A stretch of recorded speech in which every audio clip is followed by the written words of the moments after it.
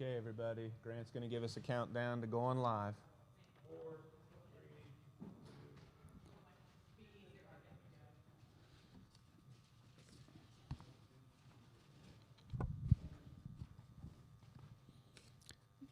The stages are set here in the main gym of Finneytown Secondary Campus. The lights are shining brightly on those 3 stages. Our guests are filing in, community members, experts, partners we've had over the course of this year. Students are prepping to present their projects to a live audience here at the first PBL Showcase at Finneytown Secondary Campus. Stay tuned. We'll be right back.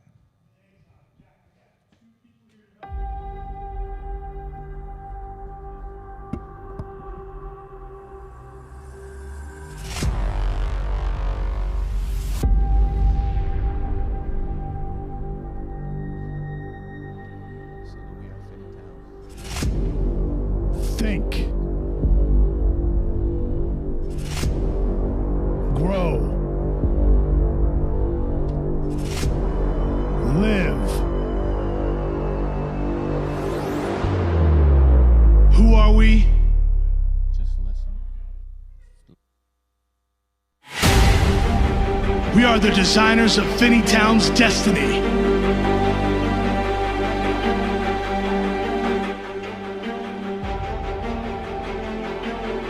We write the story of life here at Finneytown.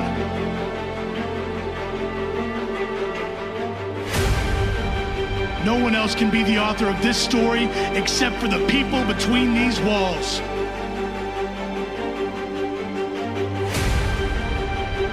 What story do we want to tell?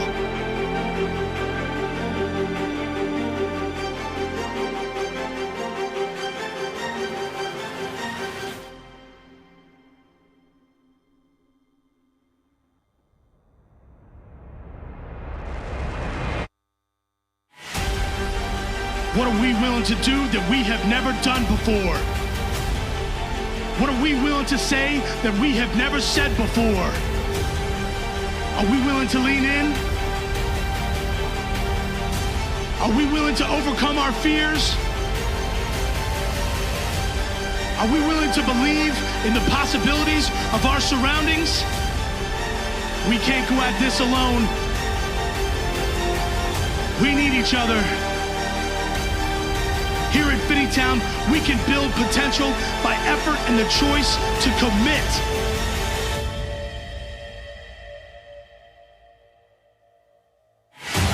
Commitment to be successful. Commitment to overcome our fears. Commitment to believe. Commitment to work together. Commitment to be the best version of ourselves.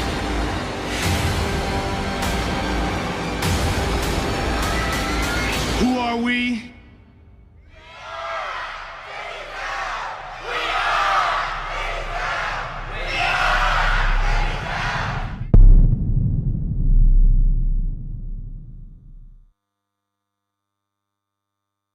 To our first PBL Showcase here at Finneytown Secondary Campus. I'm Eric Muchmer, and joining me for this live stream of this event is Mike Kennedy, our PBL facilitator here at Finneytown Secondary Campus. Mike, how are you feeling right now? Excited. The buzz is in the air. We've transported ourselves out of the podcast studio to this PBL Showcase live stream. And I think this is our second live stream we've done together. We did the first one with the band concert, and now we're here for what I think is going to be a unique event for the audience to see, the PBL Showcase. Definitely a unique event, one that we've obviously never done before. The band concert that we live streamed was a little bit different in its setup. We have 3 different stages now with cameras on each instead of just one like we did in the PAC.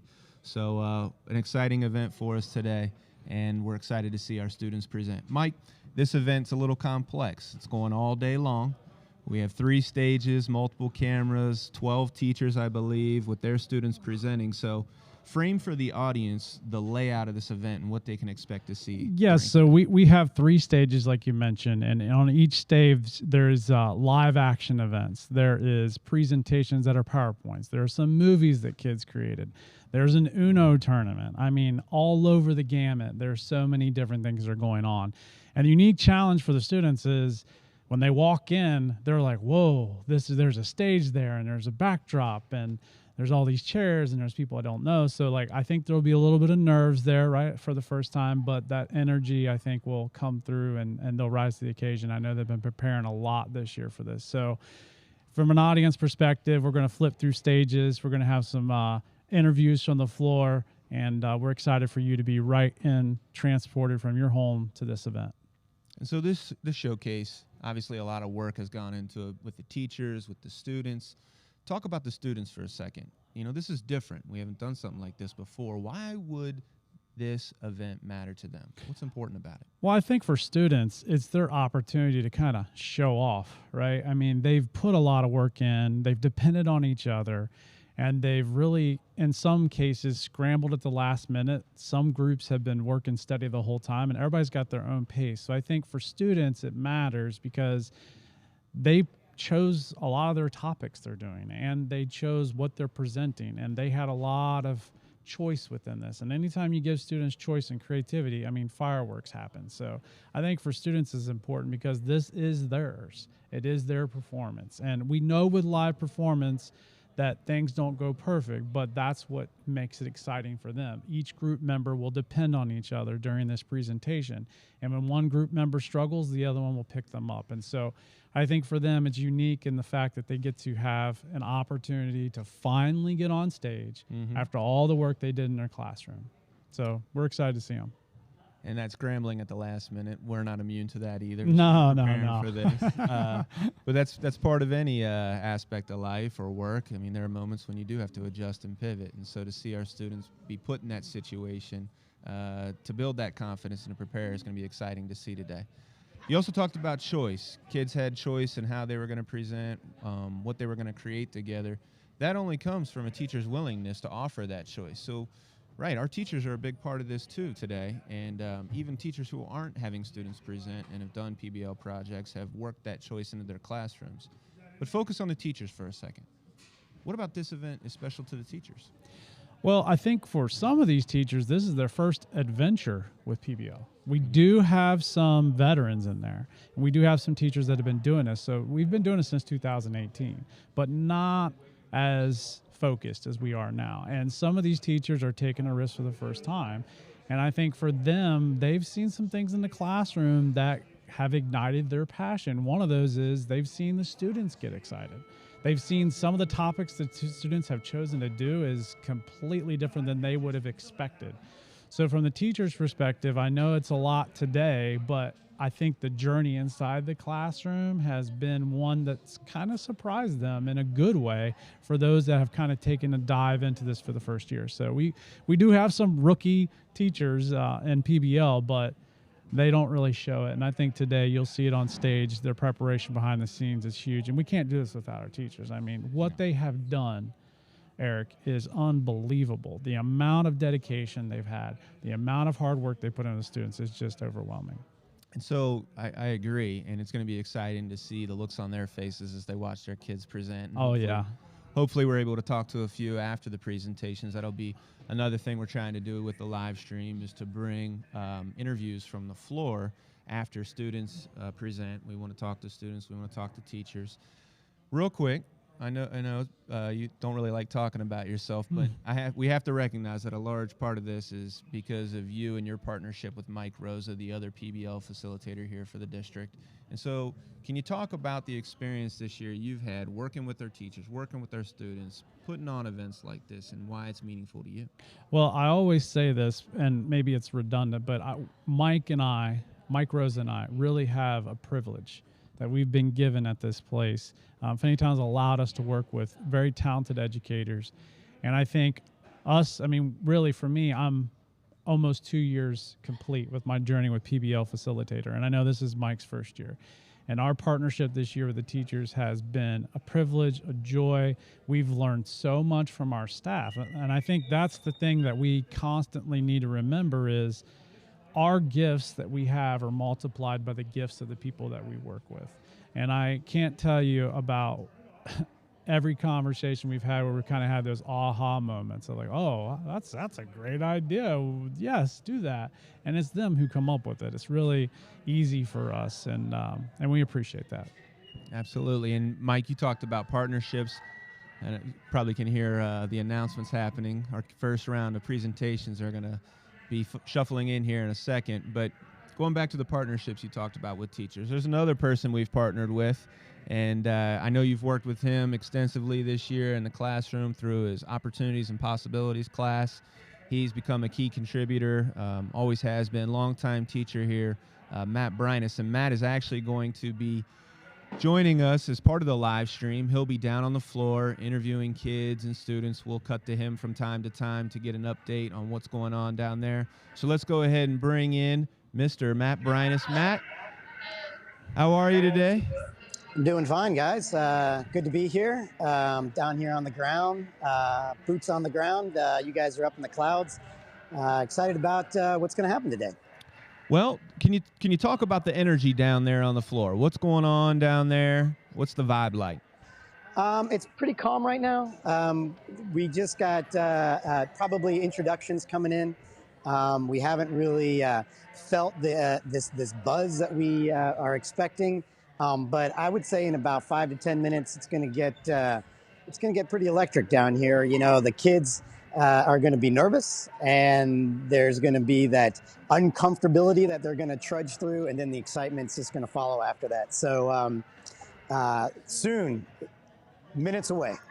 You know, Matt, I know that you've put a lot of work into this, and I know you've heard the buzz from the other teachers. You've heard about the other project. What are you eager to see today? What I'm eager to see is the actual process of the kids executing their projects.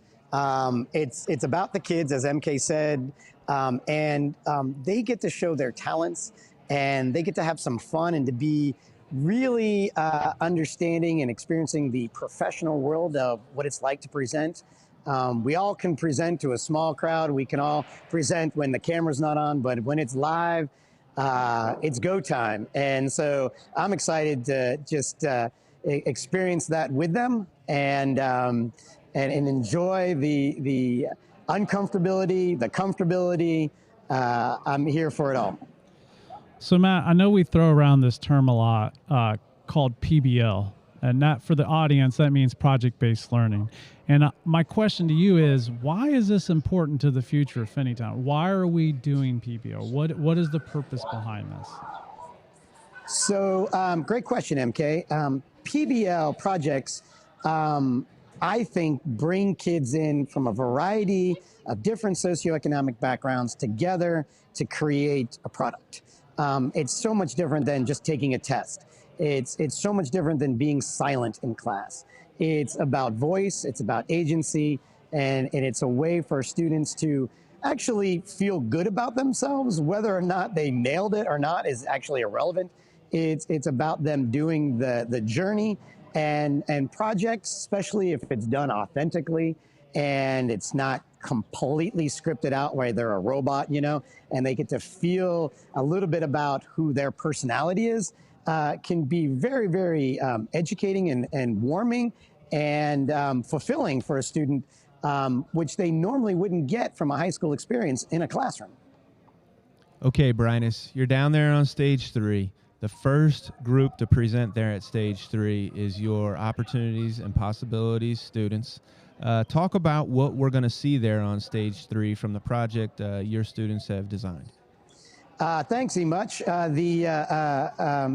Good question here. So what we are going to be producing is a kind of like an art show, for a different type of art show. The class Opportunities and Possibilities is about a journey through identifying who you are as a student. And you could think about when you were in high school, did you have a class where you could really figure out societal ways of handling situations? You know, do I handle that fake? Do I handle that real? This opportunity, as I talk over Rosa right now, is about the kids creating an art project interactively with others to learn a little bit more about themselves, and the audience is going to learn a little bit more about themselves. Well, we look forward to taking a peek in on that project here in a few minutes. As Mike Rosa just shared, students have about 3 minutes to get ready, and we'll be checking in with Mr. Bryness throughout the day. Okay, Mike, here we are. We're about ready to begin. Let's give our audience a quick preview of the first block. Yeah, so on stage 3, we talked about Matt Bryness' caricature project, but one of the other stages, stage 1, is Janelle Souders. And I know Janelle Souders is a teacher that has absolutely been involved in PDL from really the inception of when our district started this in 2018. And I don't know if you guys saw it, but on Fox 19, I think it was, her group was featured for her recent PBL project, where students went around the city of Cincinnati, around Washington Park, and they gave a little tour guide of each of the murals that were painted by artists in our area. And so their presentation today is to show the research they did about those artists, the connections they made with this group called Artworks. And I'm really excited for our audience members who are participating today to see a little bit of behind the scenes of how they came up with their tour guide and what process that was like when they went downtown and how that was as a team. And I'm just really excited for them to share their story about the murals that they highlighted down in downtown Cincinnati near our Performing Arts Center and Washington Park. And for those of you, Cincinnati Symphony, right there across the street's Washington Park. If you go around to those buildings, you'll see the murals that these kids are going to talk about today. So that's really cool.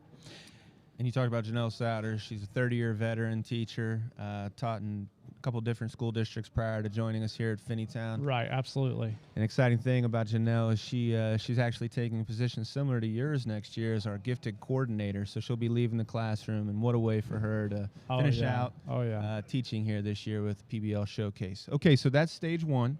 We talked about stage 3 with Mr. Bryness. Right, and then what do we have happening on stage 2? Yeah, stage 2 is really cool. So Alexia Bonds has kind of been a teacher that came in halfway through the year, and she has done an amazing job with our students.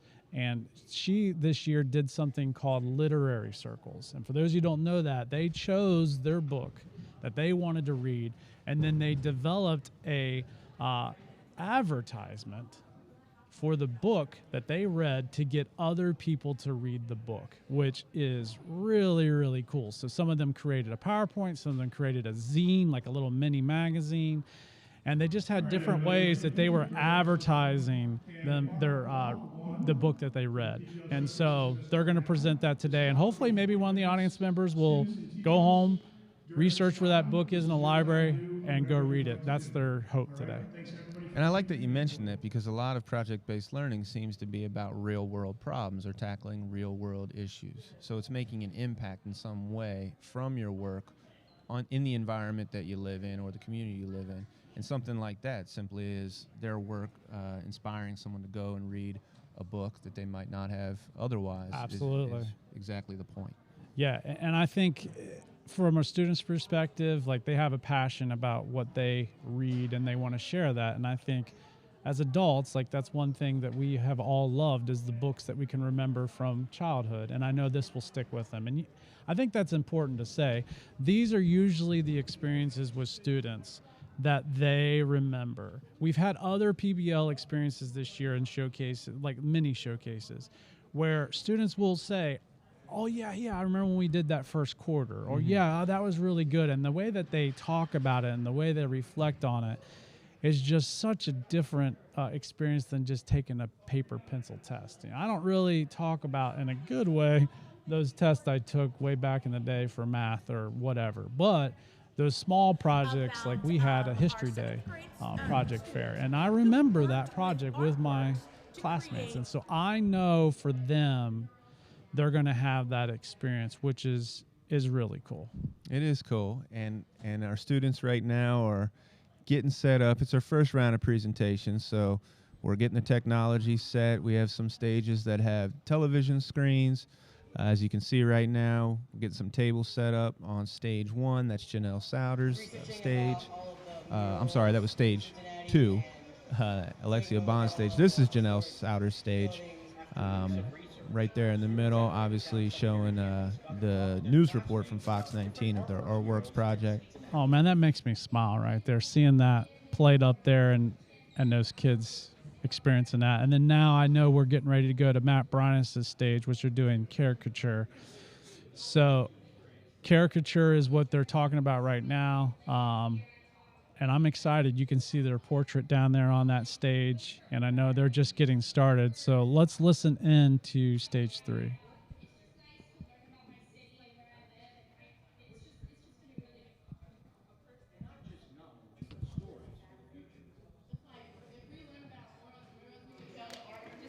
Just to be like, have a shock. To learn about art in the Twin City. A lot of people don't know about the beauty of Cincinnati, so learning about it. How do I make one? Like, you're so sad. You don't know how to make one. Three easy steps. Sorry.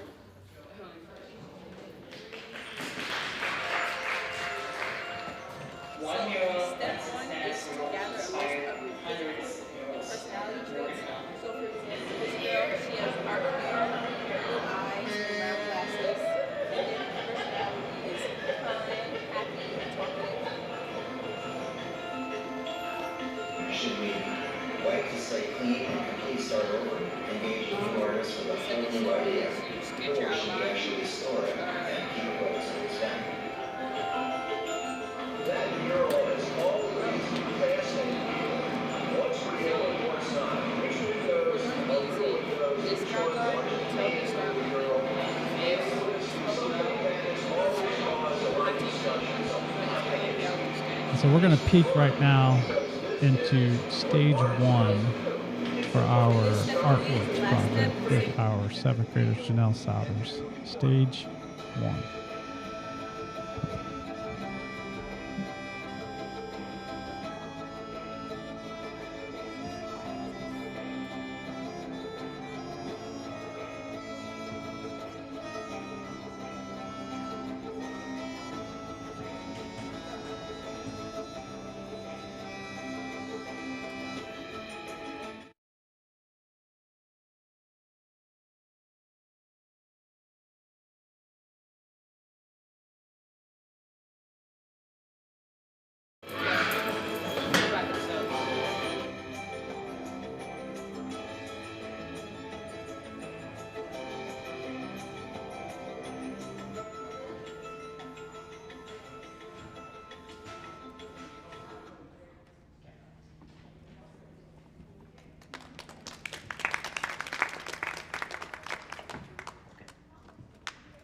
The mural, Homage to Cincinnati, made by Richard Haas for Kroger's 100th anniversary, was created in 1983 and depicts an image of Cincinnatus, a Roman soldier that inspired the name of Cincinnati.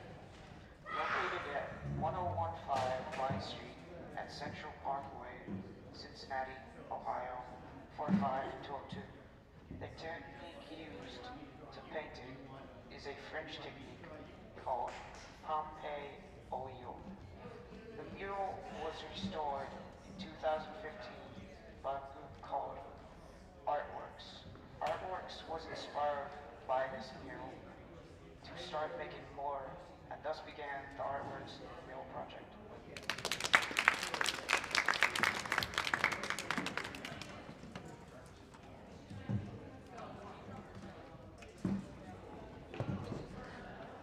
So my mural is Energy and Grace in Over the Rhine, Cincinnati, Ohio. Created in 2013 by Kim Cross, an art professor at the Cincinnati Art Academy, in a project from Artworks. Energy and Grace was created to celebrate the Art Academy's commitment to reviving the historic community of Over the Rhine. The location of this mural is important because it is near the Art Academy in Celebrate. Kim Cross had the broad idea to expand and show all the beautiful colors of Over the Rhine and all the energy in Cincinnati. Artworks points out the ghostly bubbles floating in space and some of his necklaces of beads, chains, ropes, or twine pass in front of others to create an intermediate depth. They dangle in space suspended from a delightful explosion of shapes, ribbons turning on themselves, unnatural, botanical, and insect forms, circles like the rings of Saturn.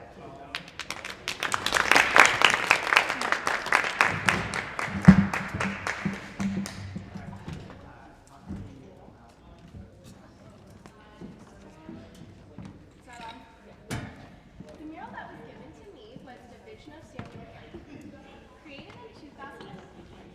Oh, no.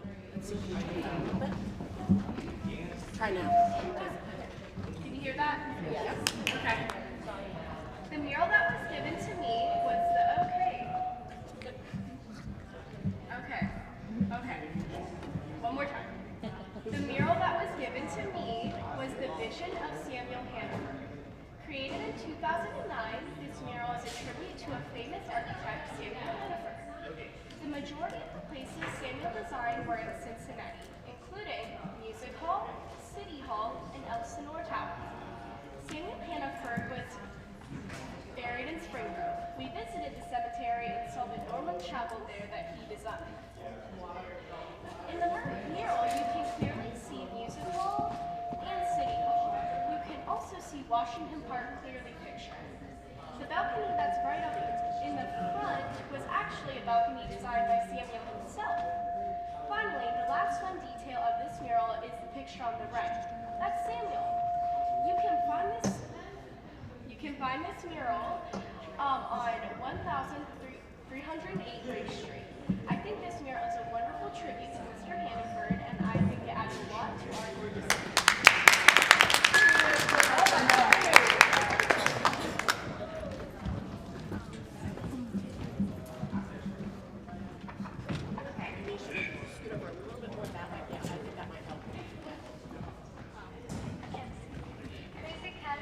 Was art by Edie McKee Harper. She was born on March 29, 1922 in Kansas City, and she died on January 10, 1887. She worked in Cincinnati, Ohio, and entered Art Academy of Cincinnati in 1940. She married the famous artist Alumni Harper, and they lived here in Finneytown. Eddie Harper. Back into stage 3, we've got a little bit better camera angle. We wanted to give you guys a real live shot of what's going on there with the caricature project. So let's go down to stage 3 and check it out. How did you choose what features to use? Outside. Okay. So kind of you feel like your most dominant feature is you. I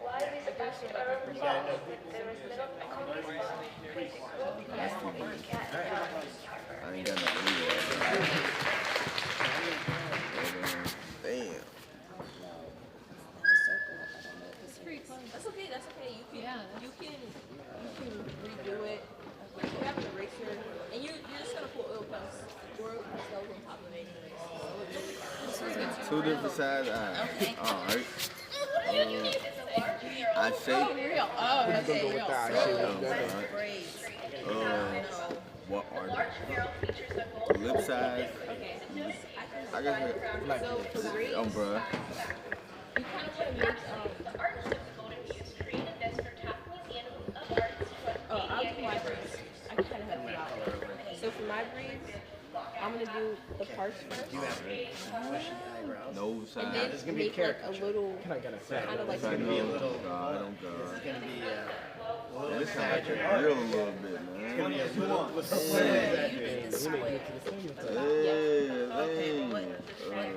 Significance is it's just the part. I'm gonna make some waves here. I'm gonna go. So you don't actually have to do that, but yeah, that's. Hey, oh God. Yes. Soft yeah. skin. Perfect. You got it. I mean, your skin looks soft. Easy. You have some clear skin. Oh, clear skin? Like clear skin. Alright. So what about characteristics? How much put that in? Can I come back to that? Oh yeah. You don't have to go. Say you're like allowed. You can use this to help you too. So these, the second step, the guidelines, kind of help you place the music. like smiling or something? Because I used to, when I was younger, I used to have my hands to the side, So- kind of like you. Alright, So like this side. so I guess which Is one? this line I mean, I still you were like where the Wow. mouth goes? Is that what that one? That's that's the Yeah, that makes it. So you want the eyes and the nose in the top 2/3. yeah. And you can draw the line like you sit it all the way down like in here, and then you connect Talk all to the me shape more. of your face to it. I should have been more clear on that. That's okay. That's okay. Nah. I'm learning, so it's. I know you said everybody can be an artist. What is this? Oh my god. Yeah, we I couldn't figure out like we alternated. I'm guessing so. We changed I guess it. so. I'm glad you have faith Look, in me. just put some teeth on the top and bottom. So I want to get this What off. did that mean? You can I got a draw it gap down too, and so I connect gotta- it to I asked all the questions, So and we I asked, really and we came up with these. Yeah. So So the yeah, lines down, and I connected your yeah. face. That's to kind of so I drew his face Yeah. around the yeah lines. that he wanted. Oh, and then erased the circle that was in here. Yeah. We're And improvising. made that whole This is the beauty of it. face. Yeah. This is the beauty of it. So he's a beard now. Her face is a circular shape, so she probably doesn't need to erase them. Oh, that's Oh, hilarious. this is horrible. That's hilarious. Yeah. You know how much to go for it. You guys So hard. Where did you guys come from? Oh, You come straight from work. Oh, I think we just. I came from straight to here, so I'm here all Oh day. my god. I work in Picture the board this. office, so I know. Now I'm charging talking. the Yeah, rate that's gonna be today. good. Because that means in Oh, between that's great. each, Live stream? they get to Almost. Coming in. I'm giving you more of an adult look. Okay, that's cool. Oh wow. Nice. Your eyes should be your Yeah, it looks just like it. It almost do. I'm not gonna Okay. lie. Oh Okay. wow. All right, so I'm gonna do you said the sunset thingy at the bottom.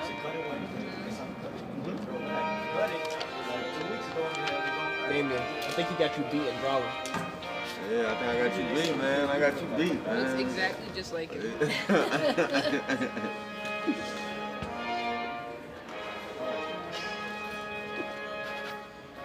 It's almost like you have. It's almost like you have Yep.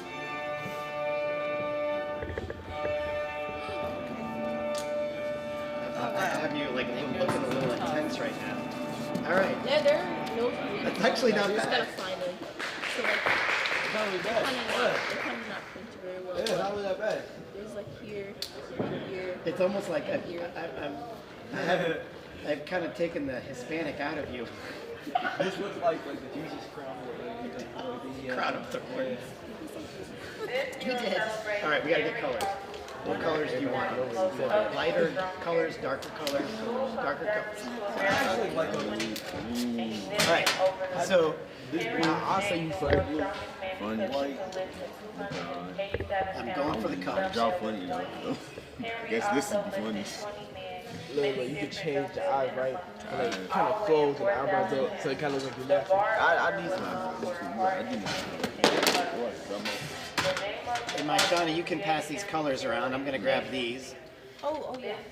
I'm gonna need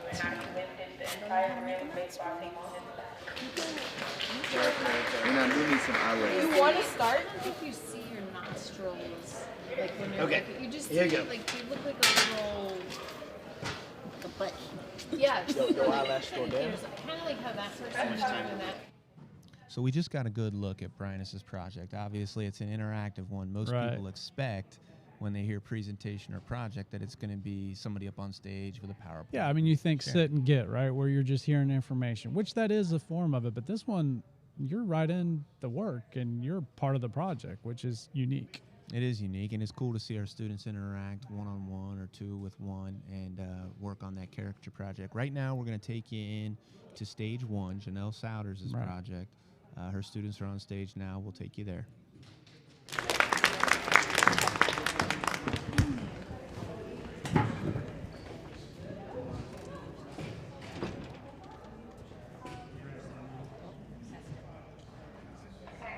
Yeah. I love the mural that I was assigned. It just has so much symbolism to it. I was given the Faces of Homelessness. The Faces of Homelessness is a mural painted by Cincinnati Artworks. It was led by Armenian street artists ICI and SOT met with families and individuals to find stories about homelessness from different perspectives. This was all done through partnership of local agencies, including agencies like Over the Rhine Community Housing, Tender Mercies, and Emergency Shelter of North Kentucky. The 6 people painted in the mural are actual people portrayed from our community. This mural can be found on 1225 Vine Street. It is painted on the Recovery Hotel, which houses people who are recovering from addiction and homelessness, which is quite symbolic as well. I enjoyed learning about this mural, and I was even more excited to see it.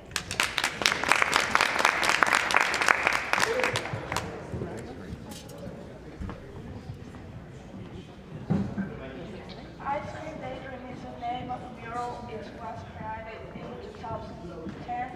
There are two Savannah Chenko. She's a designer and educator. She lives in U.S. and France. The mural is found in 33 East 12th Street in Cincinnati, Ohio, in the Over the Rhine. Ice cream is an important part of the tour of the Cincinnati. We have some famous ice cream companies. The purpose of this mural is what people are happy when they are eating ice cream. The mural has a lot of very fun colors and fun.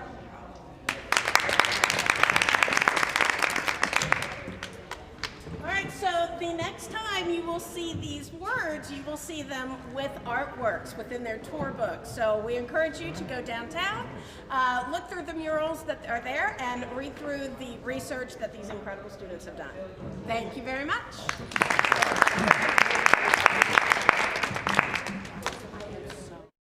So that was the end of Janelle Souders' presentation there on stage 1. What are you proudest of when it comes to Janelle's project? Just the fact that the students were brave enough to get up there, and I know you hear these applause from all these audience members right now for them, but just the fact they were brave enough to get up there and present this information in a way that captivated the audience. And I mean, they're taking a bow right now, and I know you got, yeah, I mean, they're happy, and I think they feel a sense of accomplishment, so that feels good. I think what we're going to do now, though, is we're going to go back into stage 3 because they're still going on these caricatures. We're going to see if we can actually maybe see what they're coming up with down there. That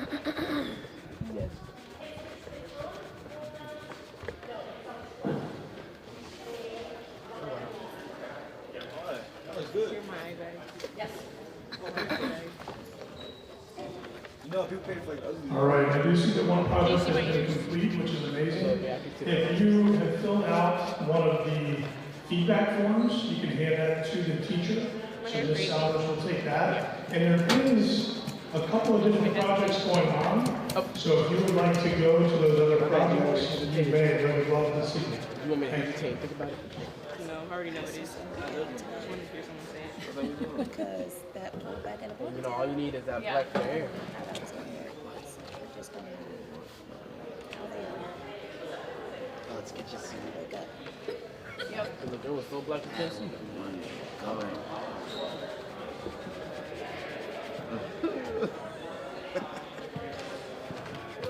Hey, it is funny. Why can't you drop it? That's really good. Oh my gosh. Right? You, like, really? She said she keeps strong. Is your session gray? Everybody's in love. Everybody. Right. Is it gray? Yeah, that's. Should I make it darker? Yeah, that's Just just like colors. My tool. Some colors. How do we do this? How do we do this? Oh, it's with my fingers?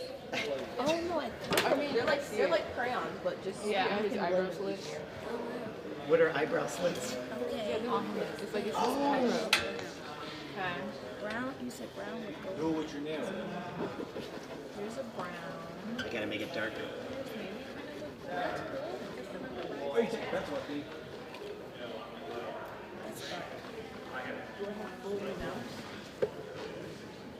Yeah. Am I trying to David? We finish our drawing? That's good. Okay. You guys are done? Yep. You don't like clean like him.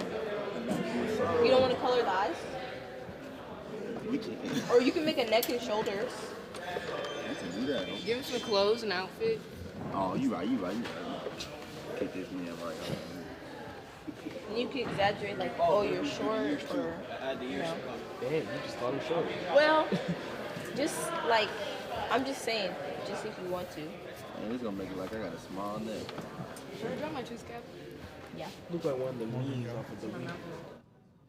All right, so that was a little bit different of a camera shot there. We got to see some of those portraits come into life, and I think from the audience member, like I'm watching them from here, they're pretty focused on those caricatures, and I think what's cool about it is maybe they'll even post them in their home. Who knows? You know, it might be the next artwork for their house. We're going to go down to stage 2 now. This is where the literary circle project's taking place, and so they got a little different setup and a little different interaction with audience members. So we're going to go down there to stage 2 and check it out, and we're kind of going to see it in real time. They've set up these tables. They've got their different advertisements that are part of this. And I know that for our camera person, she's going to make her way around that entire circle. That way you guys can get a little bit more intimate look into what's really going on with this project. So remember, they chose these books. They put these advertisements together to try to draw in their audience. So let's just take a second to listen in down on stage 2. Everybody there, right there. You did it like yes. And I was like, I don't want to do that. Thanks. I appreciate it.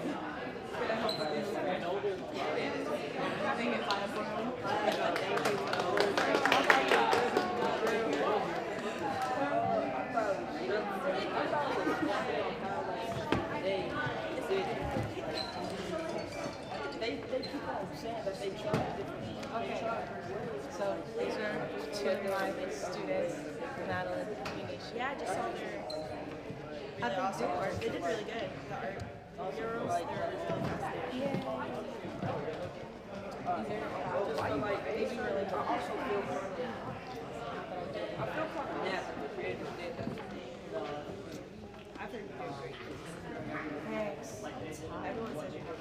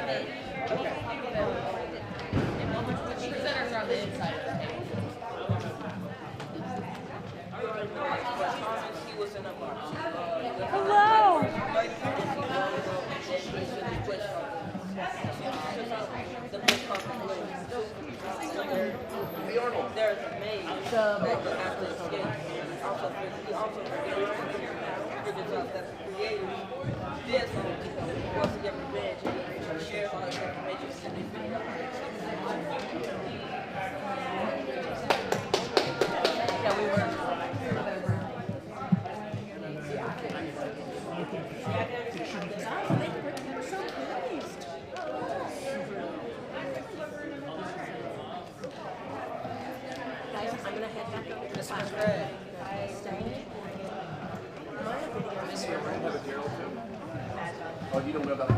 I think that's true. That's what you're right.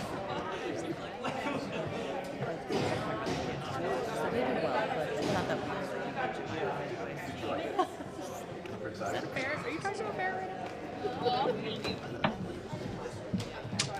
Yeah, you did. He said.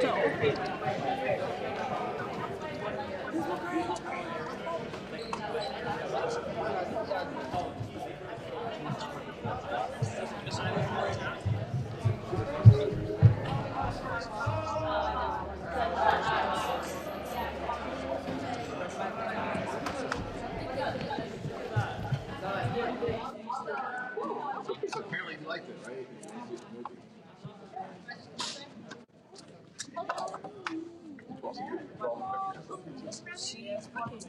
That's cool. Yeah, you can. If I would have known something, you wouldn't know what it is. That's right. Cool, thank you. See, now I read that book in middle school too. What did you think about it?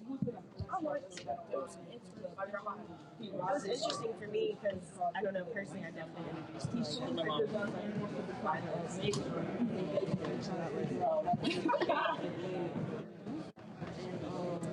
He also very good. All right, we're going to There you go. Okay.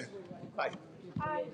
So for my book, I chose Everything I Never Told You by Celeste. I'm not really sure about the text, but basically it goes through the murder, well, it's possible murder of Lydia Lee. So basically, the family finds her drowned in a lake. So it takes you through how the possibly died in flashbacks and police investigation. But at the end of the story, you do ultimately find out how it was that did die. Obviously, I can't tell you because the situation was if I come back up. So did you have to read this book for school, or did you read it yourself? I had to read it for school, but I was given a choice of different books. Okay. Would you recommend that we read the book? Yes. Okay. What did you like most about it? I enjoyed wanting to find out how it was that Lydia died, because it enticed me to want to keep on reading. Nice. It had to do with a lake, right? Do you swim in lakes? No. Would you ever swim in a lake now? Probably not, just because it's gross. That has nothing to do with the book, right? Okay. Yeah. Oh, it's cool.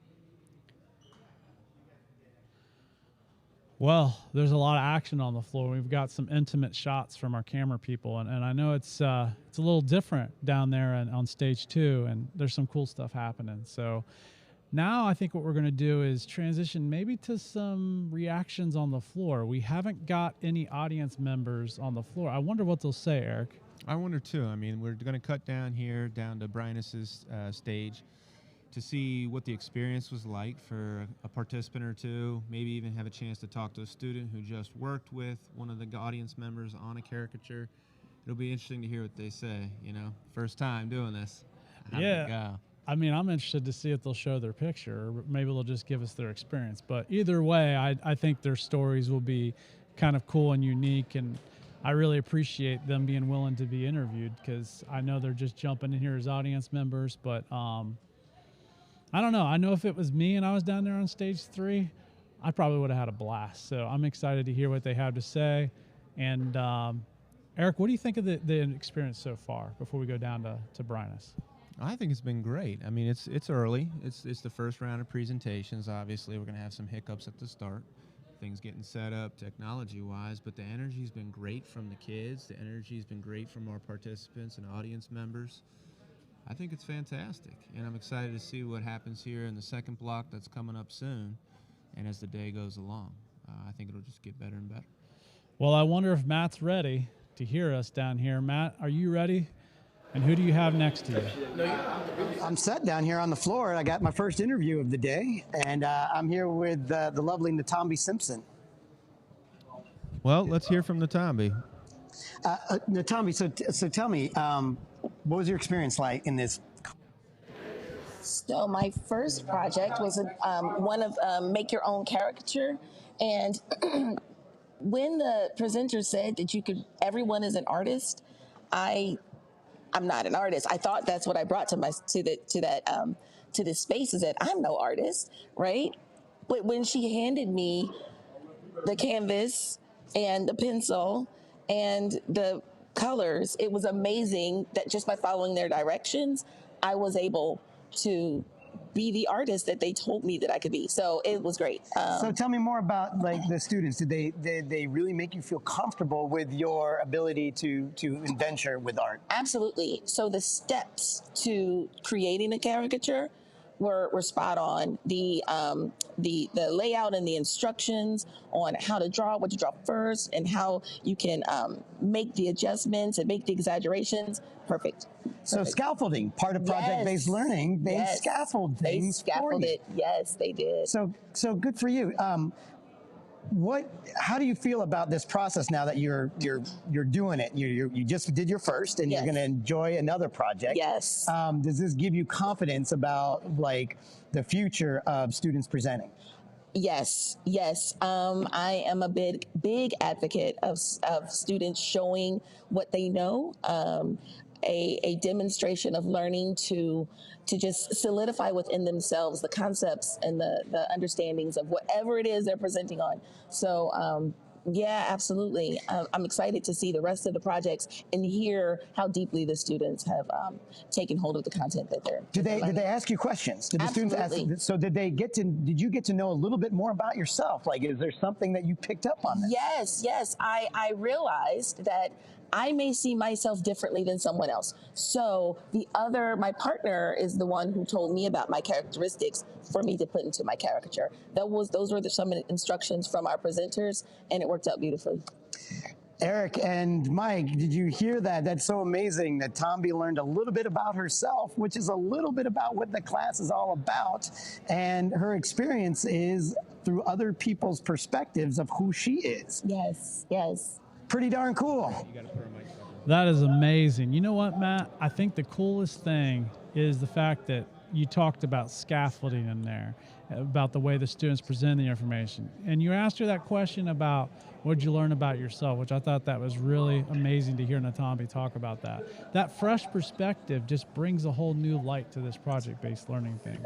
When you are involved in it and you're immersed in the experience, it really does bring something to you as an audience member. So I think that's what's the coolest thing about our whole project-based learning initiative here at Finneytown is we are truly a community.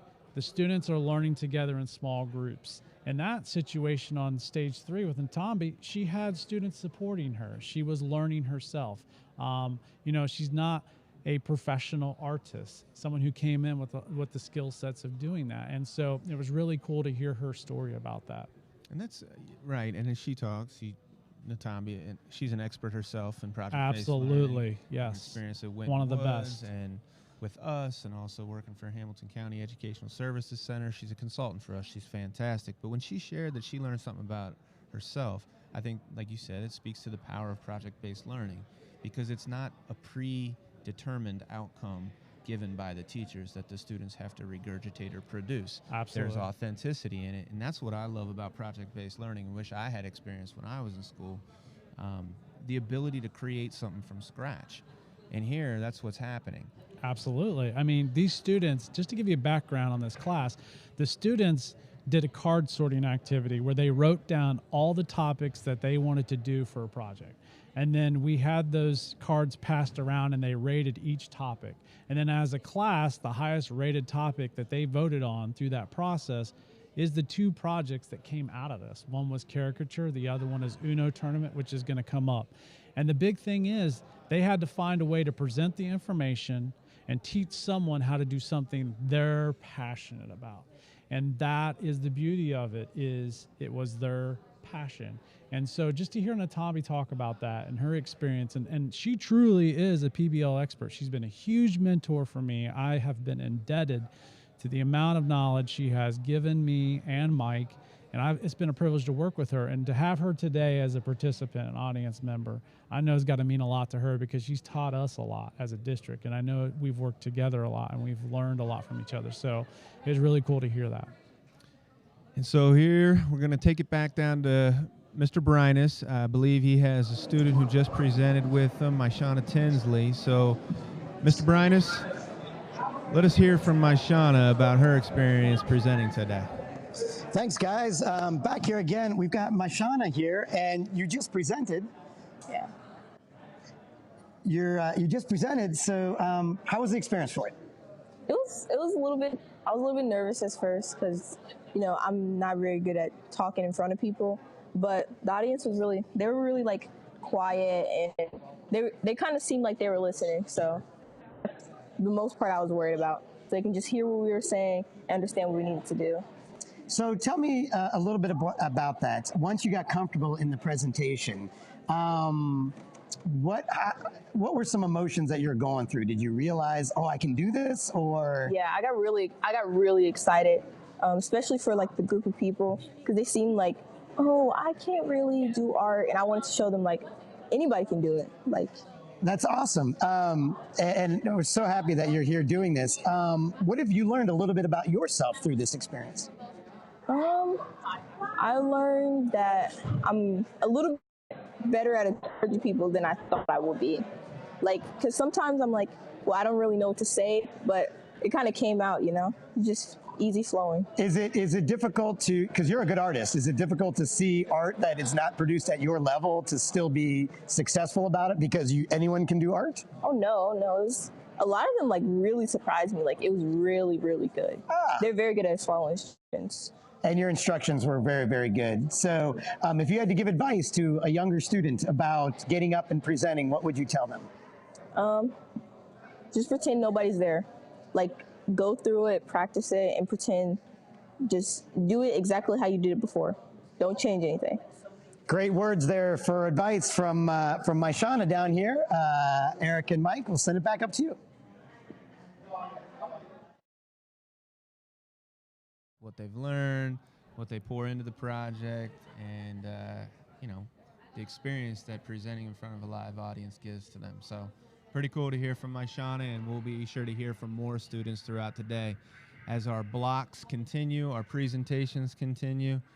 We're just getting started. We're just getting started. We're getting warmed up, and yeah, it's gonna be a good day.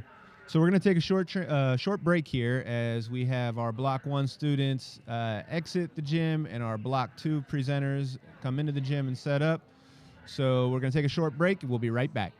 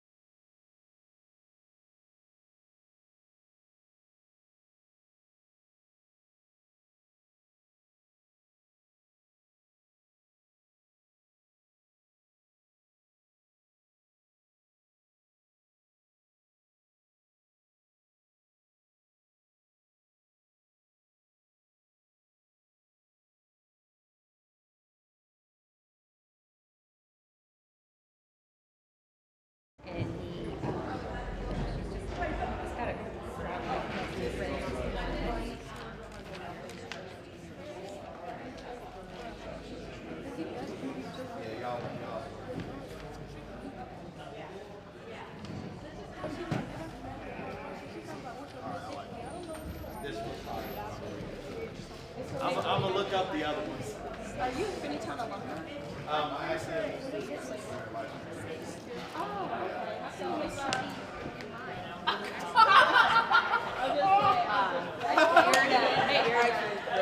I did go to Finneytown for 1 year. I graduated in 2010. I think it was like 2015. That was like the other way of saying, oh, it's been a while. Hey, George, did you say you went to school here for? Yeah, I went here for 1 year. When I joined, I was here. Okay. They have recruiters come. It's a brotherhood here, man. This is my favorite high school. Where'd you go other than here? I went to Walnut for 2 years. Okay. And then I graduated.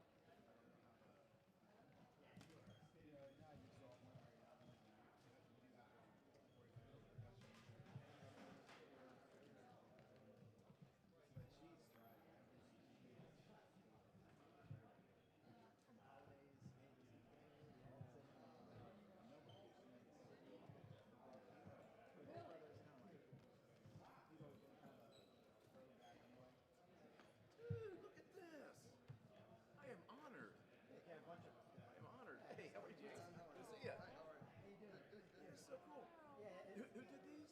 Nolan Ponferrada's dad, and he just has, he's an These artist. stickers?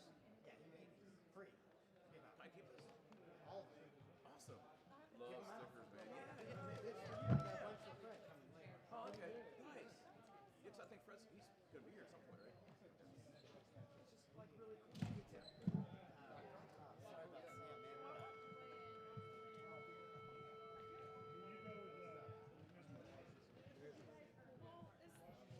man. Are they going to do that again? This is so cool, man. I'm gonna do that one next time. I was trying to figure out which one they were in.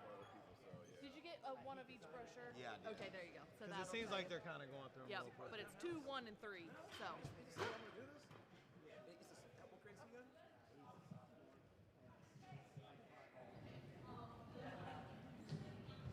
All the excitement is in the air right now. I can hear it down there on the crowd. I'm really, really excited for the next block of people to come. Block 2 is beginning here in about 10 minutes. Kids are starting to shuffle in and get their presentations set up. We have 3 teachers whose students are presenting this block. Who are the 3? So we have Kristen Barnes and we have Shannon Cleghorn.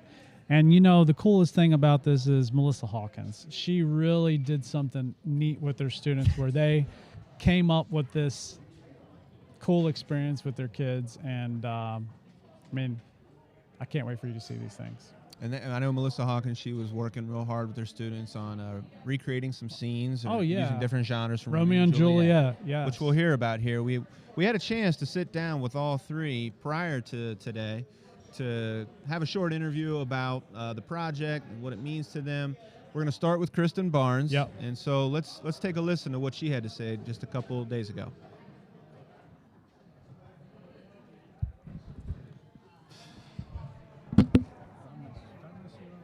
Secondary campus. I've been teaching at this school since about September this year. So my students, they read a novel called And Then There Were None. It's a murder mystery by Agatha Christie written back in 1939. And Agatha Christie is English. They really love this novel and they love the different characters. And so they decided they wanted to act it out. So I said, let's go for it. So they have developed a script, they have created props for it, they have done everything. They have done all the heavy lifting. I'm so proud of all of their work. This is gonna be a great show, but the kicker here is that they're gonna give the audience clues as to who the murderer is so they can figure it out on their own like they did when they were reading. What really sparked the students' interest was when I brought the idea to them. I said, hey, I work really close with Mr. Rosa and Mr. Kennedy, and they thought that it would be cool if you guys did a play. And they just erupted in excitement. And so I said, okay, well, looks like we are doing a play. Let's go. So we had to figure out how we were going to do it. We worked all the kinks out together. The students' ideas is what really makes this as special as it was supposed to be. The students' ideas makes this special. So I hope everybody enjoys it. They had a really good time doing it. My students surprised me a great deal with how creative they were. This is the first time they've ever gotten a chance to be this creative. They put so much detail into their script. They put so much detail into their characters' personalities. They put so much detail into the unseen and unheard aspects of this novel that I'm just really surprised that they picked up on. They are very bright, very intelligent kids. So I just love her energy. I do too. She's a first year teacher here at Finneytown. Yep. Teaching elsewhere before here. Mhm. She's really embraced Finneytown and what we're about. And just to hear her excitement for her project is fantastic. And I know you've worked with Kristen Barnes for the entire year. Yeah. And I'm curious, what's your favorite part about working with Kristen? I think her authentic passion for student learning. I mean, the kids love her. She's so willing to try anything. And she's willing to try anything the kids want to try too. So she listens to her students. She works hard. I mean, she has a lot of gifts, and it's been a privilege to, like I said that word a lot, but I really feel that way. That I feel honored to have learned with her this year. And I know today when you see her project, it's going to put a smile on your face. So Kristen Barnes is fantastic. She's going to be on stage 1 for our second block of presentations. Another English language arts teacher, Melissa Hawkins, is also presenting. She's going to be on stage 2, or her students will be on stage 2. We also had a chance to sit down with Melissa. And so let's go ahead and take a listen to the interview that we were able to have with Miss Hawkins just a few days ago. My name is Melissa Hawkins. I teach English 9 and AP language this year, and I've been teaching at Finneytown for 4 years. My PBL project really answers the question if Shakespeare can be adapted to modern day. So teaching 9th grade, you get a lot of questions about why are we reading this? Why are we talking about Shakespeare? Who is this guy? Why does it matter to me? So the kids were assigned a scene in groups between my 2 bells. So the goal between my 2 bells of English 9 is to create a full-length Shakespeare play. So the students were assigned their scene, and then they chose a genre in which to adapt the scene. So we did a little bit of study about, you know, what tropes are in different genres, what elements are in different genres, and then students kind of applied that knowledge to figure out what would make the most sense to adapt a scene. So for instance, you might have the death scene at the end, the very famous death scene, but you might turn it into a comedy. So what needs to be included in that? Lots of fight scenes, so let's make it a 1940s gangster mafia style fight scene. So the students worked in groups to rewrite their scene with the goal of seeing how these themes and these tropes that Shakespeare kind of invented for the Western world can still be adopted today. I quickly realized when we started reading Shakespeare, I was worried about it, I always am, but the students were really interested in reading out loud. They really liked taking on a role and playing that part. So this project has really just expanded that. So they've been able to adopt roles within their scenes. They are really excited about dressing up. So we got some costumes and that kind of thing. So they've had a lot of fun, I think, embodying the characters and really making it their own. So they had fun rewriting the scripts, incorporating their own kind of language and jokes and action sequences and things like that. But I think their interest is really piqued by them being able to participate in the scene rather than just kind of watch it or have someone read it to them. So I think that that's really inspired their creativity. My students greatly surprised me during this project. I really didn't know how it was going to go. This is a big ask. It requires a lot of creativity and a lot of independence. And I have been blown away by how well some of these groups have just organized themselves. I tried, provided some background and some scaffolding and some steps, but really they pretty much went into their groups and adopted roles, whether that's director, scriptwriter, prop master, and then of course the acting roles themselves. So they really managed themselves very well, which is a lot for a 9th grader. So I've been very impressed by that. And I've also been just thrilled with the way that they've adapted the scenes. Some of them are truly hilarious and just really creative. So that's been a really pleasant surprise. I would like the audience to pay attention to the script and what the students are saying. So this is going to assume that the audience has some knowledge of Romeo and Juliet, but I think we all do. We've all been reading it for 600 years or whatever. So some of the students really played with the language and how they kind of reversed something that was being said or changed a character or in kind of a subtle way that I think is really impressive. So I hope that the audience kind of picks up on those little changes and jokes that the students incorporated, which shows me that they really know the text.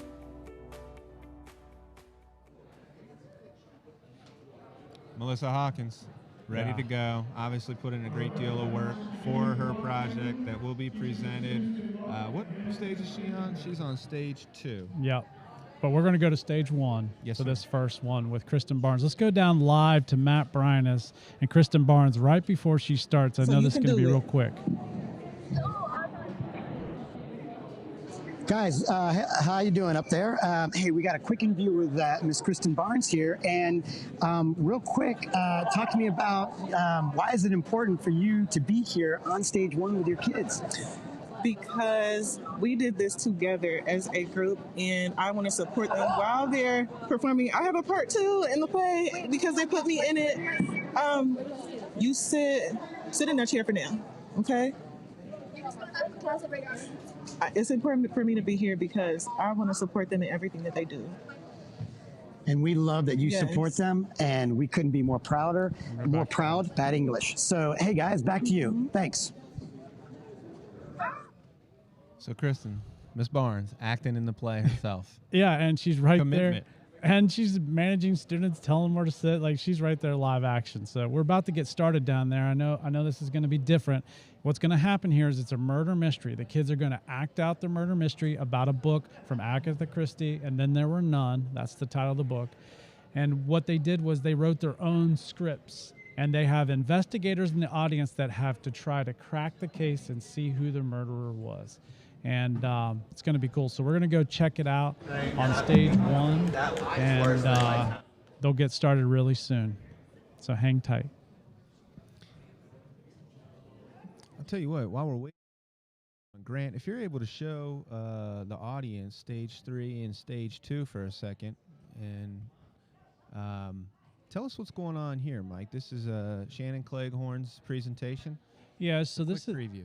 This is the market. So the goal is for them to get people to buy things from their market. So they made these displays, and they have to do everything in Spanish, and they have to communicate in a way where they're able to get people to buy. So it'll be a real unique challenge for the students because they have to use all Spanish, but their displays look kind of cool, huh? It's like a Spanish market down there. Yeah, a great deal of effort put into those two. How about stage 2? Yeah, this Stage 2 is over there up and going. Yeah, this is Melissa Hawkins. She's diving into this, and what they did is they recreated a movie for Romeo and Juliet, and they acted out the scenes. They rewrote the script because, as we know, Romeo and Juliet is all in old language, right? So they converted it to the way that they want to talk, the way they want to represent the story, which is kind of cool. And I know that she's put a lot of effort into it, and the kids have put a lot of effort into it.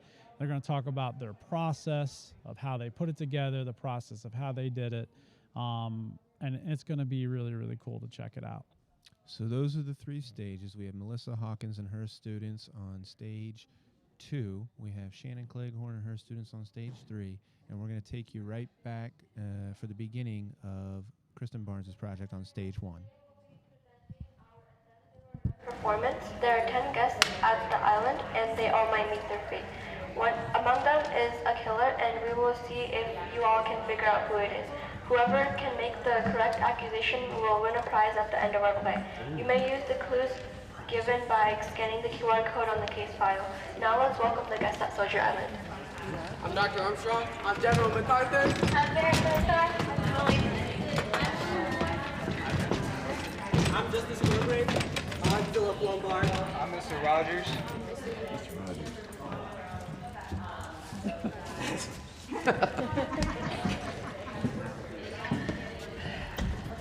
Ten little soldier boys went out to dine.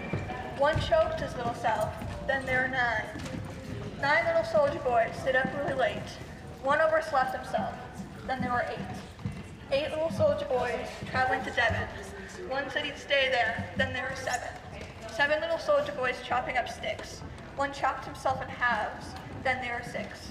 6 little soldier boys playing with a hive. One got stoned, then there were 5. 5 little soldier boys going in for law. One got in chancery, then there were 4.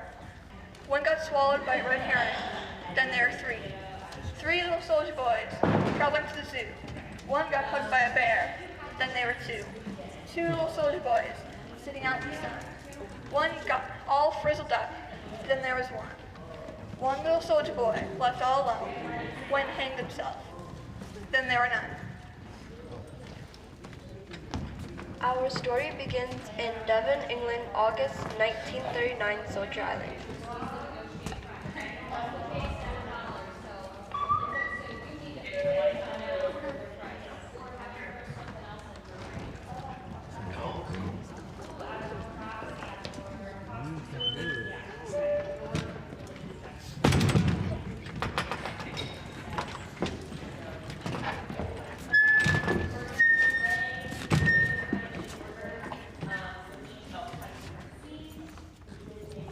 You are charged with the following indictment. Edward George Armstrong, that you did, upon the 14th day of March 1925, cause the death of Louis Mary Fields. Emily Caroline Brent, that upon the 5th November 1931, you were responsible for the death of Beatrice Taylor. William Henry Lowell, that you brought about the death of James Stephen Lander on October 10, 1928. Vera Elizabeth Lago, that you, on the 11th day of August 1935, you killed Sewell, Oakland, Hamilton. Philip Dunbar, that upon the date of February 1932, you were guilty of the death of 21 men, members of an East African tribe. John MacArthur, that on the 4th of January 1917, you deliberately sent your wife's lover, Arthur Richmond, to his death. Anthony James Marston, that upon the 14th day of November last. Hold on, guys. It's okay, we're going to give you one of these too. This is a work in progress. Thank you for being patient with us. You are all good. Anthony James Marston.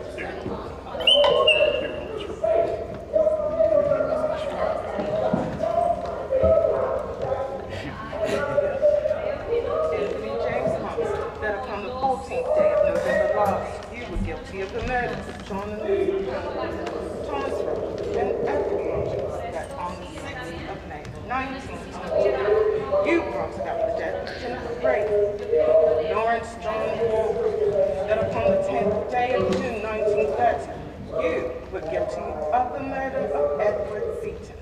Prisoners at the bar, have you anything else to say in your defense?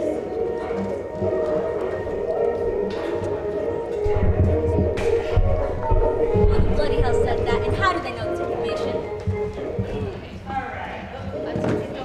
See, after my accusation, it was just the justice system in action. We didn't kill her. She just died from an illness.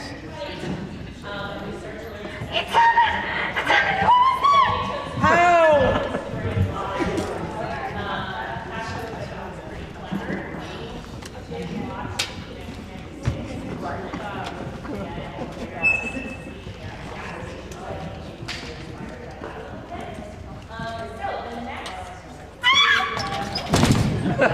Gosh, should come up with this quote, right?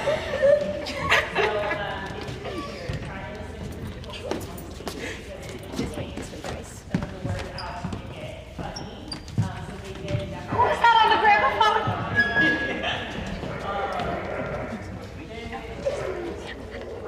I don't know who this is. I don't know how they know what I did. That wasn't my fault. They should have been watching out for oncoming cars. Those indignant children. Should I move? I've done nothing that out of the dictates my conscience, so. Yeah, okay.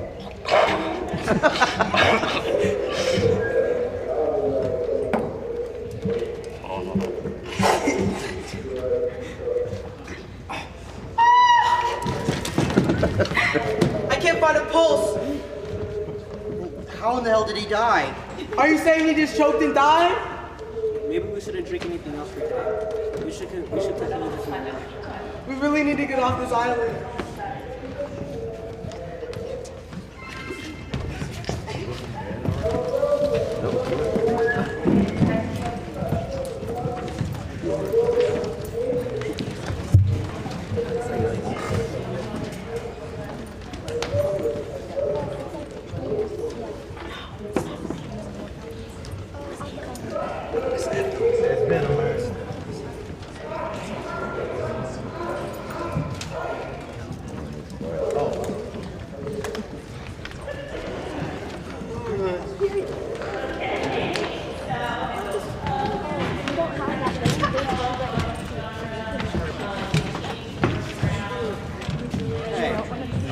Mr. Rogers. I can't hear. Oh, we forgot about So I have hearing aids, but I can't hear. Yeah. I don't want to. But where have you been?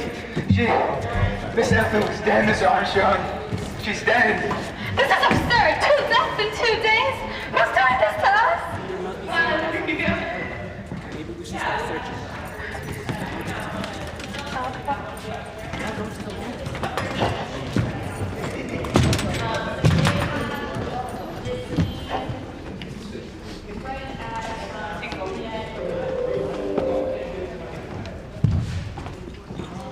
Has anybody seen the pond? It's been quite a while since we've left, and it's almost time for dinner. It's quite strange. I thought I saw him going to the coast this morning.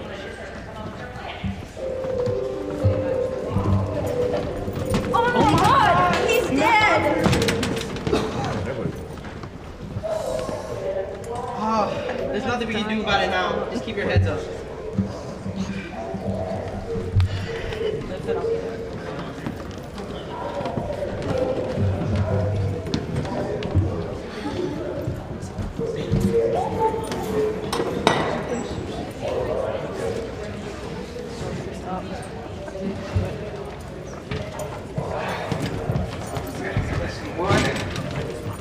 Oh, it's so tiresome. Now that Ethel's gone, I'm all by myself, taking care of these guys. I miss my wife.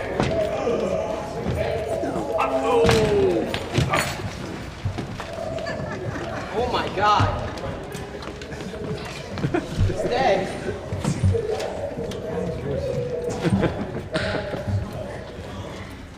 Choked himself? Chopped up? Overslept? What do you want about, woman? Guys! It's the damn baseball! Every week, it's that damn nursery rhyme! We're all gonna die on this island!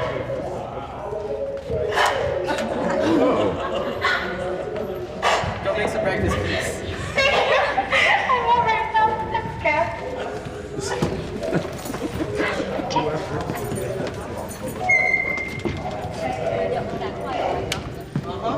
Maybe we should meet in the drawing room in about half an hour's time. Is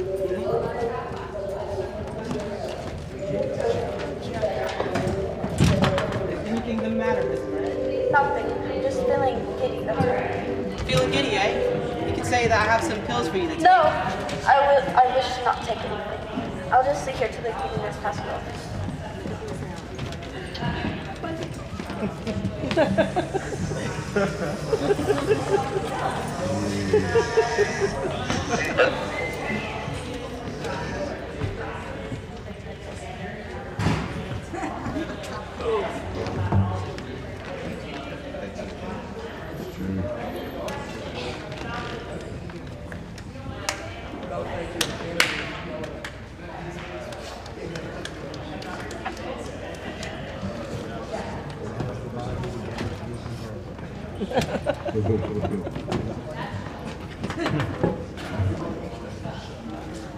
Where's Miss Brent?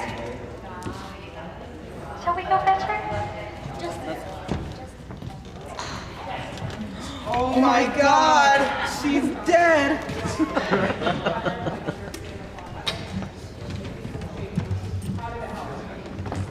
Right, there you go.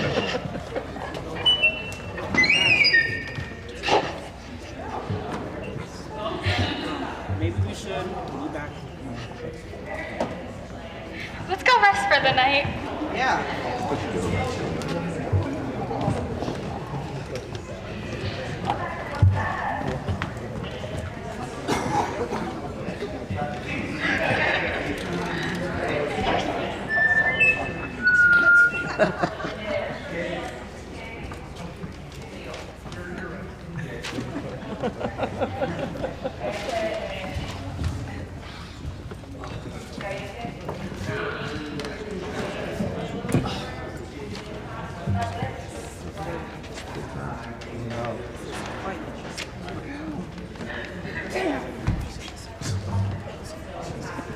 Brutal.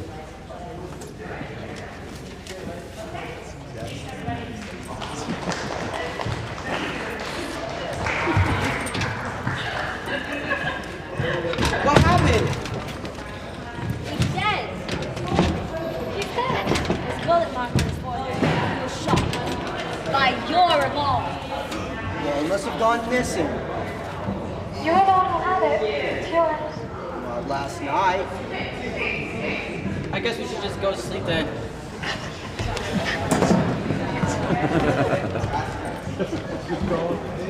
Doesn't want to sleep in one layer there. 7 people dead.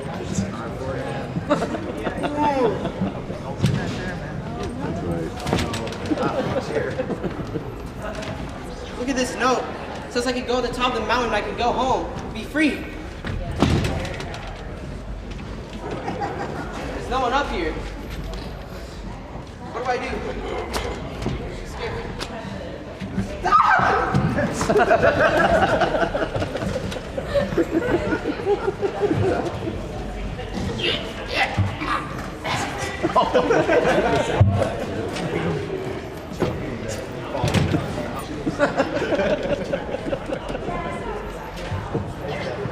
Anybody seen Armstrong?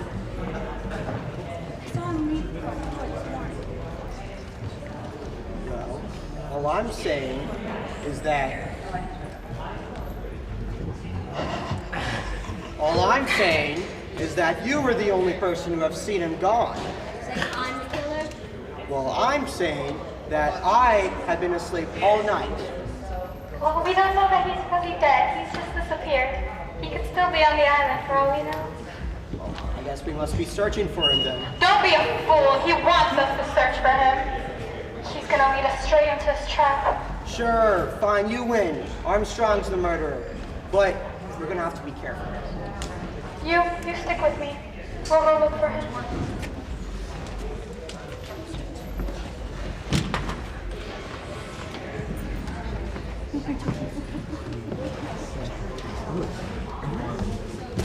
Oh, Chico. It's the dude. I don't think it's the guy. It's never the obvious one. You can't pick the obvious one. It was his revolver. He was holding. Oh my God! Well, there's your answer. Let's at least get him out of the water.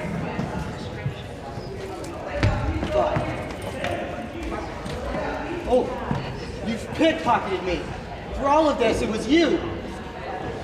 It must have been your idea this entire time. Wait. Just hand over the gun.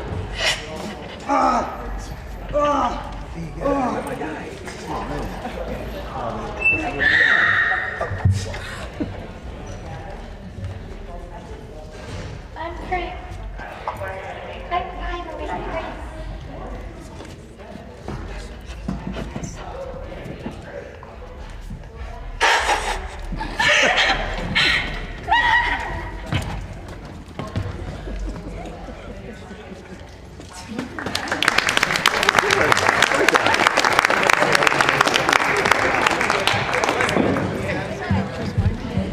Now what do we do? Action on the stage. Those kids really worked hard on that script, and now Who done it? we got to know. And I don't know. Maybe the investigators will figure it out. We'll talk real quick. How's that work? So right now, you probably didn't see it on camera, but there's tables, and there are investigators at the tables. And now what's happened is they got a QR code they can scan, and it's a case file for the audience members to look at. And as a team, they got to figure out who committed the murder. So right now, they got to dive into figuring out who committed this murder. And I know that the students are probably going to help them.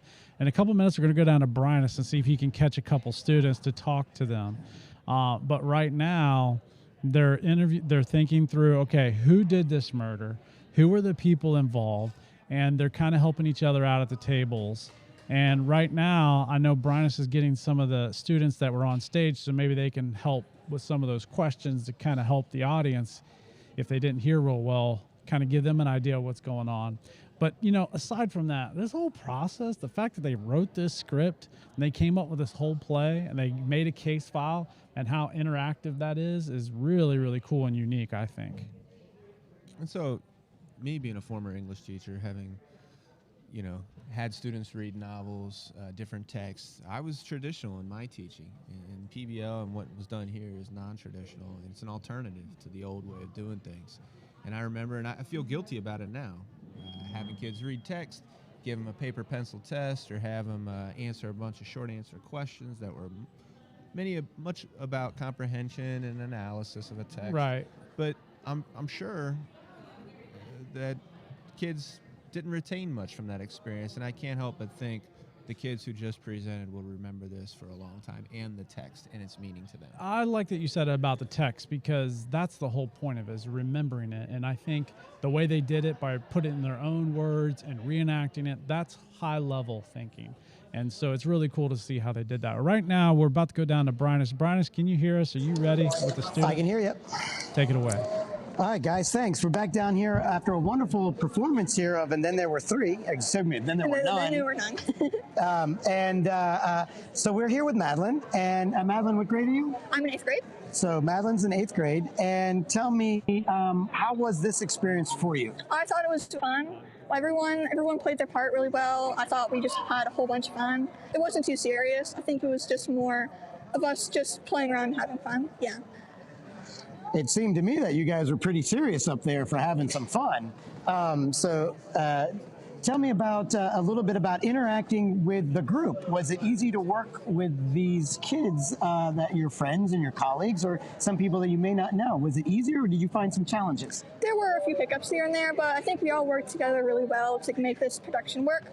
Our whole class pitched in to make this play, write the script, make the props, everything. So tell me about your experience. Like, is this rewarding for you? Would you do it again? Yes, I would definitely do it again. I just had a whole bunch of fun. And then tell me a little bit more about how education and projects can be intertwined. I feel like we learned so much more doing this about the book than if we just answer a whole bunch of questions on a worksheet.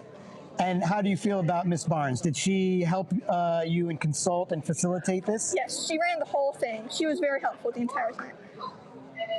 Well, there you have it from here, bird's eye perspective from a student. So guys, we'll send it back up to you. Thanks. That was awesome.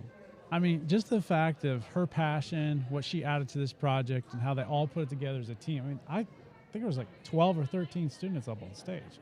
That's a big group to coordinate. That's a huge group to coordinate. And a large thing that we often don't talk about is the relationships that form through the collaborative process and trying to solve a problem or create something together. And our Absolutely. students benefit socially, emotionally through those interactions that they have working with their peers on something difficult, something new. And can't help but think they all have to be feeling really good as a group right now for what they just accomplished. Oh, yeah, and we see them down there working, and I know they're going to solve this mystery murder. And what a cool way to do this today. What a cool way. Right now, we're getting ready to go back down to Matt Brynus. He has another student that was involved with this murder mystery. Let's check in with Matt Brynus. Matt? Guys, again, thanks for sending it back down here. I'm here with Suraj, and you just performed here. So tell me about a little bit about the performance from your perspective. Did you think it went well? This was our first time, so I don't think it went that well. But I think we could have done a little better. But we did very good. Talk to me through the journey of this process. Did you guys work a lot during class? Did you do other things in class plus this? So the actors, we went out in the hallway to act out our scripts, and the writers, they wrote our scripts, and then we acted them out. That's how it mostly went. Tell me a little bit more about project-based learning versus learning with tests and quizzes. Is this an easier way to learn, or do you think it's harder? I think this is way easier and very fun. Thank you. And yes, Suraj said way easier to learn. And then finally, tell me a little bit more about your working with the students. Did you learn a little bit more about the students in your class through this process? A lot. We became very close over the what weeks. Did you just say? They became what? Okay. And were you able to make new friendships through this process as well? Yeah. And tell me a little bit more about that. When we were acting out scripts, we got very close. It was we had a fun time. It was just fun. So Mike and Mike, or Eric and Mike, sorry, a lot of a recap here. A lot of fun, new friendships were made. It got intense at times, but overall, well worth it. Thank you, Siraj. Have a great day. You're welcome. You know what struck me is I think as a student, and I know as a performer, you're always really critical on yourself. I know he said he didn't think it went well, but from here, it looked awesome. And I know they worked hard. But what struck me about this is Matt asked him, was this easier or harder to learn? And he said, this is way easier to learn through project-based learning. And that's why we're doing this. And the other thing he said was he's closer to his classmates. They came together as a community. He talked about that relationship piece, which really struck me as something really cool. It is, and it's nice to hear our students reflect and want to do well. You know, if he had said, whatever, right, and one thing, but no, I know when, like you mentioned, as a performer, or even this event, I'm sure we'll look back and be like, could have done this, could have done that. But right, that's the purpose of it. It's the process and the experience that forces us to learn in a new and different way, especially when we're working with our peers on something that we care about. Well, we know we showed you an interview with Kristen Barnes a few minutes ago and Melissa Hawkins. We have another interview we'd like to share with you. That's interviews with Shannon Cleghorn. She's a Spanish teacher here at the secondary campus. And she just presented on stage 3 with her students. So let's go ahead and take a listen to what Mrs. Cleghorn had to say just a few days ago. Hi, my name is Shannon Cleghorn, and I'm a Spanish teacher here at secondary campus. The kids were wrapping up their food unit in Spanish 1, and I asked them to create a market stand that could be used in Latin America as an authentic open air market. So they learned how to barter, they learned how to talk about money and souvenirs and anything that if you went to Latin America you could find in an open air market. And they had a lot of fun with it, and we got some really fantastic results with their stands and then building their fluency and confidence in Spanish. I think they had creativity to be allowed to pick whichever kind of store that they wanted to. I didn't have a requirement that they had to actually make items to sell. I just said create a menu and with your things that you're selling and the price, but students actually brought in authentic food from Venezuela, which some of you will be able to enjoy today in the open air market. Some of them made actual souvenirs to sell, and it was just a lot of fun seeing them get into creating things and not just doing their stand for the project. A lot, I would say at least half of my students went above and beyond what was required. This presentation is going to be interactive. The students will only speak Spanish to you, and they will treat you like you are an American tourist coming to buy things from their stand. They'll gesture, they'll point to get their point across, and speak some Spanish. If you know Spanish, please speak Spanish to them because it's good for them to have to figure out how to answer you. You can ask questions about their projects, so it will not be a presentation. It's very interactive, and as you come to stage 3, I will actually give you Cleggington bucks, which is the only currency that's accepted at the market, and you'll see my faces on them and you'll recognize them.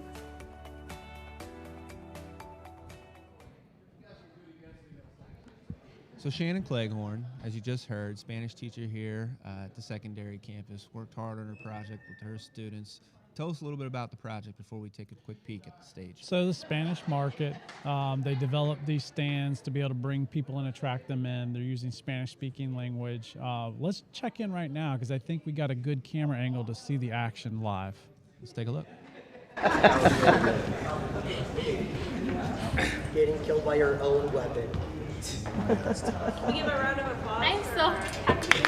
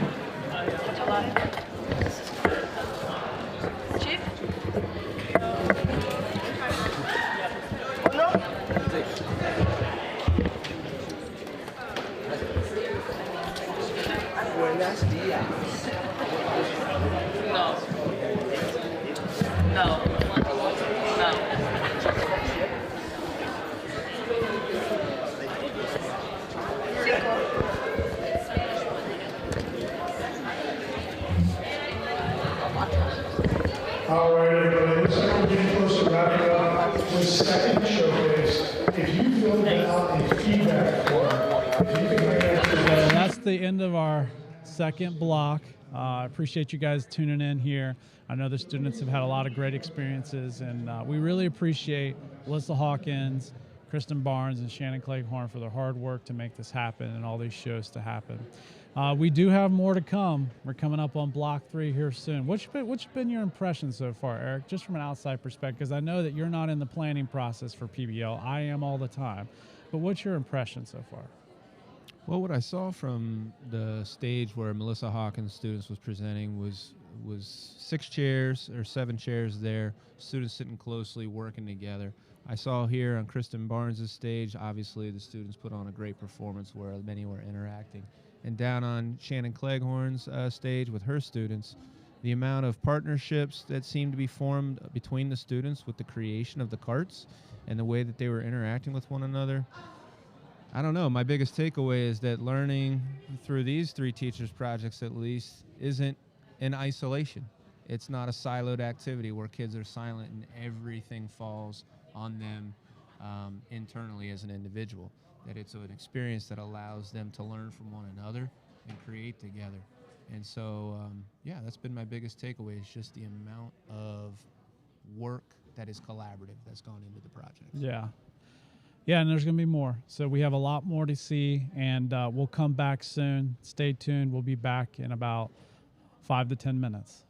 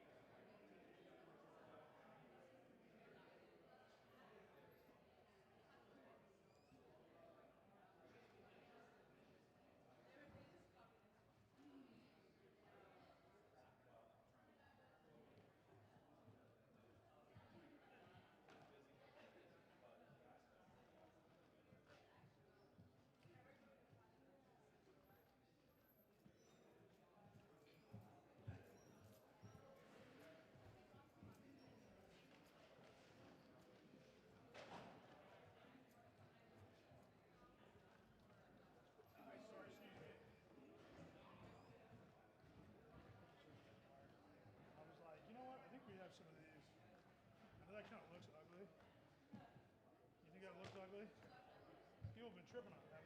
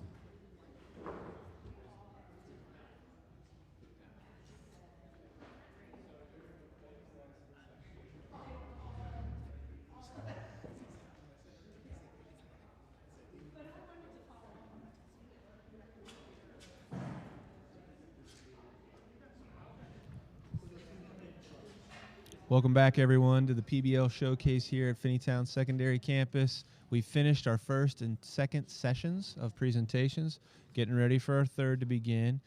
We have our students getting ready and ready for another round of them, aren't you? I am. We've got Tom Baday's group going up. We got Farr and we got Proctor. And a gamut of different projects in this one. Phil Farr is Find the Story Behind the Numbers. His is the trends. They found their trends that they thought were interesting to them. They tracked those. They're going to show a presentation on what they found out about the world they live in and what they've got things about AI, artificial intelligence. They got things about COVID. Got things about whatever. There's a bunch of topics, so that's going to be cool. And Phil Farr is a math teacher, so that's a math-based PGL project. Math-based. And then we also have Liz Proctor's doing a really cool one where it's interactive. They are going to have to give people directions in Spanish around the stage and around the area that they have. So that one could be cool, and we're going to check in on that one. And then we also have Tom Baday, which is social issues. So they found social issues they feel are important in society, and they're giving their presentation on awareness of those social issues. So I know one of the groups presenting has an ice cube that you hold through the entire presentation. They got different props that they use, and so it's kind of cool. It'll be a cool experience. So as you're seeing, each of these projects are vastly different in their design and the execution. It's pretty cool that our teachers have given our students the opportunity to do these things. So just like we showed earlier, some interviews with our teachers, we have a series of interviews to show as well to set you up for this round of presentations. And we're going to go ahead and take you first to Tom Baday, an English teacher at the secondary campus. And let's take a listen to what he had to say just a few days ago. My name is Thomas Baday. I am teaching the advanced sophomore English class. This project is all about students researching social issues of the current day. It's about them trying to find out how they can interact with society and, in particular, an issue that they're passionate about. These students were asked to find credible research and experts to base their presentations on.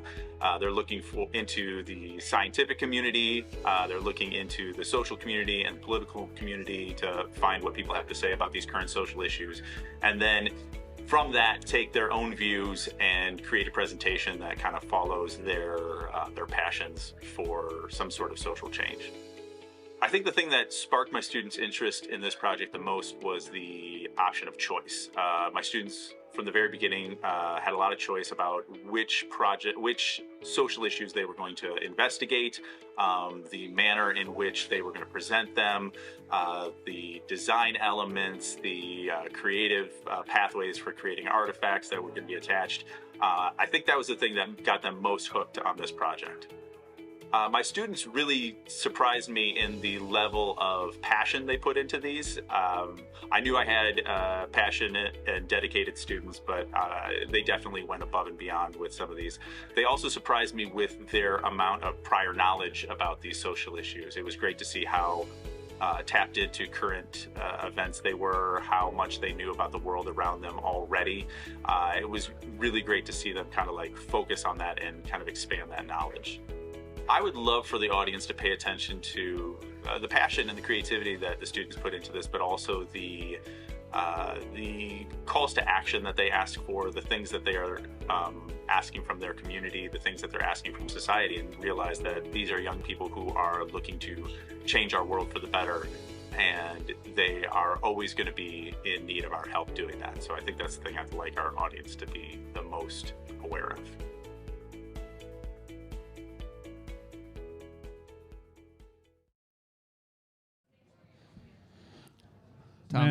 Tom Baday, and he's done a lot of really cool things with kids. And I know this project is something that they've done earlier on, but they've kind of retooled it for today.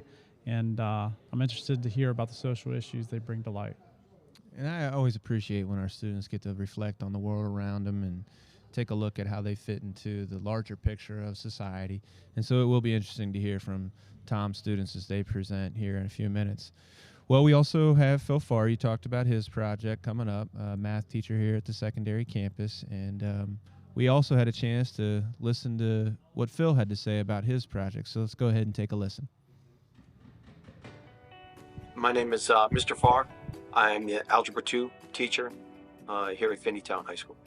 The project was for kids to look for an exponential topic, something that is growing exponentially, have the math to describe that exponential, and then tell us about the topic.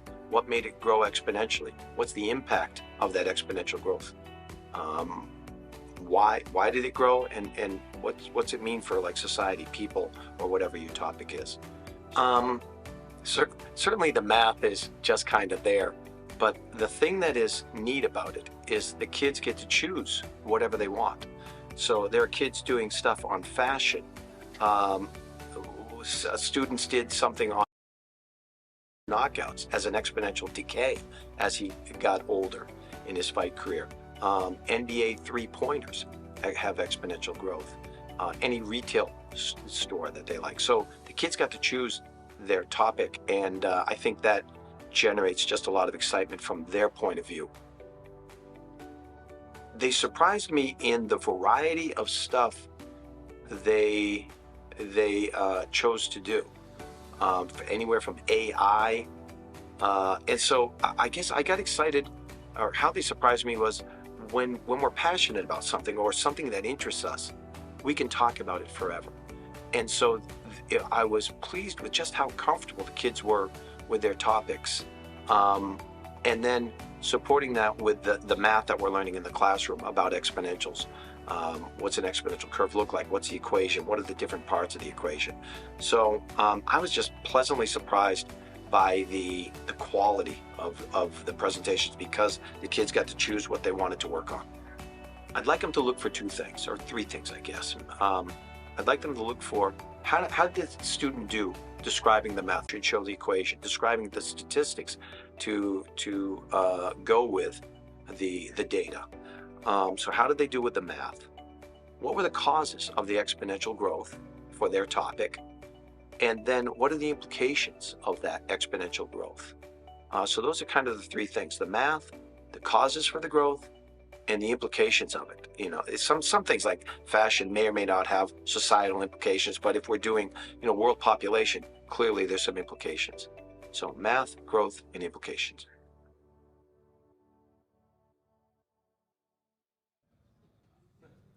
One thing I love about Phil Farr is the fact that we had him on the podcast earlier this year, and he talked about his experience working with you and Mike Rosa through the PBL project design.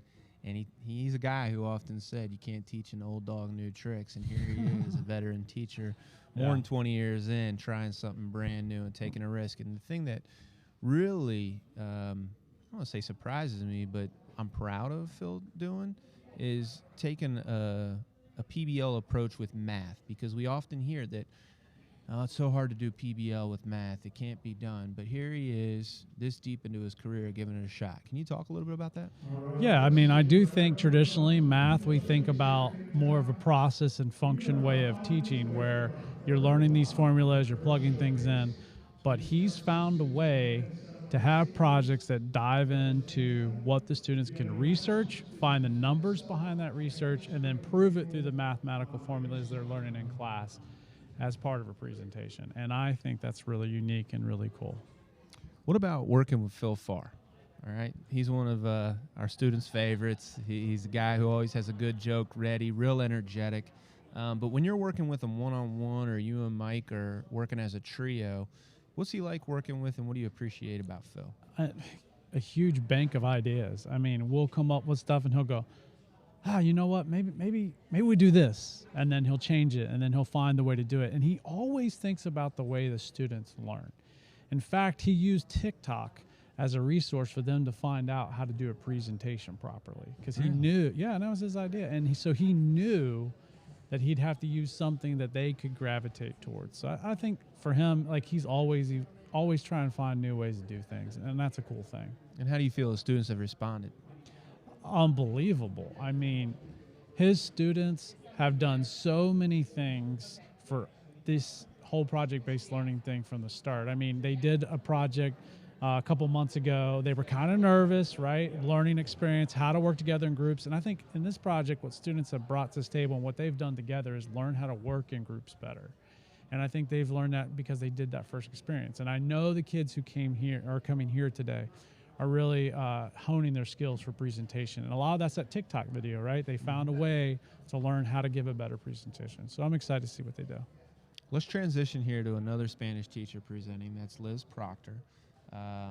Like Shannon Cleghorn, who presented the last session, teaches Spanish for our students, and our students really love those courses. Tell us a little bit about Liz's partnership with you, and then we'll take a look at her interview here in a second. Yeah, one word, crazy. She's got a lot of energy. She comes with a lot of ideas, and I know she's had this project, and we kind of retooled it a little bit, and she was just so willing to jump in, and she really kind of jumped in for us the last minute. Like the last 4 weeks, she just put this thing together and did some things a little bit different. So I would say she's flexible, she's willing to learn, and it's just fun to work with her. She's so easy to work with, and she's so energetic, and her relationships with students kind of spill over to us because she has a good relationship with us just because she's easy to work with. So I think the coolest thing about her is she's totally a well-rounded educator who brings a lot of new ideas all the time and is always thinking about how do we do this better so the kids can learn it. And I think that's been our experience this year. And you mentioned Liz's relationships with her students. They're phenomenal. Yeah, they are. At building those relationships. And I know Liz is well into her doctorate work with restorative practices. Yep. And she's a big believer in that approach to a classroom environment. And it shows. I mean, her kids love her, and she's there for them. And you know what I like most about Liz is when I walk into her classroom, you find kids singing often. Yeah, you she do. uses song a lot Yeah. to teach, and you would think some students wouldn't be into it, but I usually see every student singing in her classroom, so it's pretty cool. And she's a fantastic teacher. Well, let's go ahead and transition here to the interview that we held with Liz Proctor a couple days ago. Hello, I'm Elizabeth Proctor. I teach Spanish, grades 8 through 12. I was in Spanish 2 in La Ciudad, which is the city unit. It's probably the best unit in Spanish 2 because it involves movement and it's real world skills. With this unit, not only is it things that they can use in their real life, for instance, GPS. We talk about how to get from point A to point B, and then how to put it in Spanish, how to actually give directions without GPS. And like I said, as we learn, there's just so much movement involved, whether it be songs to learn prepositions and asking each other where you're going or where do you go in the city. They just really get into it where they stop me in the hall and ask me in Spanish, where are you going? Where's that at? So they're just more excited to use it because it is so tangible to the real world experience. The first thing is they know that I like to use song, but the fact that all out of my 19 Spanish 2 students, I'd say at least 10 of them are really into the song. So like every day we sing it. They're singing it in other classes. They are teaching their siblings and they're coming to teach it or sing it with me. So their enthusiasm in May in Spanish class is really exciting. And when we design our city maps, I had only lesson planned for 3 days and they're still doing it because they're being so creative. In this presentation, how thorough the directions are, because I'm training the kids to give directions. You can't just say go down the street because it's not real. Even if they are a driver, they should know that that's not going to get anyone anywhere. So their descriptions and directions should be very detailed by repeating street names over and over. And then the translators who are translating for our audience members, hopefully they know the material well enough because we've just done it so much. It's that repetition. And hopefully their confidence will show through, that they know what's going on. Liz Proctor ready to go here. Show her students presentations to our audience who's filling in. We have the kids filling in for the next round of presentations. We do want to take it down to Matt Brinus right now. He's joined by a graduate of Finneytown, Imani, from the class of 2019. Matt, how's Imani down there? Hey guys, I got a quick interview here with Imani Millis, and Imani graduated in 2019, and so you have not strayed too far from the nest. So tell us why is it important for you to be here today? I like to contribute to doing anything with Finneytown if I possibly can. I work here, so I'm technically always here. I work with the kids who live in the district. I know a lot of the parents, so like any way that I can help, give feedback, contribute, why not? It sounds like fun. Plus, I like seeing people present. I like seeing people share different ideas and stuff that they came up with. So it sounds like fun to me. I'm definitely open to it, no matter what. So, Mike and E-Much, Imani is really connected to Finneytown here, and she loves the fact that she was a student. She now is back seeing the students. So, tell me more about why so connected to Finneytown. I was here for a very long time. I got to Finneytown in the 6th grade, and I graduated from here as a senior. So Finneytown was kind of like a mini second home to me. I was literally always here. I learned a lot about myself at this school, so I like to stay connected because to me it's kind of like I always feel I live close by. I work here. Finneytown is technically a home still, no matter what, even though I graduated. Imani feels Finneytown is a home. So tell me a little bit more about what you've learned when you said about yourself. What have you learned about yourself through Finneytown and seeing the kids here through project-based learning? What have you learned about yourself?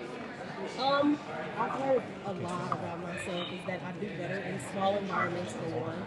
Of course, I had the option of when I was younger to go to such a larger school. But being here for so long, I realized I work so much better in small environments. I work better You guys just sit in the chairs and then we'll care more. And then seeing these kids, it's like everybody's so creative. Like 4 years ago wasn't that long ago when I graduated, but it is crazy to see how much more creative they are and how much more freedom they have. So it's interesting to see. I like it. Creativity is the word down here on the floor. MK and E-Much, creativity. There's so much creativity down here. Back to you guys. Thanks, Matt. You know, I love seeing our graduates, former students, alumni here supporting our current students. And there's a lot of them right now. Yeah, and they've done a lot for this through the whole process of volunteering behind the scenes, being audience members, being willing participants. Their passion for Finneytown still is there, even though a lot of them have been graduated for 5 to 10 years that have come back to help with this. So, yeah, the alumni has been huge. It's been huge. Well, I think we're going to go ahead and take it down to stage 3, where we have Liz Proctor and her students getting started. Let's go ahead and take a look in. And they're going to translate for you. So if you don't speak Spanish. But they've written pretty, I would say, detailed directions. Instead of just saying, go down the street, it's on your right. Trying to give them the real world experience. Before we do that though, they've learned a preposition song. Because you can't do directions without prepositions, like left, right, near, far. So I teach them a rhyme that had hand motions, and they know these words forwards and backwards. And if they're willing, they're gonna get up here and sing it for you. Or just all stay here and sing it, and then we're gonna break you up into groups. And if you wanna rotate presentation to presentation and see how well you do. Do you wanna stand on the stage or right here? Right here? Stage. Okay. Stage. 5. I say stage. Stage. 5. Simone, Lydia, stage. Everybody else. Okay, stage. I'll stand up with you. I guess. No, he literally just said he's terrified to sing. Take a first. Okay. You're a cheerleader. You want to be in the back? Yeah. Oh yeah, cheerleaders can be up there. Okay, you can put your papers down.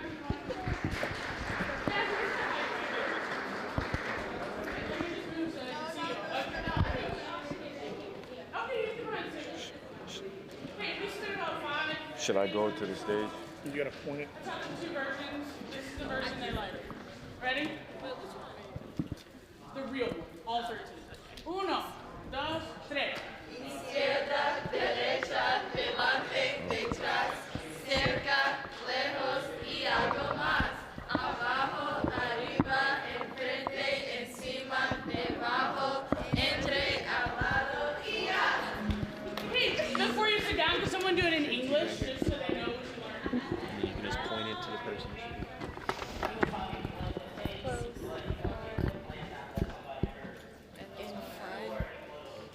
Abajo, down, up, in front, above, below, in between, next to.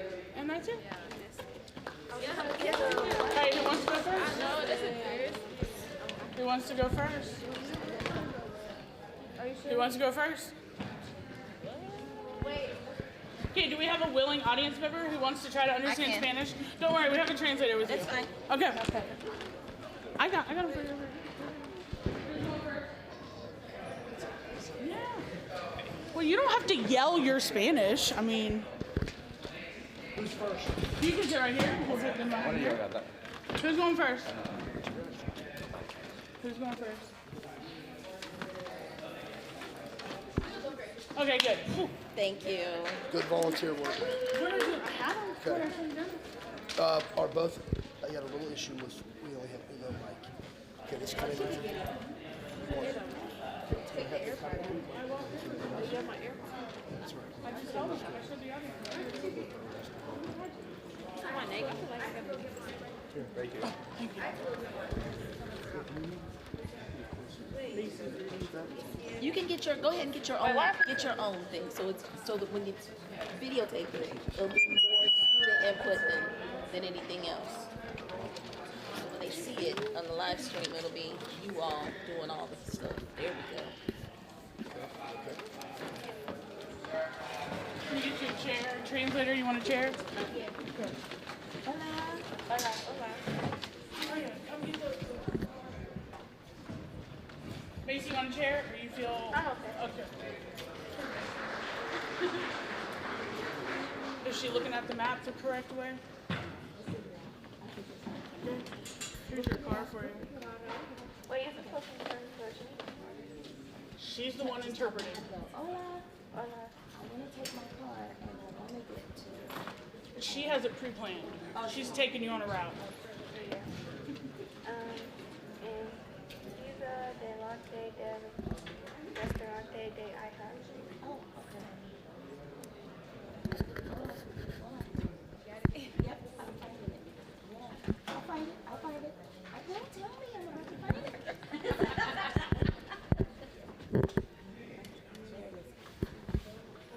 So go ahead. Tell me the rest. Tell me the rest. En calle Jesse Cigaretto, en calle Jesse. Okay, the street is Jesse Street.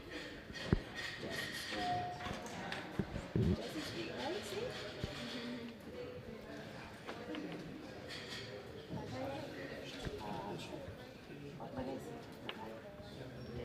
Wait, what? One more time. Give me the Oh, name. en calle Jesse. Okay, don't tell me. You got this. Don't tell me. Now you know what it's like getting in the right direction. Don't tell me. Oh, I said left. Got it. Cigaretto, en calle Jesse.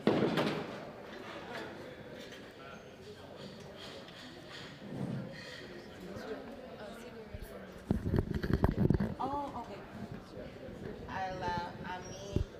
Man, there's a lot of action on that stage 3. I thought it was kind of cool how they gave the directions in that song. You talked about how they talk in song, which is really cool. But right now, we're going to go to a stage that we haven't featured yet on the live stream. We haven't checked in on it, but there's a student that just got done presenting, and I want to check with them on stage 2. Matt Bryanus, can you hear us?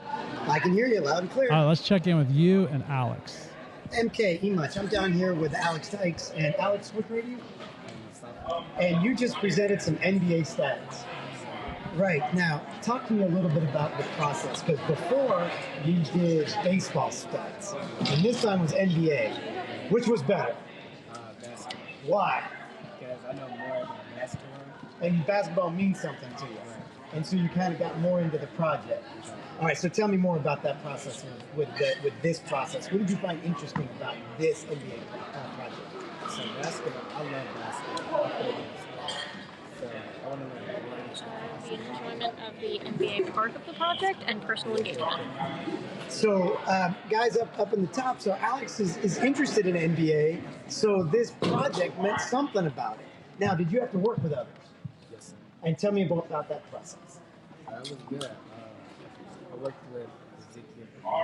He also knows about basketball. Talking about the people he is working with. So we had like a connection. And connections made. A project is made better when a connection is made with the people you're working with. Wow, that's fantastic, Alex.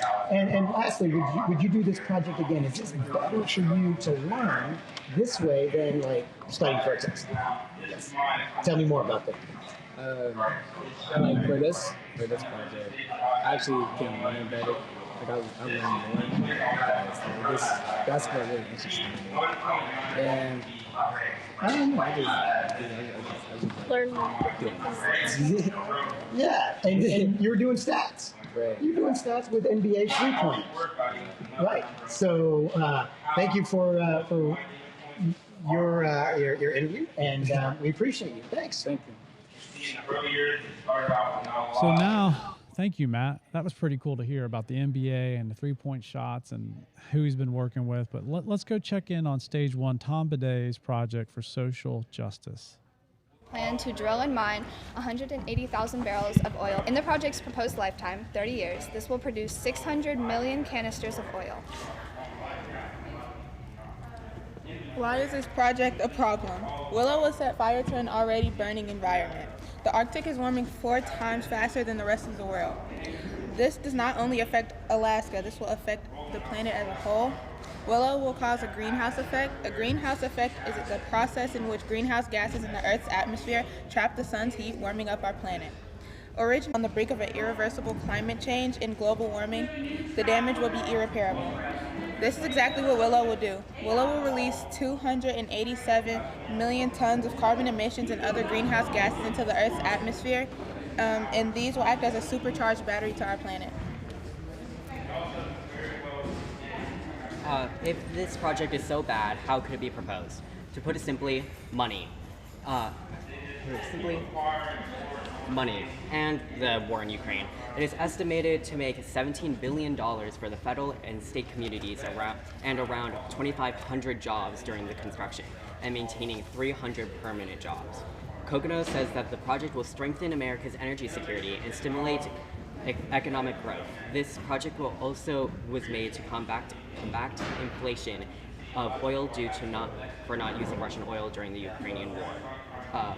Patricia Rosa and Nicola Cooper says recognizing the impacts of the presence and above-ground infrastructure of critical and developing is critical to developing effective mitigation strategies, and minimizing industrial noise will not protect species that are affected by the infrastructure itself. Meaning that even with regulations, this project will cause problems to the environment around these oil fields. Attempts to stop Willow. There were many petitions and protests against Willow, but President Biden didn't listen. Environmental groups and indigenous groups filed 2 lawsuits in an attempt to block the massive Willow oil and gas project. On April 3rd, a federal judge declined the injunction to block progress on the Willow project. People all over the world heard about the horrible project and decided to help prevent some issues. Some people created petitions which got over 5 million signatures to stop it, and while the petitions were going on, President Biden received 1 million letters to stop it. Thanks to TikTok and other social media websites, the project could still be stopped, and there was still time. So, your question is probably, are there any solutions to this problem? Renewable energy is an excellent source for the environment in contrast to mining oil. Oil drilling produces greenhouse gases and fossil fuels that warm up our planet, as aforementioned in slide 3. And obviously that hurts the atmosphere. It's our already burning environment as it's trapping heat in our atmosphere, and just climate change is going way up. So using renewable energy would reduce the amount of air pollution and our dependence on imported fuels. Renewable energy would develop the economy in a healthier way and will produce no greenhouse gases into the environment. What organizations have to say about the project? Other organizations aren't too happy about the Willow project, including the Biden administration's approval of ConocoPhillips' Willow project in the western Arctic of Alaska is a disappointing leap backwards. Nicole Whittington Evans, Defenders of Wildlife's Alaska Program Director, says. Defenders of Wildlife and other earth conservation groups joined together with the National Resource Defense Council and even filed a lawsuit on the Willow project, criticizing criticizing Biden for his simple reduction of acres on the project. Dow's legal challenge targets Biden's inability to consider alternatives that could reduce greenhouse gas emissions, and only consider alternatives that measured Conoco's allowance to develop 100% of oil available to 92%. If this project is if this project is so bad, then why will this project get approved? Biden promised to reduce carbon emissions by 50 to 52% by 2030, and to stop any future plans to make new oil rigs or fields. On March 13th, the Biden administration approved the Willow project and gave the green light to start construction. Clearly, this promise was broken, since this will directly go against the promise of not making new oil fields or mining oil by doing that for the next 30 years, leading to 2053. But Biden did reduce the size of the project by 70,000 acres.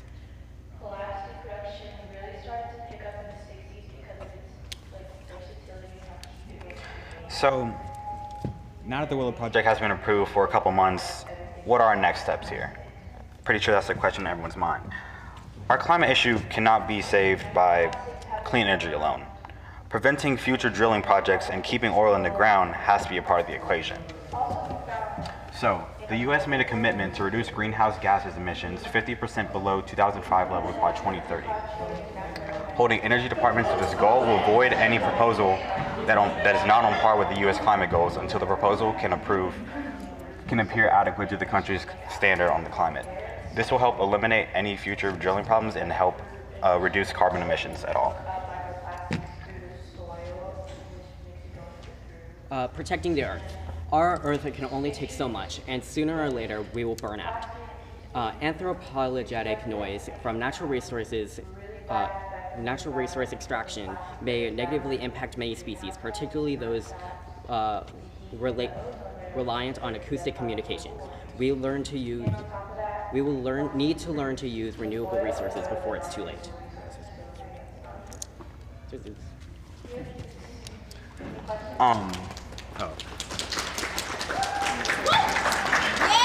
Thank you. So, if you were paying really close attention. Right there, yeah. That's really cool. I think the thing about it is there's 4 of them up on stage for today's project, and like you could tell they all had a part in it. They had a hand in it, and the way they're presenting shows that. And so I'm just excited to see what else happens later on.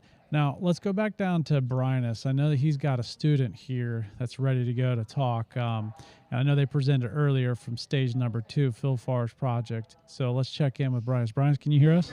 I can. Hey, guys. I'm here with Ezekiel Purdue. And Ezekiel, what grade are you? Sophomore. And you wanted to have a chance to share your story about the project. Because basketball is just a sports, and it's a lot of history behind it. And talk to me of working with Alex. Why is it important for you to work with Alex? Because me and him, we play the same sport. We share a lot of feelings against the sport and with the sport. So Ezekiel, guys, is happy to work with Alex because he's good friends with him, and they have that shared interest with basketball, which makes the project go better. I got to ask you the same question I asked Alex. Do you prefer a project, or do you prefer studying for a test? Why? Because I can choose what I can learn, and what I can talk to people with. It's just, I had the freedom to do what I want to do with the project. Guys, Ezekiel said something interesting. He gets to choose parts of the project that he can learn a little bit more about that interests him even more, which is not being told what to learn. He actually chooses his own agency on that. That's pretty special. Back to you guys. Thanks. I appreciated Ezekiel talking about the agency he feels with that choice and connecting his learning to his passions. And you hear our students time and time again talk about how learning through a project and a collaborative experience makes it more meaningful to them. And we see it when we walk in the classroom. The level of engagement is up. Kids are answering questions. They're tossing out ideas. It's really a powerful experience. Yeah, I mean, we as adults don't like to be told what to do and what we're going to learn. We want to have some ownership over that. So it makes sense that students want the same thing. They're just like us. And I think they just thrive. And I think we've seen that. We walk by Phil's class and you see them working together and you see their engagement. I mean, it's just overwhelmingly pretty awesome. So I think right now we want to check back in with the project for the maps, and it's on stage 3. And I'm excited to see what Liz Proctor students are up to. Let's take a look. De tu carro, de ti. What's in front of it? Oh. Am I giving you the building? Oh, I was saying that. See? No movies. Yeah. Good. It's been a long time. All right. Who's speaking? I'm assuming this Rob. Who's speaking? You're gonna go first? Yeah. All right, come up here. He just uses ante and después. I'll help you with that if you need. Sorry. Who's our participant? Sure. Come on up. First. This needs to be like a long time.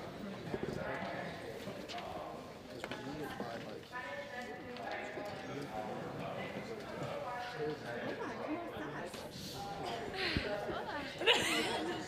She's like nervous, but I'm not going to say that.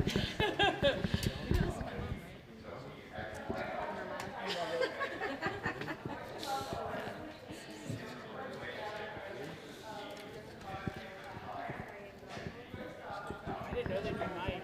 I didn't prepare for that. It's perfect. Oh, yeah. Hola.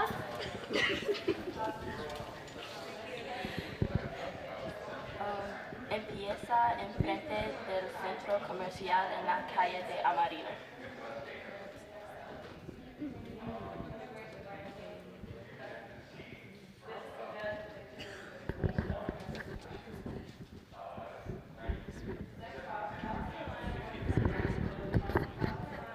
Dobla a la derecha y sigue recto hasta la calle de Naranja.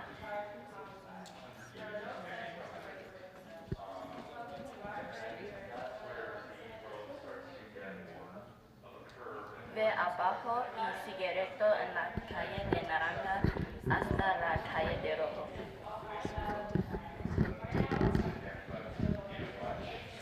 Dobla derecha en la calle de Rojo y sigue recto y está a la izquierda.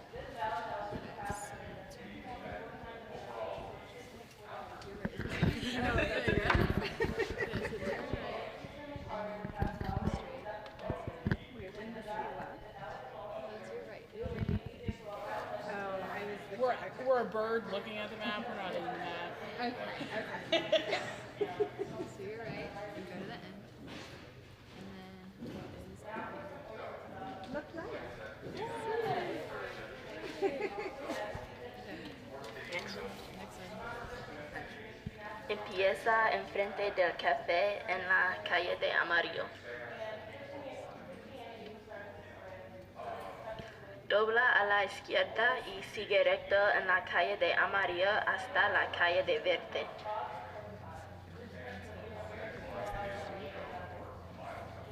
Ve abajo en la calle de Verde hasta la calle de Azul.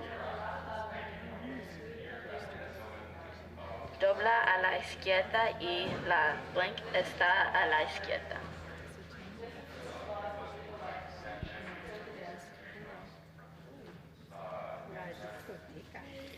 Yeah, at the club, sorry. You switch? You can switch now if you want to.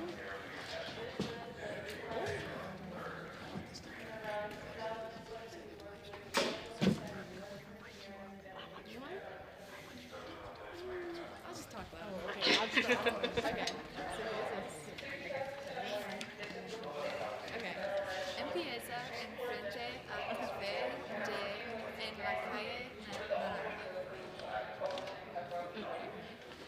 Ve a la izquierda en la calle Naranja.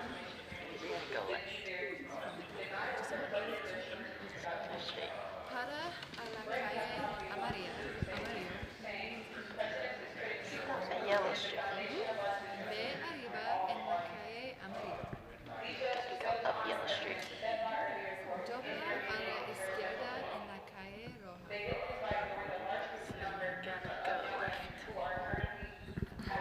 Okay, so I know we've been watching stage 3 with Liz Proctor's class. Right now, we're going to go ahead and cut and listen to Liz tell us what's actually happening on that stage so she can tell us from a teacher's perspective what we're watching. Let's send it over there.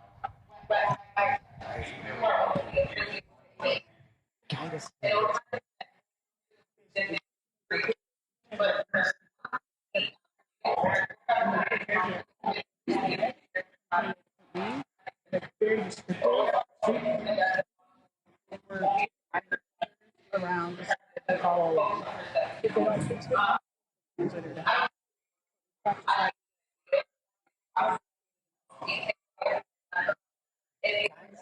Quick little recap. So what she's doing is what Liz is doing right now.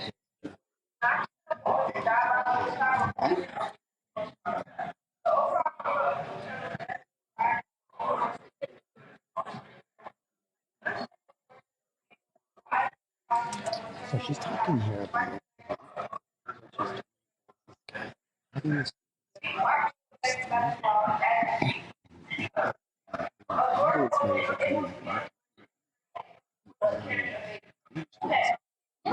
manager coming up.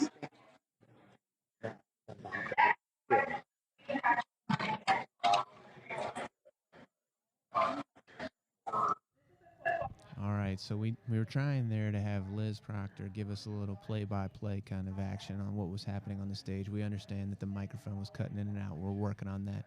We're going to go ahead and send it back to stage 1 where we have Tom Baday's students, still a new group presenting. So here we go, stage 1. One day be affected by these laws.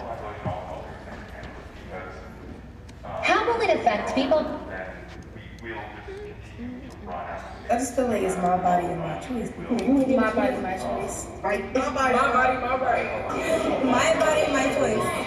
Abortion should be allowed to get sexually assaulted or something. I don't want the baby to have a bad like to be in a foster home. What happened if that person did? Mistakes happen. Anything can happen. The wrong be like my dad. Go grab the milk and never come back. I'm out.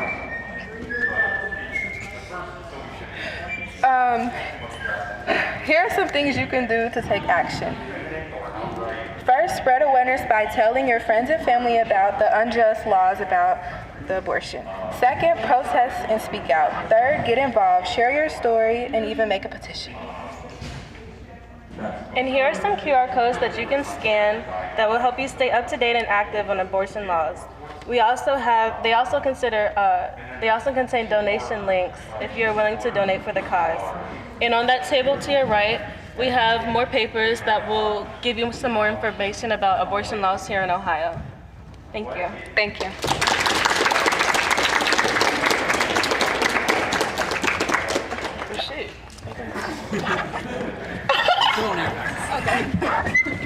Oh, shoot.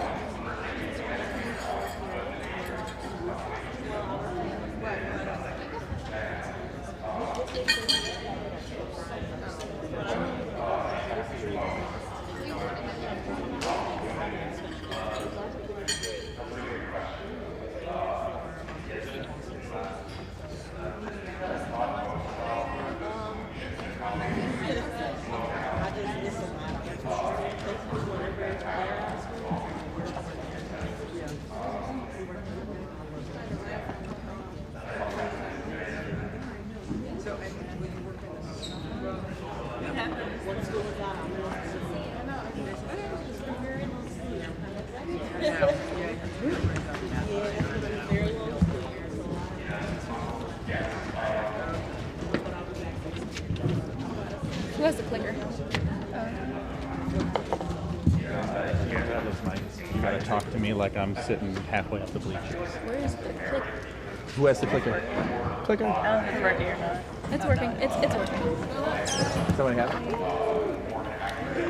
It's the down button that you click. I got you. Remember, you gotta talk to me like I'm halfway up the bleachers, okay? Okay. Nice and loud, even with the mic. Alrighty. Hello. This is our project. I'm Ava Hutchins. This is Jaden Scholes, Adama Diona, and Isa Nadai. And so we are going to talk about how healthcare is inequitably provided to Black women. And yeah.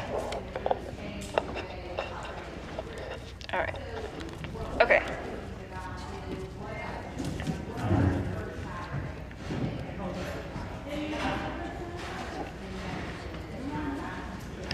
Healthcare will not be equitably provided to Black women until we break the harmful and racist stigmas that it was developed on.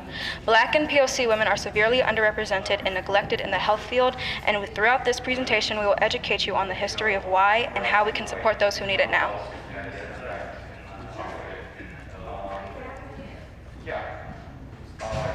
Well, we have to start off talking about Sarah Bartman. This issue dates back to the early 1800s when an African woman, Sarah Bartman, was paraded around by white doctors and used as a medical object. She was nicknamed Hottentot Venus, Hottentot being a colonial-era term used to refer to her indigenous southwestern African tribe. Bartman was advertised all around Europe, where she was overly sexualized due to her statopagia, which is the state of having substantial levels of tissue on the buttocks and thighs. To these people, she was not a woman, and how they treated her was reflective of that.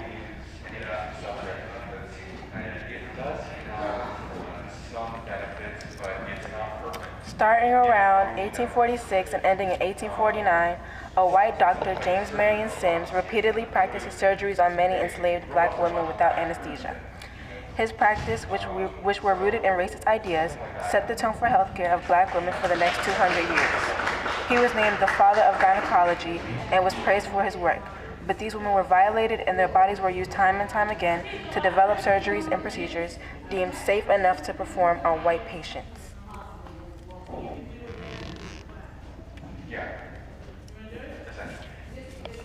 This is a prominent issue because, according to the Equal Justice Initiative, during and after enslavement, physicians often denied Black people, specifically women, basic dignity and personhood through mistreatment that reflected the prevailing and dehumanizing myth that Black people were less sensitive to pain than white people.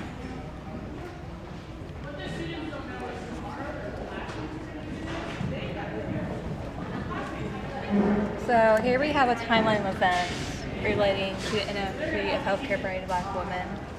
1810, Hendrik Caesars and Alexander Dunlop brought Sarah Bartman to Europe and used her body image to push forward a false narrative about the bodies of Black women. 1846, James Marion Sims practiced various unethical and dehumanizing surgeries on Black women without the use of anesthesia. 1983, Black Women's Imperative was founded and focuses on the goal of achieving better health equality for Black women in America. 2020, Black Lives Matter takes a stand and demands healthcare equality in America for all Black people. All right, so there's something cool. We're up here observing here from up top, and we see some action happening down stage 3. Let's check in on stage 3. Derecha. Derecha. Yep. Okay, repeat the first two. Izquierda, derecha, delante, delante, derecha. Okay, do the first four. Izquierda, derecha, delante, detrás. And last two? Cerca, lejos. Cerca, lejos. And there's more, but we don't have time to teach you all. Say, y algo más. All right, make them do it all. You just do the motion. All right, ready? You gotta count them down. Delante,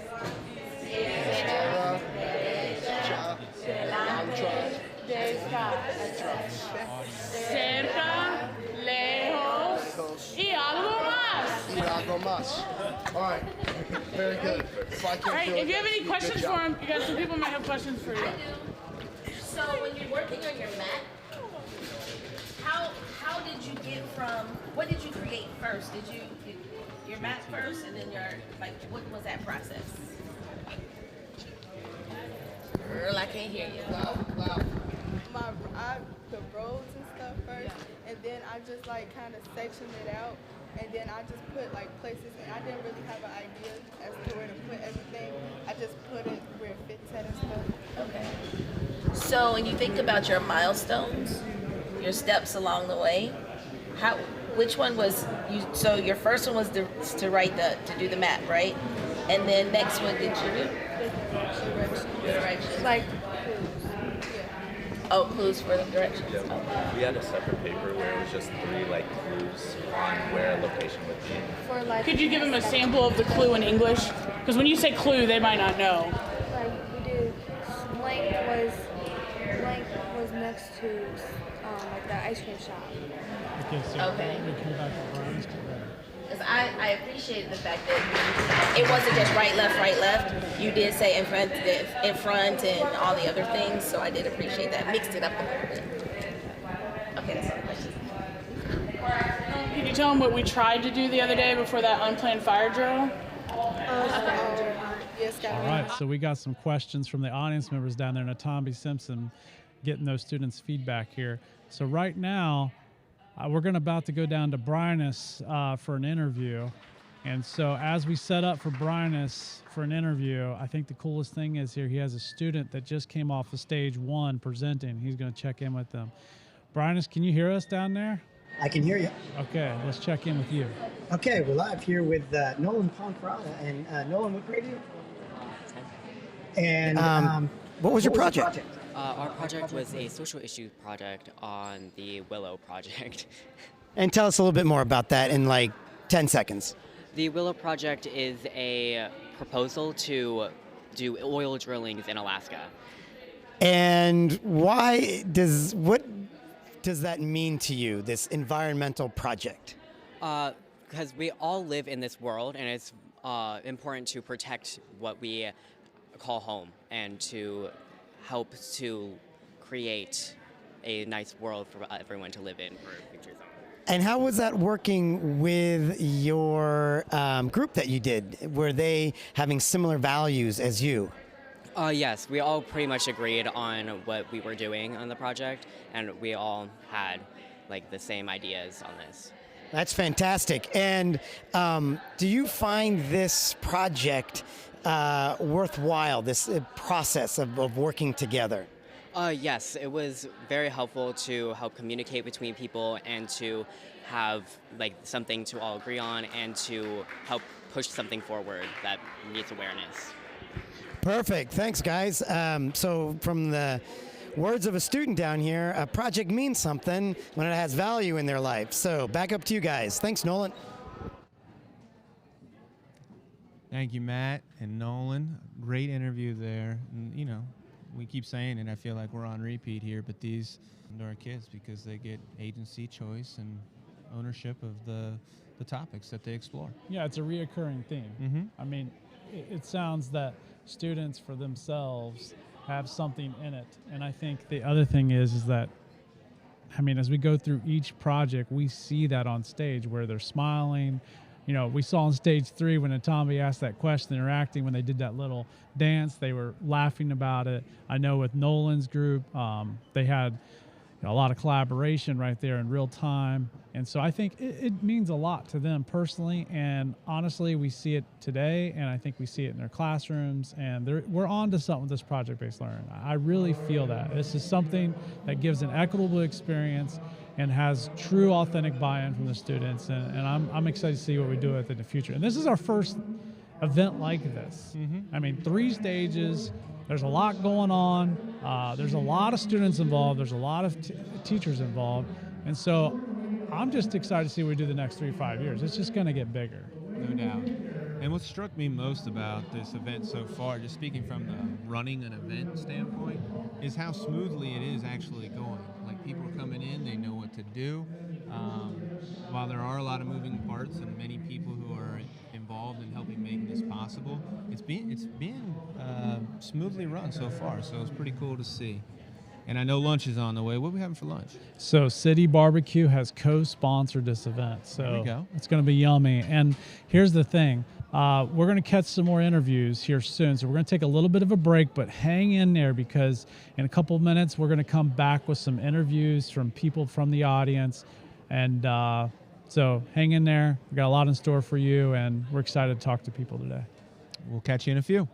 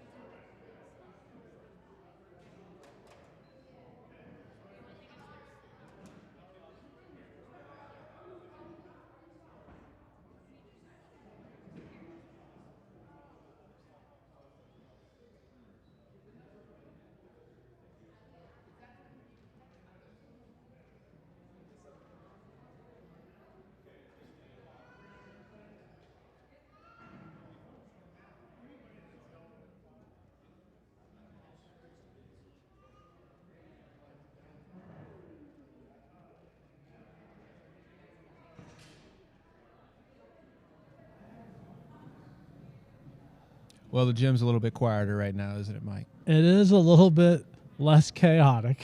That's right. And that's because the gym is on this side where the stages are is empty at the time, but there's a lot of activity going on in other parts of the gym. Tell us what's going on. So we've got the luncheon on the other side of the gym, sponsored by City Barbecue. And then the main event is our health expo that Heather Howard and her students have put together. Heather Howard's students made apps about health. They chose what parts of health they wanted to educate the audience about. They made these apps. They put on QR codes on this big poster board where people can come and scan them and find out what part of health they want to learn about. And then she invited professionals from the area to come in and present information to students and to our community to educate them about personal health. So it's a pretty cool little event. It is cool. And Heather Howard, a graduate of Finneytown High School and now a teacher here, health and PE, doing great things out there, obviously, with the Health Expo and the app. We did have a chance as well to sit down with Heather a few days ago to hear about the Health Expo in a little more detail. Let's take a listen. Hi, my name's Heather Howard. This is my 16th year at Finneytown High School. I teach health and PE here at Finneytown, and I actually went to Finneytown, so K through 12, went to IU for 5 years and came right back. So this year we are doing a health app.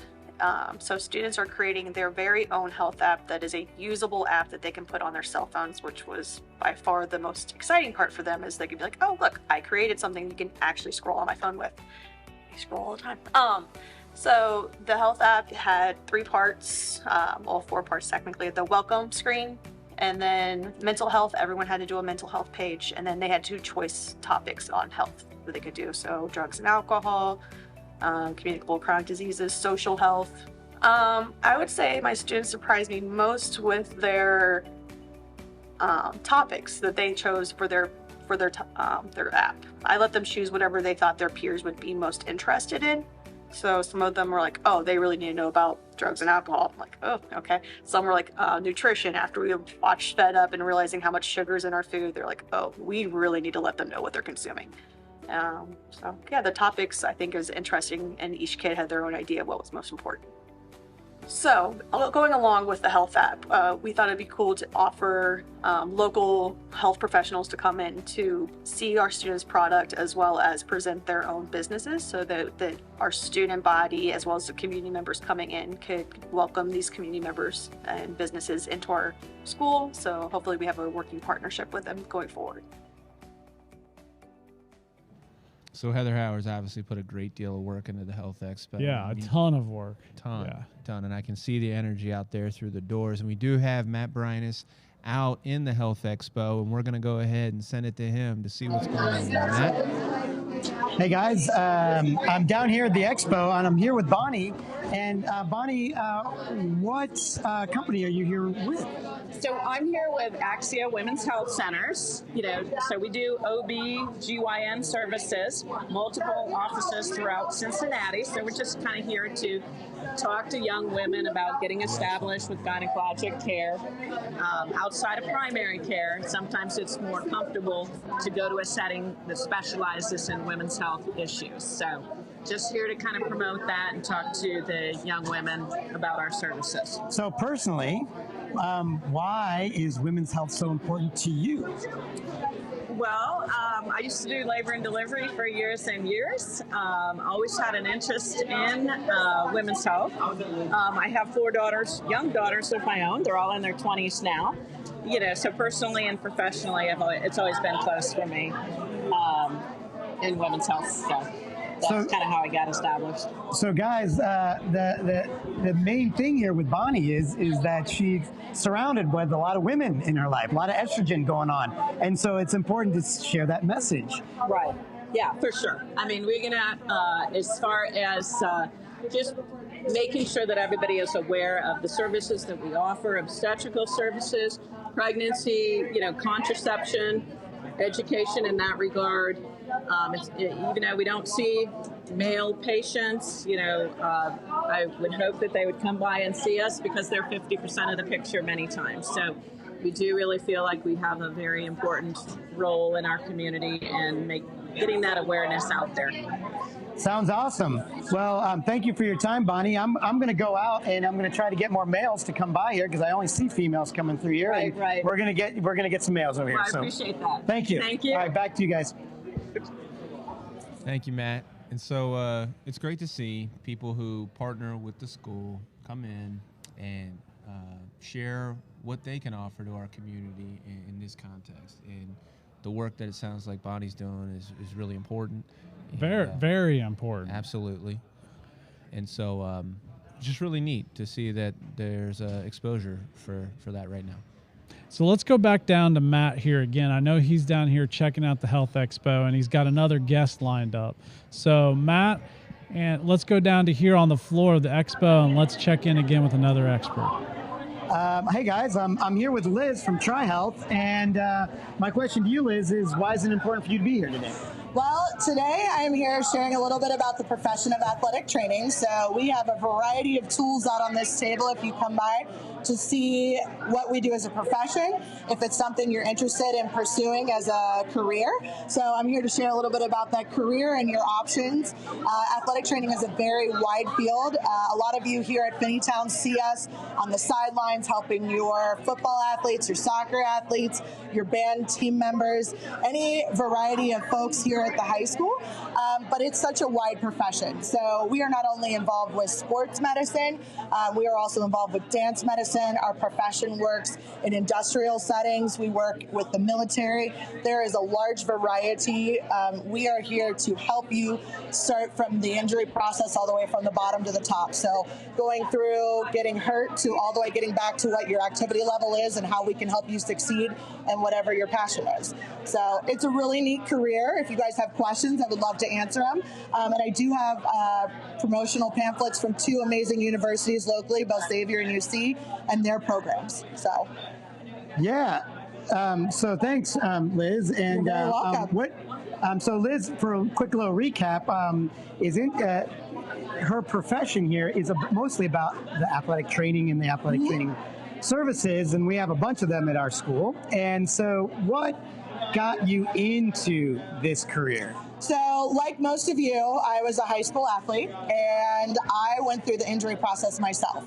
And the person I worked with, I was just impressed with how smart he was and how knowledgeable he was about the way the human body worked, and just got me back into my activity very quickly, was very supportive of me, both, what I needed to hear for my head, what I needed to hear to help my injury get better. The whole process was really guided by this person who inspired me to get into the career, and I was like, that is such an awesome job. I want to help others. It's a pay it forward kind of career. So I work for TriHealth, and we have a new building that's coming up here in Finneytown too. So so if you guys have seen it, it's on the new one right there. Yeah. So anything from stitches to I don't feel so good. They have a couple of different specialties going in that building too. So we're really excited to be able to have such cool access here at Finneytown. So should you get a bump or a bruise, we're super fast and super close to what you need to help you get better. Morgan, you're following around. Hey guys, this is Liz. They got the new building going up there, right there on Galbraith Road, and again, just like me, being an athlete, what brought me into the science world was injury. Yes, so, yes, very much. And we want to share our stories back to pay it forward, as Liz said. People took care of me. She had wonderful people that took care of her, so she's paying it forward to take care of others. So we appreciate you, and thank you so much. And good luck. And thank you. I see a lot of people have come by. Yes, they have. Enjoy Please the health pass fair along today. our thanks. I know a lot of people, and this is a little spiel. If you haven't seen our profession before and you're like, I'm not an athlete, I don't know what you do, I think probably the most timely topic I can say is some of our colleagues were out on the field to help Damar Hamlin with the Bengals this year. So that is one of the more extreme cases we don't see very often, but those were some of our colleagues at work to help somebody in need.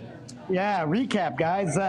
TriHealth was there with Damar Hamlin. A bunch of her colleagues, Liz's colleagues, were there at that scene that we all knew about and we talked about here at this school. So thank you for your time. Thank you so much. Appreciate Wow, it. so Liz's work's incredibly important. Brynus, we're actually going to stick with you, okay? So we're live. You're live as well. We're live, okay. And we're just going to we're going to ask that you take us on a tour of the Health Expo and just tell us what you're seeing out there. If someone wants to have a conversation with you, certainly, but Mike and I are going to stay on here live so we can have a conversation back and forth. So what I'm seeing here is and I got to give props to Heather Howard as we pan around. She got a lot of the students to come here and be aware of all of these different booths that are going on. And the kids are coming with their teachers, and I think that's a great way of bringing community here to our school in an educational way for health, because I think that sometimes gets overlooked. So let's just come on over here, right here. Do you mind if we give you, we've got Dr. Lori Yonke. And we're going to ask Dr. Yonke a couple questions here. Sure. And first of all, you're with which group? Apex Chiropractic and Wellness Center. A chiropractic. And so why is it important for you to be here? I love being involved in the community, both Dr. Moji and I just think it's super important. And we're thrilled to be able to have like an in-person event like this where we can really connect with the students and support the community. Tell me a little bit more about the specific details of what you've got. Of course. So a lot of the students have been asking about the fixation sticks because this is kind of a model for your spine and all those vertebrae.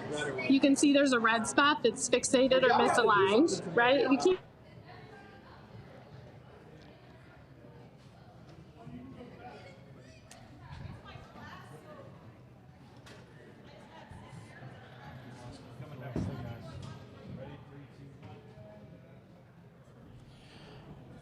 All right, so down at the Health Expo, we kind of lost a little bit of signal there, but we'll get it back in a minute. So as you can see, there's a lot of people that have partnered with us this year, and Heather brought those folks in, and I think it just brings back to that whole thing that we are one community. I know we're 4.2 square miles, we're a small place, but their passion of those folks coming in, taking their time to share their message, to educate others, that is project-based learning. When you bring in your community to be a part of your school, that's the point of project-based learning. And I think we're seeing that right in real time in the Health Expo. And I think for us, we've had community partner with us in the past. And I think the thing that we know from that is those relationships with students get stronger. And I'm excited to see how we grow. Because, you know, we only had 7 people this year for the Health Expo, but I think that's going to grow as we go along. And I know with your experience with the house system, you guys have had partnerships with other people. Can you talk to us about what your experience has been, Eric, and these other things that we've done in partnering and how you see that growing here for project-based learning? Yeah, absolutely. Well, I wanted to say the first thing that I've noticed here is the amount of connections that have happened among the people who are planning and the people who are participating as well. So we have, we heard from Tri-Health. We have City Barbecue here, a new restaurant opening on Winton Road. We have alumni who have helped plan this entire event with you. They're coming back and donating their time and their energy. I see members of LifeSpring Community Church who are great supporters of Finneytown local schools. I see Northminster here as well to donate their time and to support our kids. We have former teachers. Yeah, here, we do have former teachers here, yeah. And people who have retired, and they're coming back and to see them. Sue Poulter, one I said hi to earlier, is back, and I know there are others that I'm forgetting to mention. But really, I can't remember an event that we've hosted here at Finneytown where truly all of those stakeholder groups, as they're called, are represented and interacting. Yeah, I think they're ready to hear us again. Let's just check in with Brynus and see what's going on again. Brynus, can you hear us down there on the floor level? We're good. Yeah, we can hear you. There's a lot of action going on here. We just talked to Dr. Lori Yonke from the at Apex Chiropractic Center, and she was kind of talking a little bit about vertical alignment with our spine, and we're going to come on over here to the Catalyst Counseling, and you're very familiar with Finneytown, aren't you? I am, yes. Yes. So Emuch and Mike, we got Catalyst here, and tell us who you are and why is it important for you to be here? So we are the therapy services that are actually located in the building. So there's actually, I would say the majority of students who came over weren't familiar with us, which is sometimes intentional so that can keep the privacy for the kids who see us. But it's important for us to be in the building because a lot of kids say they want more mental health services, or parents do, and they just can't get to them. So us being in the building allows them to have that access that they wouldn't otherwise have. So you would consider your field right here, your booth is mental health awareness. Mental health awareness and access. And access. Yes. Tell us a little bit more about, to those out in the audience, in the community that might need a little bit more education. On us or on mental health, like right now, there is wait lists almost everywhere for mental health. There is just not the services, and a lot of adolescents, people in general, but our focus is adolescents, are asking to have support and say that they just need more support to deal with day-to-day life. And for us, we're just trying to help break down the barriers to getting that access. And after COVID, especially, people are coming back and struggling with more and more things which affect school, happiness, life. And as much as we can, we want people to be able to enjoy school, enjoy life, enjoy friends, and not feel like everything is just so hard and not fun. And the more we can help kids and teens have positive experiences in life, the better and the safer they are. So that's awesome, because guys, we have a lot of students that may not know that they need help, or they definitely have options now that I never had in high school. Yeah. You know, if we were feeling down, it was just suck it up. So, and now it's a little different now that we have all of these services here, especially counseling at our school. Let me ask you, why is this important for you? What got you into this, or why is this field special to you? For me, I just feel like when we look at day to day, I feel like I hear so many people just not enjoying things, and to me that's really sad. So the more, especially teenagers, when you see people who really want life to be meaningful and want to figure out who they are, and when you can see people start to embrace it, embrace themselves, and embrace the people around, it's just so exciting. And so to me, it's important because when people are asking for something that will better their life, it's important to be able to have that thing. And like you said, in the past, it wasn't there. So now that we have options to have it there, the more that we can and the more that we can create the access, the better. Man, what a great story that is. True giving, authentic giving here from the Catalyst. We couldn't function as a school without you guys. I know all the hard work that you do. So thank you. Just to recap, a lot of service provided that is unconditional, and that's the true message that's being sent down here back to you guys. Wow, that's amazing. Those stories, those connections, all those things are really, really impactful to us. We have another connection to talk about today, and that is our co-sponsor, City Barbecue. Brandon, thank you for being here, and we cannot tell you how much we appreciate what you've done for our kids and our community already. And you guys just opened up a new shop. Tell us about this. What's your story here? Of course. Me personally, I just came here from Chicago to help out this community in general. Store-wise, I have a store, but this is all for you guys. I'm huge on community. So is City Barbecue. We serve and create happiness, and we're very excited to partner with you guys to help out anybody in this community. Graduations, helping new employees for their first-time jobs, the whole 9 yards. It's fantastic. So tell us, what did you bring today for us to eat? We got a little bit of pork, we got a little bit of pulled chicken, brought baked beans and mac and cheese, and if we're looking for a vegetarian option, we got veggie pesto pasta. What would you like to say to the Finneytown community as a whole? I am so excited to be here. Thank you guys very much for having me and my wife. We're brand new to this community, and everybody's just been fantastic. So far this event, I know you're just walking in. What's your impression? This is amazing. I think this is so cool. You guys have a fantastic setup. so many kids from Finneytown High School are so smart. I get to learn about the ones that I hired on. I get to learn about you guys.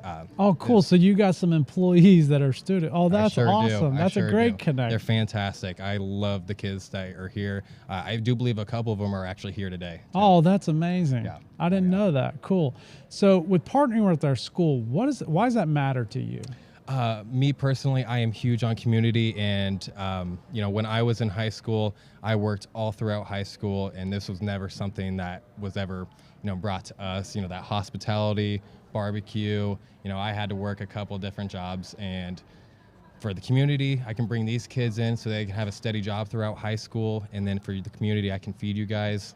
That means the world to me. Well, it means the world to us. I mean, and this event wouldn't be possible without you and I. We looked at several vendors, and then we saw an email from our communications guy, and we said, you know what, City Barbecue's new. I think we ought to call them. I know you supported the band as well, and now you're supporting this event for the PBL for the district. And it means the world to us, and we really do appreciate you. And we hope this partnership grows, and we hope we can support you, and our community can support you as well. So we appreciate you, and we're going to take a break, and we're going to come back with some more interviews. We're going to have our superintendent, Dr. Lori Banks. We'll have our assistant superintendent, Dr. Jen Dinan, and some other important guests. So thank you guys for tuning in, and we'll be back in a couple minutes. Stay tuned. Awesome. Yeah, so you got 20.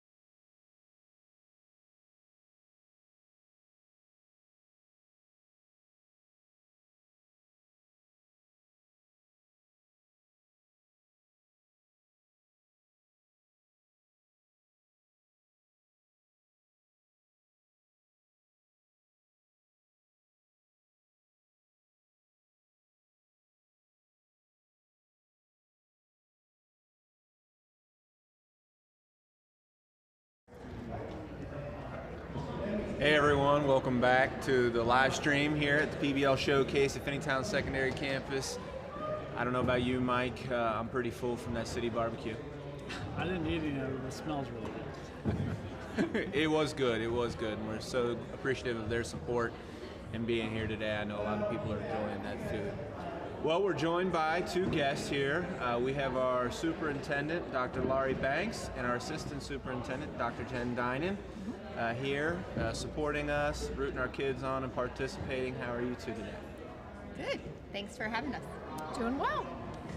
Okay, so talk about first impressions. You've been here, you've been in and out, I know. You've sat through many presentations and gotten to see our kids up in action. What struck you so far from what you've seen?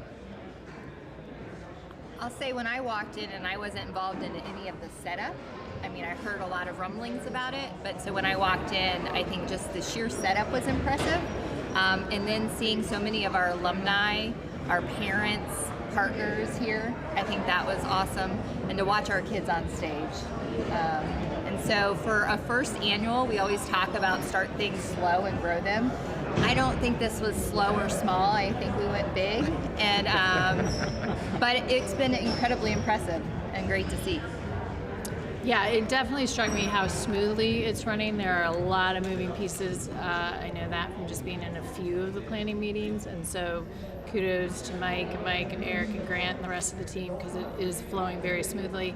I think the thing that has struck me the most, it's our kids, but it's their comfort in front of people, in front of this audience. Like, even as the principal of the secondary, I dreaded the graduation speech. And our kids stand up here just like leaders, very confident and comfortable, and it has impressed me every time. So my question is, why is PBL and RP important to us as a district? Because I think we've talked about project-based learning. We know, we kind of heard that now as a community. We've heard that as a school. We've heard RP, restorative practice. But why is it important for us as a district? First? Sure. I think one of the things that PBL and RP bring to the district is certain skills that translate in all settings. And so to watch our kids collaborate, to trust one another and how they show up, I think those are all things that come from building community, which is a significant part of restorative practices, to the collaboration, the creativity, being curious, being open to having questions asked of them and them feeling confident to answer them. So I think those are some of the key pieces, and I think I've seen those on all three stages today. Yeah, I agree with Laurie. Like, as a district, we believe in RP and PBL because they are authentic and engaging. I think what our kids are showing you today in this experience is something they're going to remember for a long time because it was real. They found out the questions, they discovered the answers, they worked collaboratively with their classmates. I've caught snippets of some of the interviews on the live stream, and each kid who's been asked, like, how is this compared to the more traditional learning? They're like, this is more fun, I learned a lot more, I got to know my classmates better, which are all, like Laurie said, the skills that we want them to have when they're not with us anymore. Thanks. I don't know, I'm not sure if someone mentioned the word equity during the interview, but equity is a big deal, and we talk about it a lot and we work hard at it, but attacking equity by trying to be equitable is probably not the best way. We're using restorative practices and PBL as a means to equity. So can you talk about RP, restorative practices, and project-based learning through an equity lens? What does that mean? Sure. I think it brings an equity lens because it recognizes that each person has their own gifts and strengths and has different ways of learning and different passions, and then it plays off those. And that's what's nice when they're working collaboratively. You can be in a team where the gifts that other people in the team have accentuate your gifts and yours accentuate theirs, and the product you create together is stronger and better than what you would do on your own. And I think it's equity because you're helping each other too, and that's the piece. No one feels less than or behind, where I think sometimes in our traditional school settings, things are set up to feel kind of hierarchical. In RP and PBL, it's community. Like, the symbol is a circle because everyone, there's that equity piece to it. And I would say that it also kind of twists or shifts us from the deficient model, where we're always looking at what's wrong and what needs to be fixed, to one of more curiosity. And so I think it allows everybody to show up at a different place and offer their perspective and to add value to the conversation, to the research, to the final project. And I think that's something we try to really focus on. What are the strengths that our students bring into the learning space, and how do we leverage those in the projects or in the community building? So. I love hearing that, and I know you guys love doing interviews, so I appreciate you doing this, because obviously you've been a big part of this. And for our team as facilitators, as teachers, there are so many people that have been involved with this that I know we've kind of done our first annual event here, and we hope to do a lot more, obviously, as we go along. And we hope to include K through 12. This is a K through 12 initiative, and as we build this, we look for that partnership for this event to highlight our younger kids along with the kids that are on the secondary campus. But we got to start somewhere, and we started here.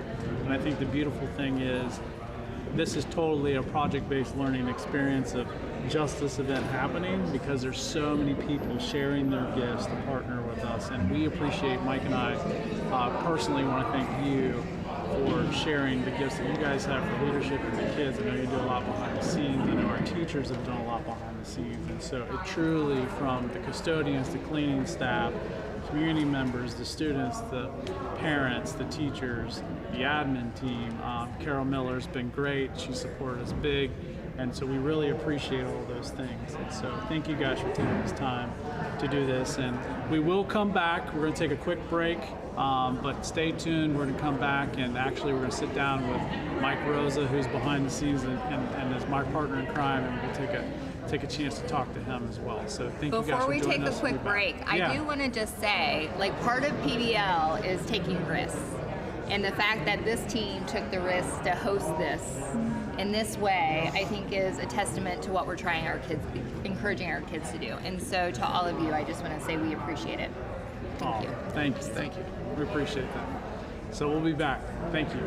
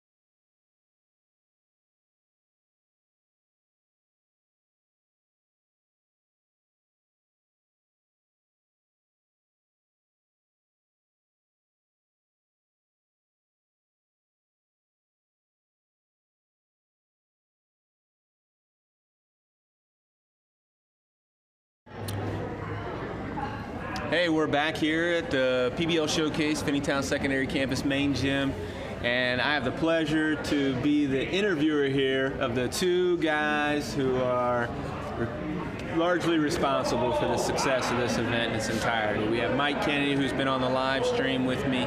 Obviously, you've met him through that.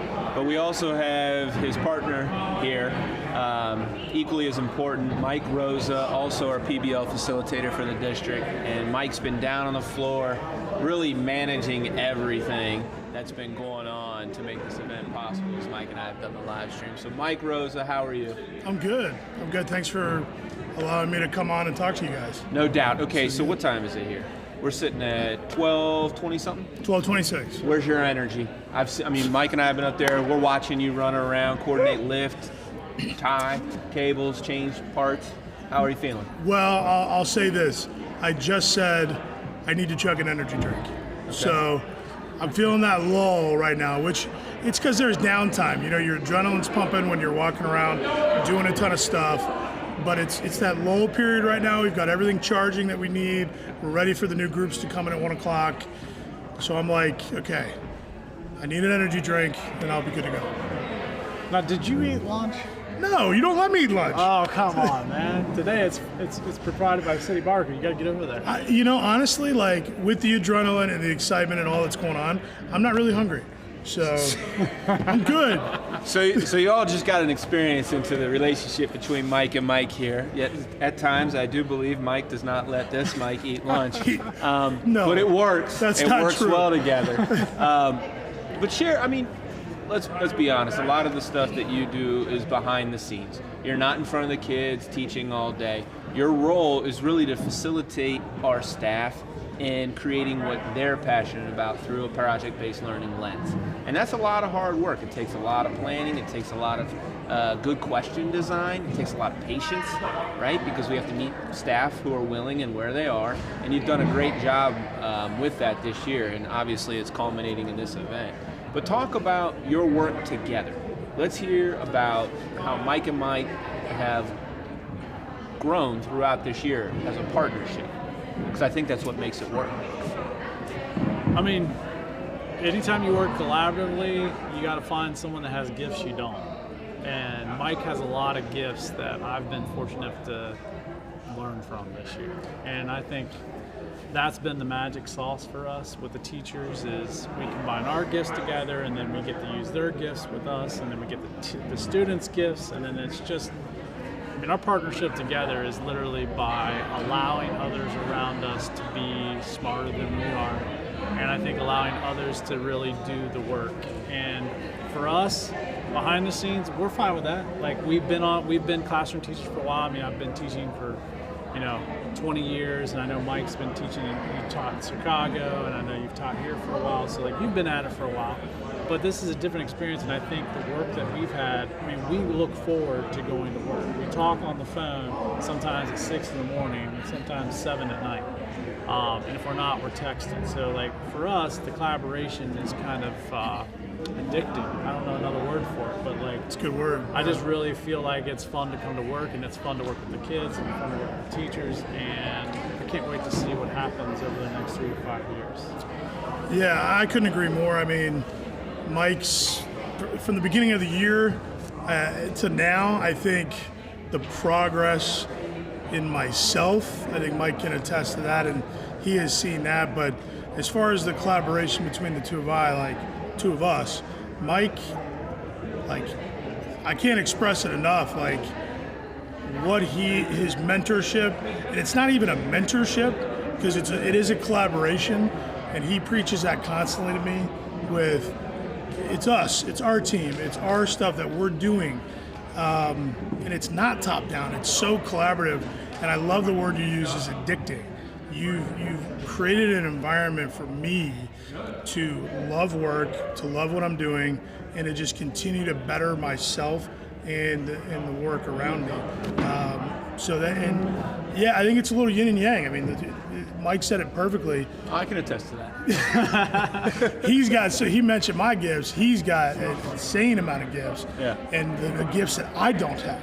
So they just complement each other, and we complement each other, and it clicks and it works. But man, I do have to echo what Mike said about our staff and just how talented these teachers are.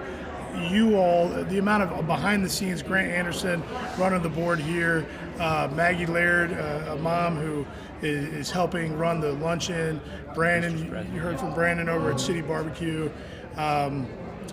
There's just a million people, Heather Burkhart, David Backer, all the alumni that have come in, Shelby Haddon. Matt Bryan is on here. Matthew Donnerman, yeah. I mean, I know I've missed the name. We're gonna Kayla miss Herring, names, Jihad Rashid. Yeah, Jihad. I saw Jihad and say hi. Yeah. It's amazing. But that's the point of this, is that if you try to do it by yourself, it's not going to happen. It's not going to work. And this work, what we're doing, is fun, collaborative. You can feel the energy.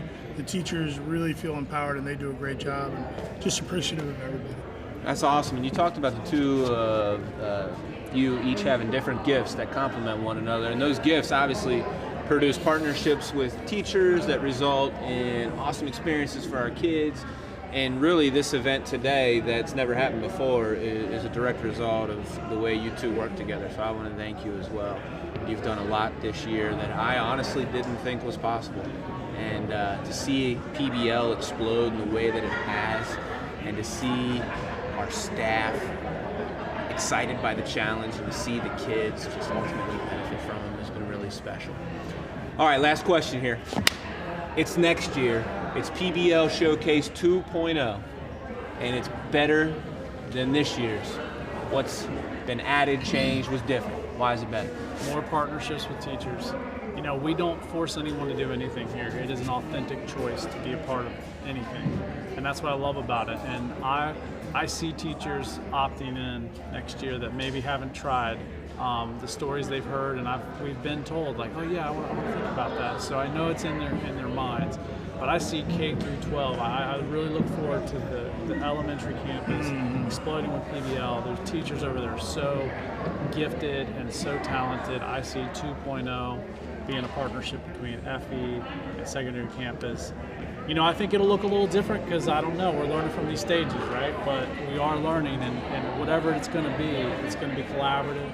We're going to depend on the gifts that we have from our teachers, and I just see the community being really proud of what the students are doing. There's a boatload of talent over at FE, and I'm glad you mentioned Finneytown Elementary, because those teachers are good and they care and they have a lot to offer. So next year, seeing that come to fruition will be pretty exciting. Like Rosa, do you want a second lunch? Are you already? Did you eat lunch or not? Did you remember what he talked about? Did you say no? Did you forget that? Drink. I need an energy drink. Maybe I need an energy drink. Maybe. Whoa. Right? I need my first lunch and my first energy drink. First lunch, and you guys have been up since 4 in here. Earlier than that, right? Some of us earlier than that, yeah. Okay.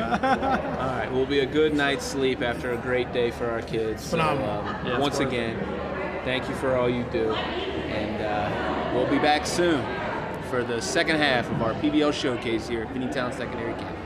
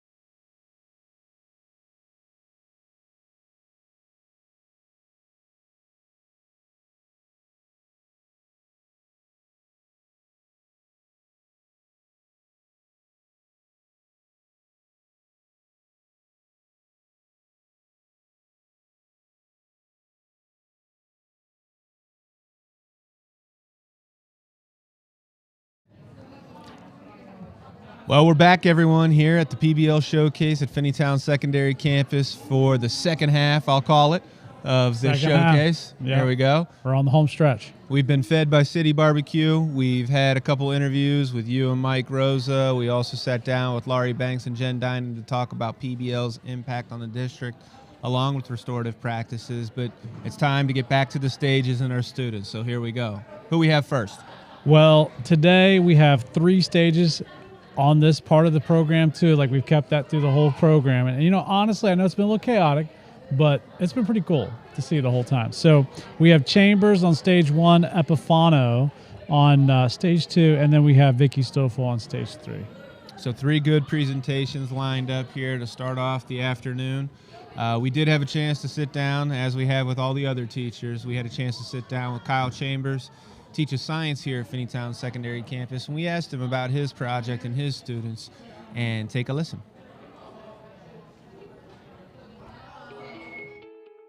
I'm Kyle Chambers. I teach high school biology at Finneytown Secondary Campus. It's my 4th year teaching. So this project is our culmination, end of the year event. What this project is an opportunity for the students to investigate a question about science that they've always had, investigate a mystery, try to figure out something about biology that interests them, and then also use that knowledge that they learn to teach the community, to share that information with others. The cool thing about this project that's really sparked the students' interest is it's student choice. They get to choose what they are learning about, what they're investigating. So I have students investigating Bigfoot, Atlantis, GMOs, and it allows them to really investigate and learn what they want to learn. It's not just what I'm teaching them or think they need to know. And that's caused them to really cultivate, study, dive into new things, and work together in ways that I don't think I've got to see this year. One thing that surprised me about this is their questions. A lot of the questions that they came up with were not what I would have thought they wanted to know, but they're all really good. And just the way that they're diving in, I never would have thought that anyone would have had a question about Atlantis or GMOs or Bigfoot, and yet here we are spending a long time on that. So that was really shocking, a lot of the questions.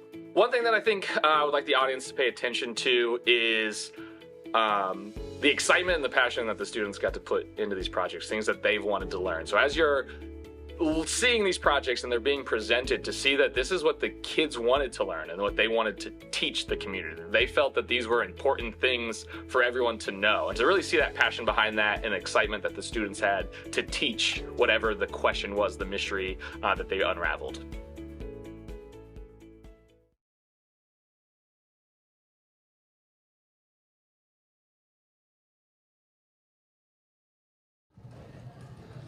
Kyle Chambers, obviously you could feel his energy right there in that interview. He's a guy who keeps our kids engaged and entertained. His personality really shines through. Yeah, his relationship with students, like a lot of our other teachers, is great, but energy is the right word for him. I know he's been a coach in the past, and that's kind of how he is in the classroom. Loud, boisterous, and excited. And his kids respond to it, and we'll see that here when his group presents. Oh, for sure. Who else is presenting? We have Vicky Stoffel. Yeah, we got Vicky Stoffel, and I know we got a chance to sit down with her. So let's take a listen to Vicky's interview we did with her earlier in the week. My name is Vicky Stoffel. I've been here for 28 years teaching American history. We are doing a unit on reformers and sectionalism and what led up to the Civil War. But this also led up to the world that we have today. So we're trying to compare how the world was right before the Civil War and things that happened then that led to the world we have today. The movie and the acted outs. They do like making the movie, they do like doing the acted outs. The students surprised me by using the technology that was available to them in very creative ways. I'd like the audience to look at the hard work that the students put into their projects and the quality that they put in and the creativity. So Vicky Stoffel, she's been a teacher here for many years. We're talking 30-ish and some change probably, but has the same life and energy she had when I first met her. Absolutely. I think that's a good way to describe it, because anytime we've co-planned with her, I'm like, wow, it seems like you just started, 2 or 3 years ago. You got that much energy for your job, and that just speaks volume of her passion about education and these kids in Finneytown in general. You know, the surprising thing from my perspective, I know you've worked more closely with Vicki than I have through planning projects, obviously, but when I was an assistant principal, you know, I noticed that Vicki did do projects. Her students did the traditional project, I think, and they were always really, really good. Oh, yeah. And she would put them up outside of her classroom, and I loved walking down her hallway because I got to see all of her students' work and the amount of effort that they put into it. Mhm. And really, a student's work is a reflection of the teacher. It is. I do believe that, and it's just always so cool to see what her students do each and every year because of her connection with them and the way that she teaches and engages the kids. Well, and that's what's meant a lot to me as someone who's partnered with her, Mike and I have this year, is the fact that she has been willing to look at doing projects differently. Because like you said, she's already bringing in a lot of experience as someone who's done projects, but she has looked at this through a different lens. And I know through this process, you're going to see today, her students have taken a movie that they've created themselves, the scenes of the movie, they wrote the script, all that, about the Western movements in our history. And that makes us what we are today, is they're going to talk about those topics. And she really took the ball and ran with technology in a way that she had not done in the past. So we used Canva, which, you know, is a program that they did all their videos on and all their graphics on.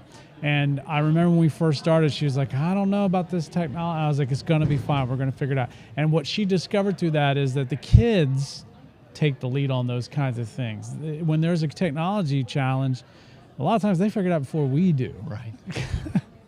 Yeah, they probably could have had the live stream set up 5 hours. They could have probably run it, yeah. Right. Okay, so we know we got to hear from Kyle Chambers through his interview, also Vicki Stoffel. We do have a third presentation. You mentioned Evie Epifano earlier. She's on stage 2. And talk a little bit about your partnership with Evie this year and what her students' project's about. I mean, a wonderful planner. I think for her, she really has planned well for these lessons. And she has ignited the students to do something a little bit outside the box, you know, an art piece that represents some kind of social issue. And for our luncheon, we use those art pieces as the decorations for the tables. So if you sat down to eat, you would see the students' messages on those tables. And it was so cool to set that up yesterday with her. And my partnership with her has been unbelievable because the amount of energy she's brought, her willingness to try PBL. She is a brand new teacher. She's coming from the corporate world into the teaching world.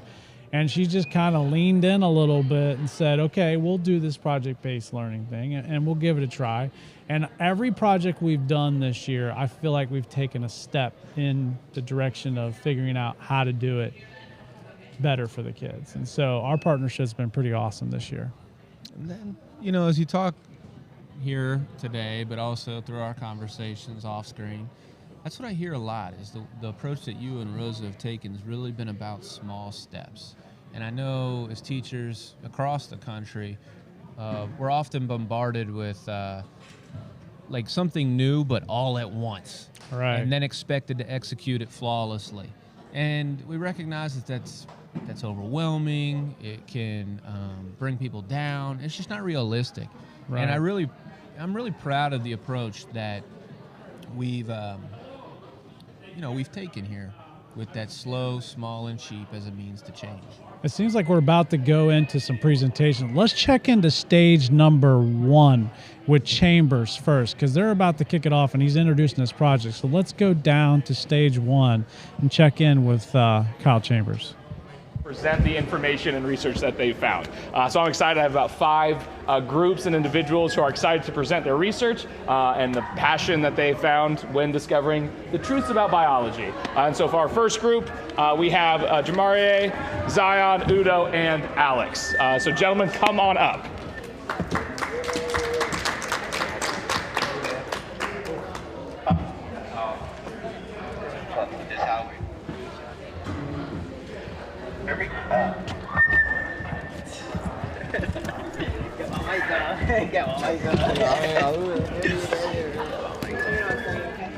Hey, where the thing?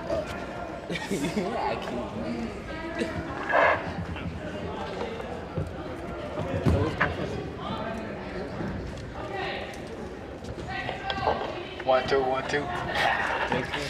Twin. What's up with the gang? Okay, guys, how y'all doing today? So basically, we're doing a video about limbs, how we can't grow limbs and stuff like that. So I hope y'all learn about the video, and I hope y'all like it. Man, I look like a smack.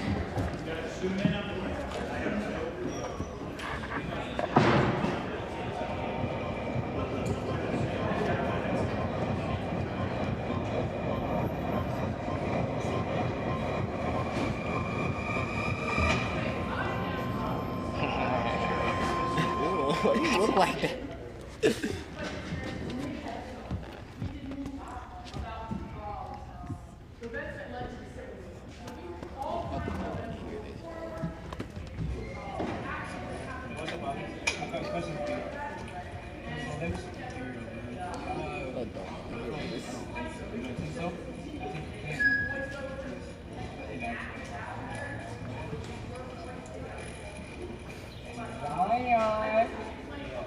There you go, Liv.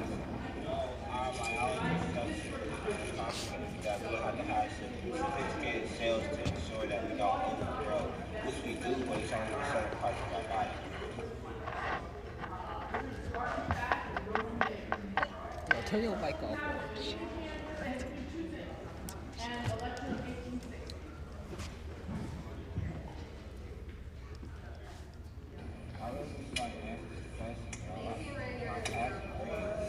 Hey, Mario, you want to answer this question?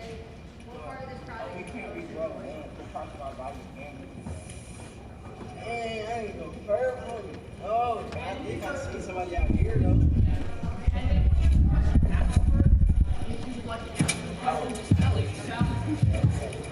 Alex, can you answer this question?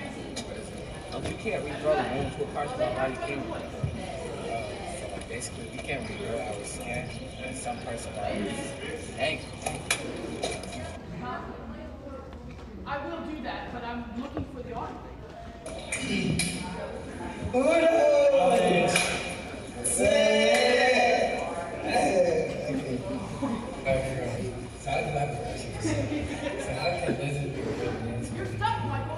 Lizard has satellite cells that can grow into skeleton tendons, muscles, and tissues.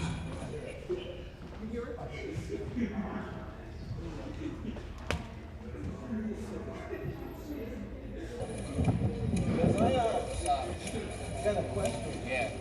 Will humans be able to regrow limbs in the future? No, regeneration is blocked for us because we develop scar tissue every time we get cut. We'll have a limb cut off. Alright. Thank you for watching the video. We really worked hard on this and I hope you like it. Have a good day.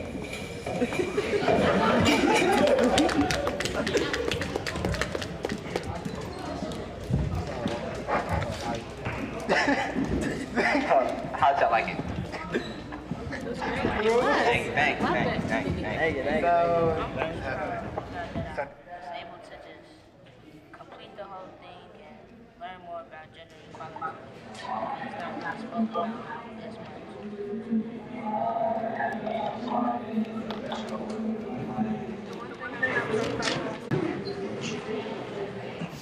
I'm glad I got to do this project and also I'm glad I got you.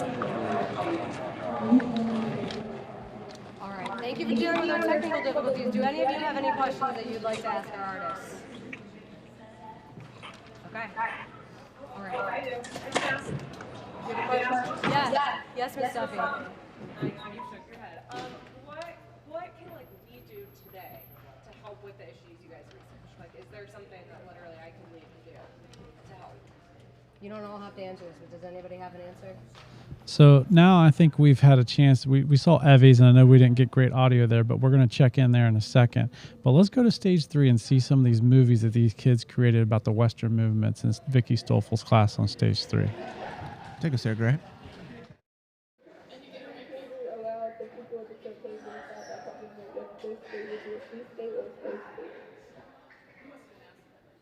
The election of 1860 was one of the most pivotal elections in American history.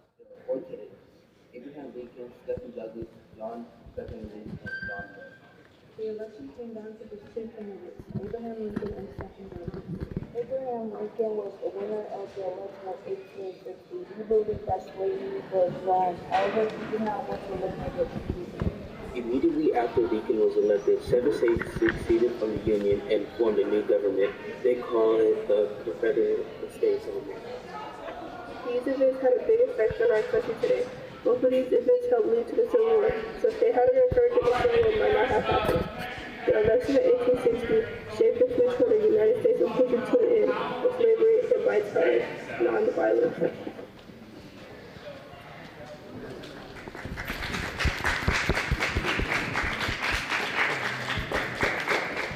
Okay. You four come up. You four come up. Come on up. Group. As a group, you look good. Okay.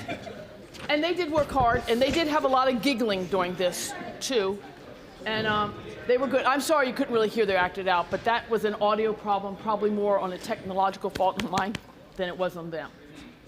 But they did know a lot. So if you have any questions about how it went for them or what they did, we'd be glad to answer them for you. Okay, so we just got a live look in at Vicky Stoffel's What was the most class challenging and part community of this amazing project for you? presentation. We're going to send it down now to Matt Brinus, who is standing by with the student, and let's hear what Matt and our student Aurelio has to say.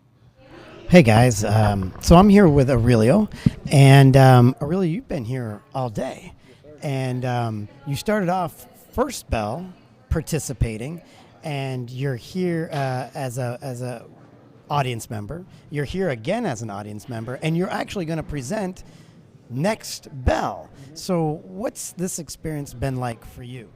Been pretty fun. Been pretty fun watching my peers present and them be themselves and just watching them and supporting them. That's why I'm here. Support my peers, support my friends. Can you talk to me about the expectation of about to present? What's going through your mind? I'm just ready to present. I was nervous in the beginning, but I think it's a thing that you got to get. You're nervous about in the beginning, but once you're over with it, I'm just ready to present. You know what I mean? I just want to get it done with, because I think I'm a ace it. I'm ready to whoop people in Uno and get the job done. Okay, very interesting perspective here from Aurelio. He's about to present and in an hour, and he's excited about it, but he's wanting to do it. He's been waiting all day. He's seen other people present. He's supporting them, and he feels like, man, I want to get this game on. Oh, yeah. I want to get over with. Got to show him what I'm about. He wants to show him what he's all about. Oh, yeah. So that's from a perspective of a student about to perform. Back to you guys. That excitement of him getting a chance to like show off what he's done with the group of friends that he's built relationships with in the class is kind of cool to see. And I know a lot of students feel that way. Let's take a second to jump down into stage number 2 right now, where Evie Epifano's class has a presentation going on with Macy. From diarrhea and other diseases just by drinking the water. That's why every night before I went to sleep, I would pray for miracles to happen. A miracle for innocent people to not get sick with disease like my little sister. A miracle for innocent people to not die like Miss Sarah. A miracle for people to have safe and affordable drinking water. After I pray, I would wait and hope that the miracles would happen one day. The next morning, I got up, got my bucket to fetch more water. That's why I heard a bunch of people shouting as they went from their houses and down the road. Letting my curiosity get the best of me, I ran out of the house to see what the commotion was. That's when I saw a bunch of people wearing hard hats destroying our water fountain, until the fountain was nothing but pebbles and dust. Have these people gone insane? I thought angrily. Why are they destroying our water fountain? That's when I overheard some people with hard hats talking. So, boss, we have enough money to build a new fountain, one asked.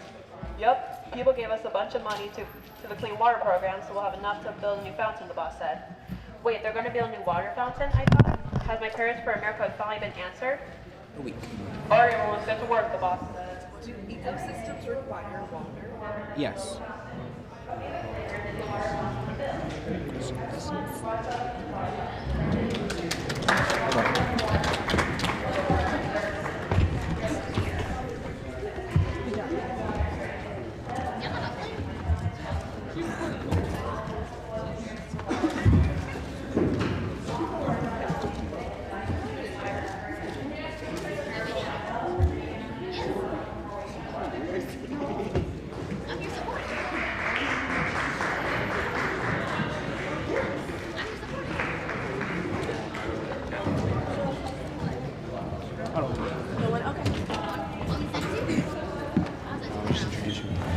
right, thank you so much. Now we have Sean, who's going to tell us what is color.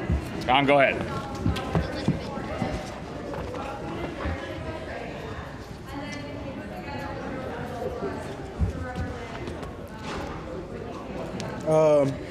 Definition of color on Google, what it says is the property possessed I'm excited by, about this one. We've had her on the podcast before. Yeah, doing great things. Kayla Herring is down on the floor with Matt Brynis. Matt, how's Kayla doing? We've got a special treat for us, guys. We got an alum, former graduate. Miss Kayla Herring is here. And Kayla, why is it important for you to be here today? It's important for me to be here today just to support all of the children today, presenting their projects that they worked so hard on, and just to be here to encourage them to keep going and do what they're doing. Massive support here from an alum, guys. And second of all, Kayla, talk to me about project-based interactive group work versus sit in your chair, kind of regurgitate information back to you in the traditional classroom form? So my thought on it and my opinion on it is I feel like the project base is more interactive, and it allows the students to be more creative and expressive and more engaged than just sitting at a desk all day and doing boring tasks. Do you feel like it's important for you as a student at our school, and I know that's a few years ago, do you think that's important for you to express your own identity and thoughts as a student and not just what a teacher wants? Yes, I do, because it prepares the students for the real world. Like, you have to have your own identity, your own thoughts, and your own path. So I think this is definitely grooming and creating that pathway for them right now at a younger age. And thanks, Kayla. And so just to reiterate, Kayla is very, very big on showing one's agency, identity, personality in a classroom, and letting a student be as opposed to is. And then my final question is, what advice would you give to anyone in elementary coming into the high school? Wow, like a great question. Any advice I would give is be yourself. That's definitely the number one, and to never give up. Never give up.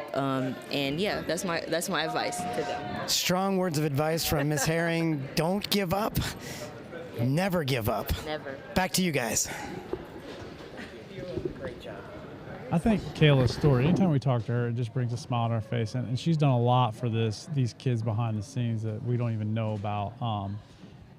The words she got out, all those things that she's done, getting the word out has been huge for us. And I know she's done other things too, and she's going to continue to do more. So I really appreciate Kayla being here today. Me too. And that's something I didn't expect today, is to get to see kids that, I mean, I taught Kayla. Yeah. One of our teachers who had her students present, Alexia Bonds, I taught Alexia, Right. and all the other alum who were here, just to see them all come and give back. And then Aurelio too, who just talked to Brynis a few minutes ago. We get that special privilege of seeing their growth. And, it's definitely on display today. Where should we head now, Kennedy? I think what would be cool is if we were able to check in with Kyle Chambers. His students are definitely putting on a really good program today for the presentations, and it'd be cool to get his perspective as a teacher, and he could give us a little bit more insight to what's going on with his projects today. So, I think we're getting them mic'd up. We're getting them mic'd up right now. Mr. Brynis, are you ready? Drum in this room is stopped going by to every be morning. not the best, but it is better than not. So Here. And tell us what's going on with your project. Yeah, absolutely. So at the start of fourth quarter, we introduced the project of what is a science question you've always wondered. And so we spent a couple days allowing the students to brainstorm, to investigate, to be curious about questions that they've always had that have never been answered, that we haven't answered and they always wanted to know. And so each kid got to take a group and figure out that question. So we have, is Bigfoot real? Why does rain make you sleepy? What is sleep paralysis? What is color? How do GMOs impact humans that after we eat them? And so we just have all of these different questions that the kids have come up with, and then they've been able to spend time doing research and experiments to try to solve those questions, come up with the answer to those mysteries, and then build their own presentation to figure out on how they want to share that information out. So where I've seen it's been really cool, each kid has been really passionate because it's what they want. They get to answer something that they've always been curious about. And you just stole my next question, which was, when you give kids the opportunity to choose their own topics about something that involves biology, they show that passion. What are some examples of that? Yeah, so I've had a group do the GMO group that I talked about before. They have just been super interested. They've heard of GMOs before, but I think they just thought it was going to be a cool topic. And then through their research, like, Mr. Chambers, GMOs are in everything. Everything we do is GMO. And they just have been diving in, and it's been crazy to see how they want to present that information. They've gone through, like, let's bring a bunch of different chips, all with different types of GMOs, and taste test those versus non-GMO foods. And it's also cool to see them come up with both the pros and cons. Like, they get in both sides of the story, which has been really cool. And I think for the first time, they're more excited about biology than TikTok. Like, they're actually jumping on and trying to figure it out, which has been really cool. So simple. We're going to let you get back because I know you're interested in doing that, so thanks a lot. I'm just going to recap genetically modified organisms the kids got interested in. I'm not sure why I'm so close to there, but I'm going to back up and say genetically modified organisms mean something to these kids, and they got passionate about it, and that's amazing. So, wow, great job, Chambers. Back to you guys. These interviews with Brian have been fantastic. They're awesome. I gotta say, it's been wonderful. Well, to be able to send it down I've to gotten people that have been texting me saying, "Hey, this is really cool. We get the on-floor interviews." Yeah. Like, they've loved that from the live stream. So I really appreciate the students and the parents and community members and the participants that have gone out of their way to do this for us. It's cool to hear their stories. My favorite thing from Chambers was the fact that he has students more interested in biology than TikTok. And I think if that's the measurement each teacher has, if I can get the students more interested in my subject area than TikTok, you're doing something right. You're doing okay. You're doing okay. Man, a lot of good presentations happening right now, Mike. I see we have Sean Chappelle up on stage 2. I'd love to check in with him. I Stage hope we 1. can get him at some point. That'd be cool. Yeah, it'd be neat if we could have a conversation with him. So we have a slow clap happening. Okay. As you can see, like, audience members, they have these clipboards in their hands. And I know that maybe you've seen on live stream. Well, what are the audience members doing? What are the experts doing? Well, they're taking notes and giving feedback to each one of those groups so they can have maybe the next step to do their presentation next year a little bit better than what they did this year. And right now we've got another video that's going to happen over here on stage 3 in a second, but we're gonna try to check in here with the teacher, or with the student. I think Brian has got a student right now. Brian, are you about ready here? I think he might have a student that just presented on Chambers stage, which is cool. Brian, can you hear us? Yeah, I'm right here. And Sean, you just presented, like, hot off the wire. We got Sean here to present. How did it feel to present? I got a little bit of stage fright, but it was good. It was actually good. It went better than I expected. So he had some stage fright, and then he got over it, guys. But, like, what helped you get over it? My teacher just, said. Chambers is a good teacher, isn't that? So he helped you through that process. Did you work with other people with your project? I thought about it, but I know a lot of people just goof around and stuff, so I thought I could be like an independent person and get there done. Thanks, Sean. Now, I also have another question. GMOs, genetically modified organisms. What was your specific content on your project? You mean, what is the question? Yeah, what did you It was color. How do people see color? Tell me more about that. So basically, it's some cells in the back of your eyeball called rods. They help indicate colors. They help signal colors, you know what I'm saying? And cones, the one that tells you what color is which. Why did you choose that? I just found that very interesting because they say 3 main colors. I wanted to know why were there just 3 main colors, and why was there all these other colors made? 3 main colors from a science student just producing a great product. Back to you guys. Great job. I mean, stage fright. I think we've all had that. And it's cool how to hear, his teacher help him through that. And he just let it flow. He got it done. So now let's check back in on Chambers stage 1.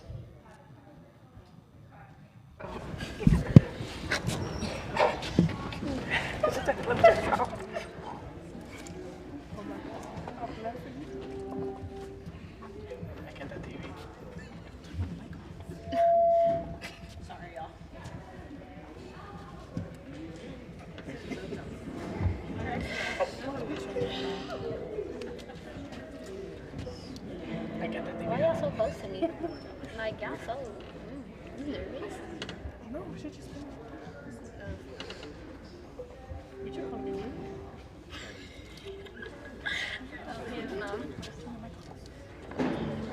Did Herbie say she breathes?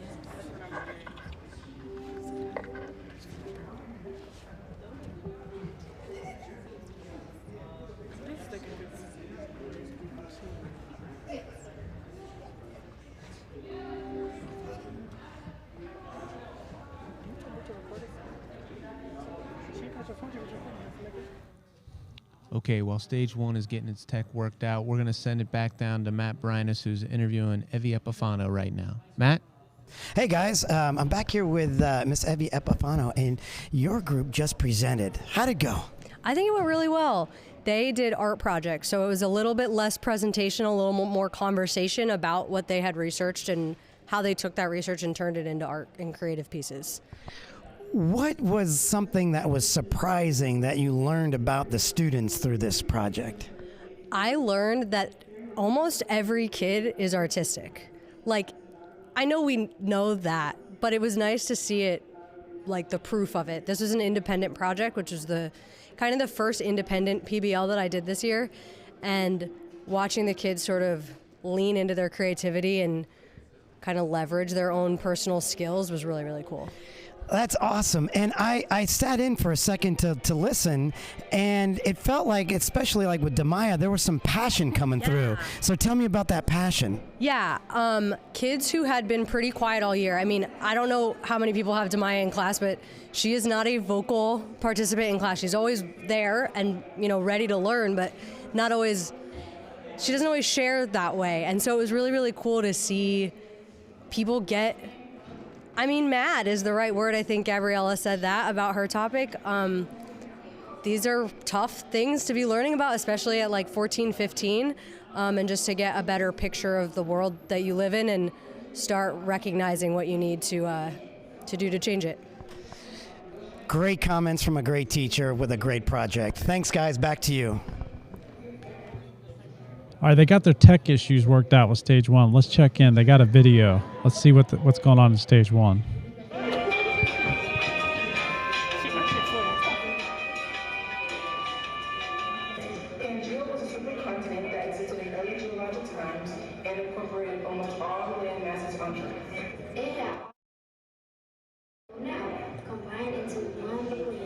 Surrounded by a blue ocean called Panther, and was fully assembled by the early Permian cola. The year began to break apart around 200 years ago during the early Jurassic epoch. Now we're wondering what happened to Pangea.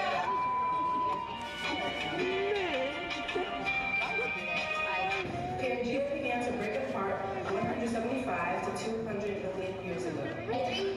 Fissure grew between Africa, South America, and North America. It's getting worse and worse, and the magma is blowing up to meters of the crust, and it was created through volcanic exile. This expansion is slowly breaking with the core to form the pre-continent and continent.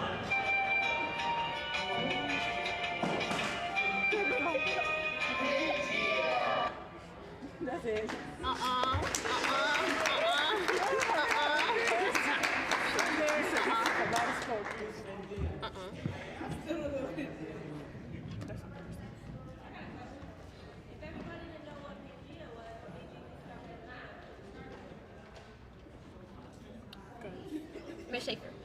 Schaefer from last year. She was my science teacher, and you know, she don't work here no more.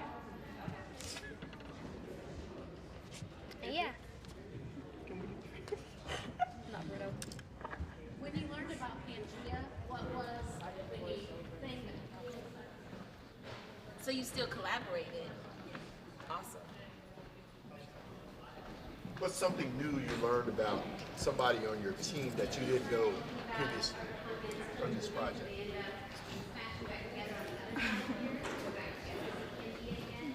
Can we expand to or themselves? Or themselves. Or yourself. I hate to sound like You hate the sound? Yes, I hate listening to it. Can't hear you. I said I hate listening to my voice. It's weird. Oh, you didn't like listening to your voice? I learned that I like editing. Nice. Editing? Okay. Part of it.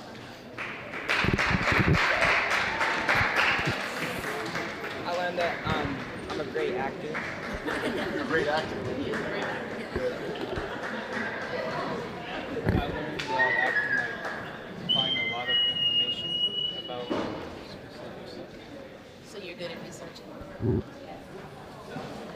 Did you have to do any problem solving at all when you're, like, did you come to a point that's like, okay, what do we need to do to make this make sense, or how are we going to work through this? I would say that would be transferring everything onto Canva. It would take a really long time. I would say like two class days, just compiling all the information onto Canva.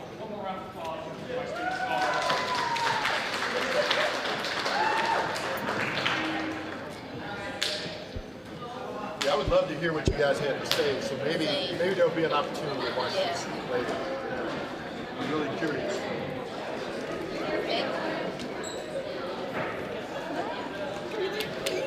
Thank you. So I was supposed to do something. Why did everyone look at me?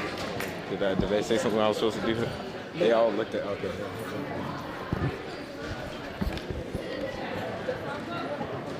And this is 6 bell. Okay. Go on, Dan.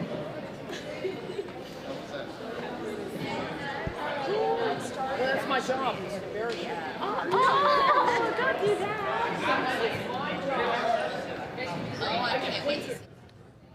Well, we've seen good presentations there. I know Kyle Chambers' presentations on stage 1 just wrapped up. Good round of applause for his kids. I know Miss Stoffel's presentations are still happening there on stage 3, which we were just looking at.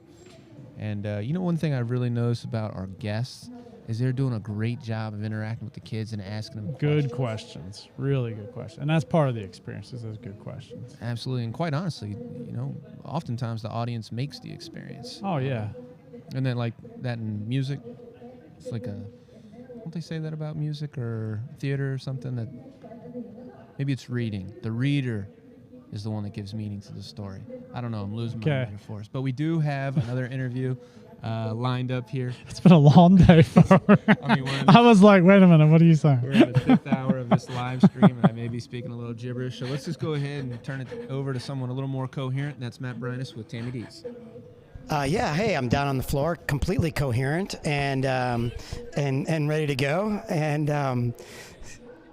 And I'm here with an extremely coherent person, Miss Tammy Dietz. And now you just witnessed stage 1. Tell us what you observed. It was great. It was Mr. Chambers' class, and they were addressing the issue, what is biology? And it was all the different groups' idea of what biology is. So we got to hear about, do we grow new limbs? And we got to hear about Pangea. I also got to hear about where colors come from.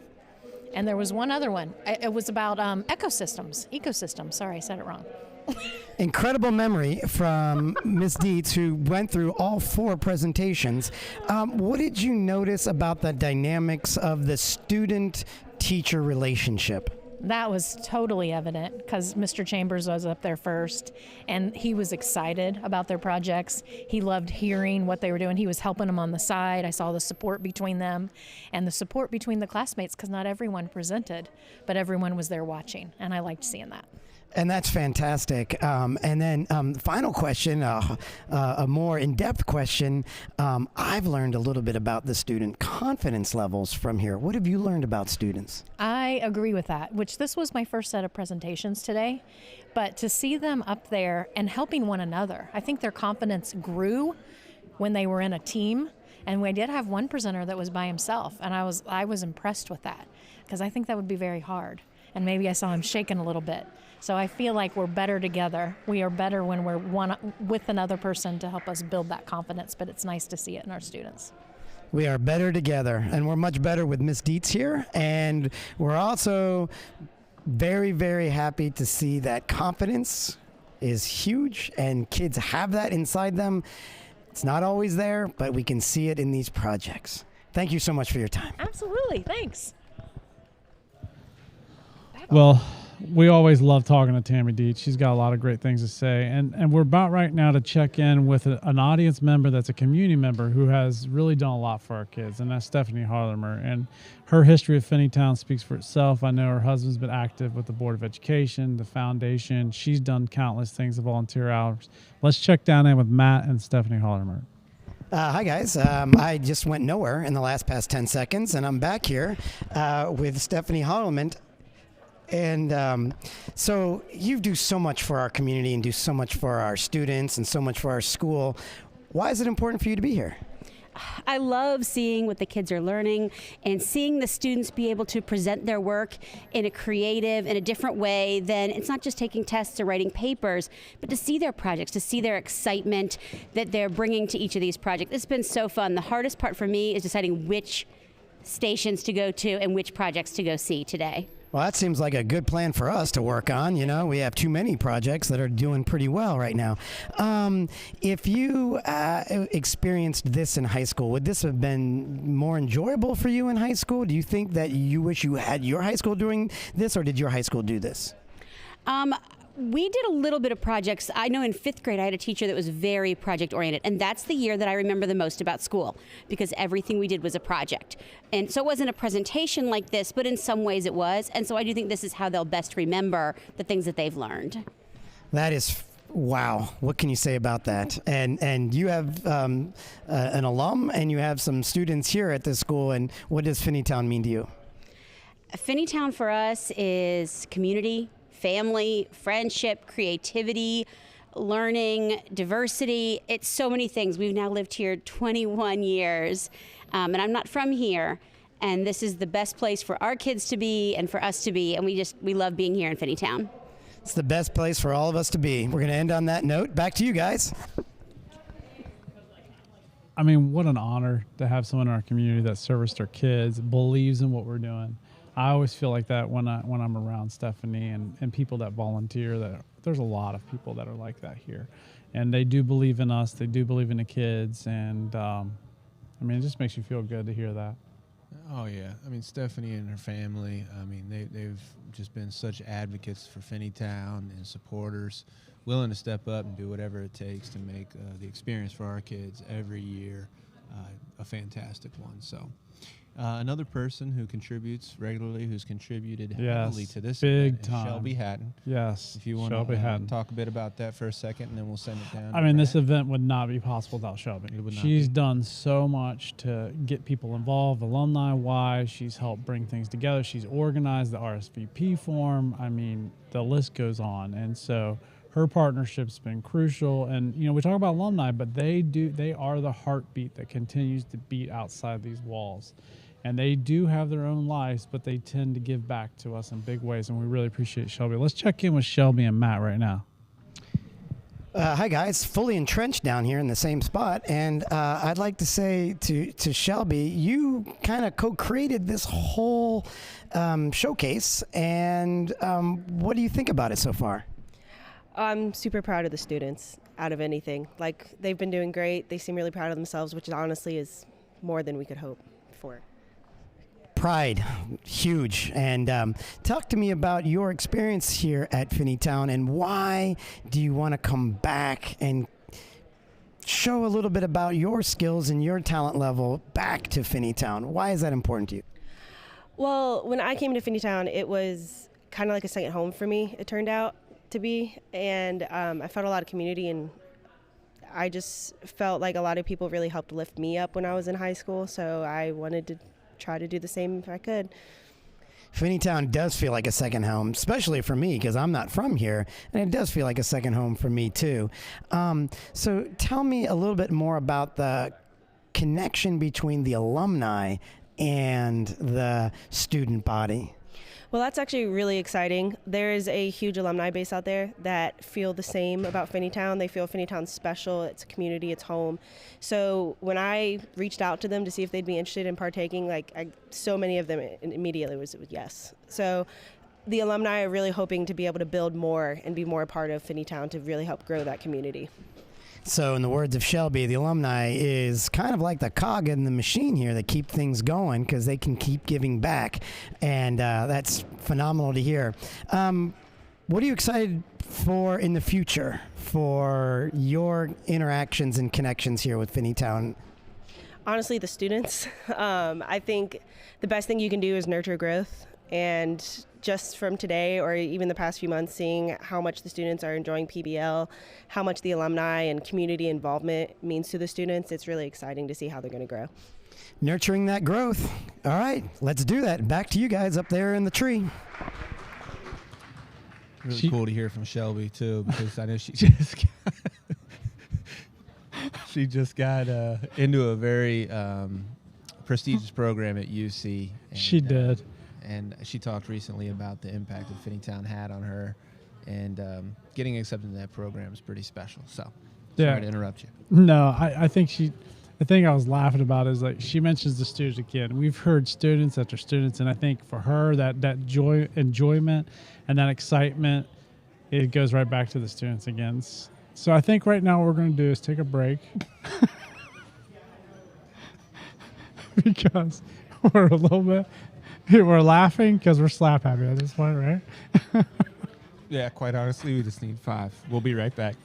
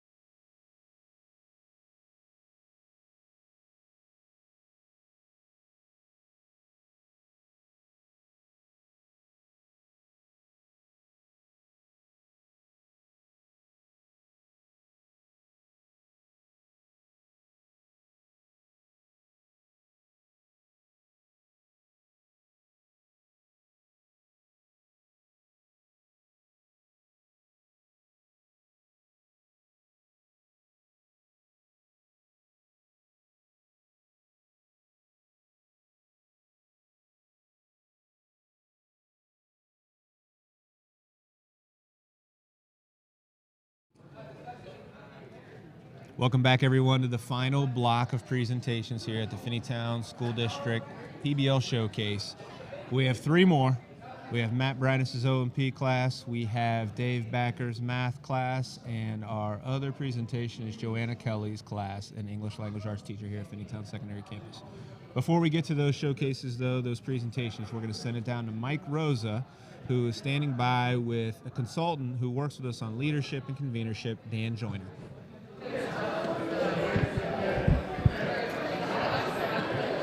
I know I'm a little bigger, a little taller, but he actually has a project in this block, so we had to pivot, and I'm in here, which I'm excited. I'm here with Dan Joyner. Dan's a consultant here with Finneytown for us, and what you do with us. Yeah, my role is essentially being a restorative leadership consultant. So it's all about restoring community and building community inside classrooms, meeting rooms, on the play field, football field, everywhere. It's all about building relationships and being in community together and learning together. Yeah. Well, very good. Well, we really appreciate you being here. Can you tell me a little bit about some of that community building that you've seen here today, some of the good things that you've seen? Oh, yeah, absolutely. You know, community building is really being in small groups together. You know, and I mean, that's what I know about community. And I see small groups of students coming together here, working together on projects and collaborating on projects. And so in that situation, they form a community.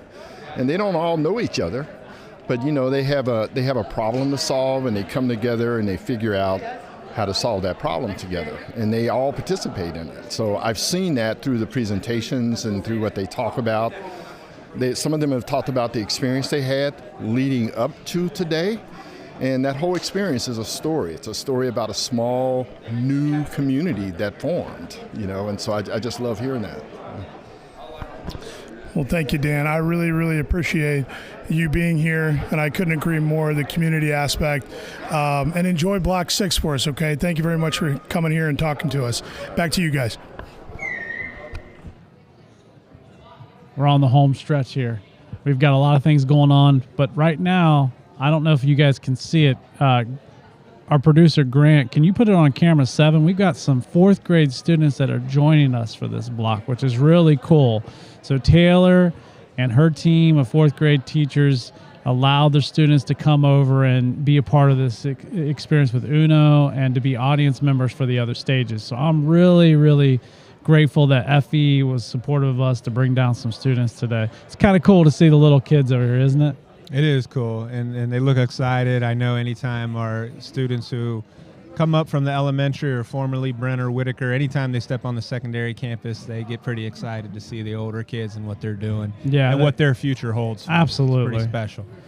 So we wanna highlight the side stage that is going to happen eventually, but there is a cool side stage that's happening with Shelby Hatton, one of our alumni, for a science project.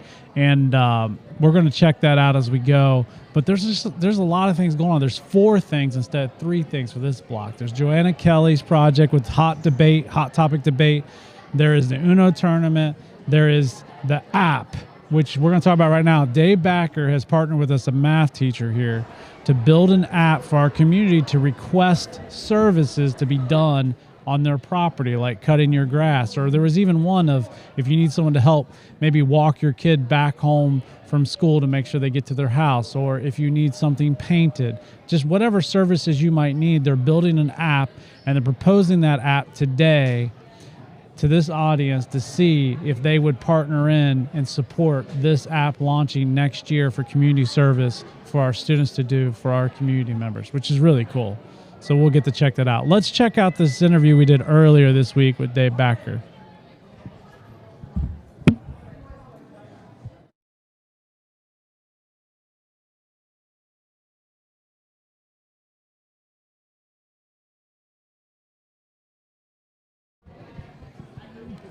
Having some technical difficulties there with that video, but I want to talk about Dave Backer's project a little bit more because we saw him go for that at the start of not this school year, but last school year when he ventured into project-based learning for the first time, and it didn't fully work out. But the great thing is he didn't give up. Right, he didn't give up, and last year he wanted to do the app, and we didn't even have the program to do the app. This year we found a program that worked that the students could use through JotForm. And so now that project has really taken off. And right now I know Rosa is setting up the stage for everything. Now that we got audio, we're going to send it back to the interview with Dave Backer. Here we go.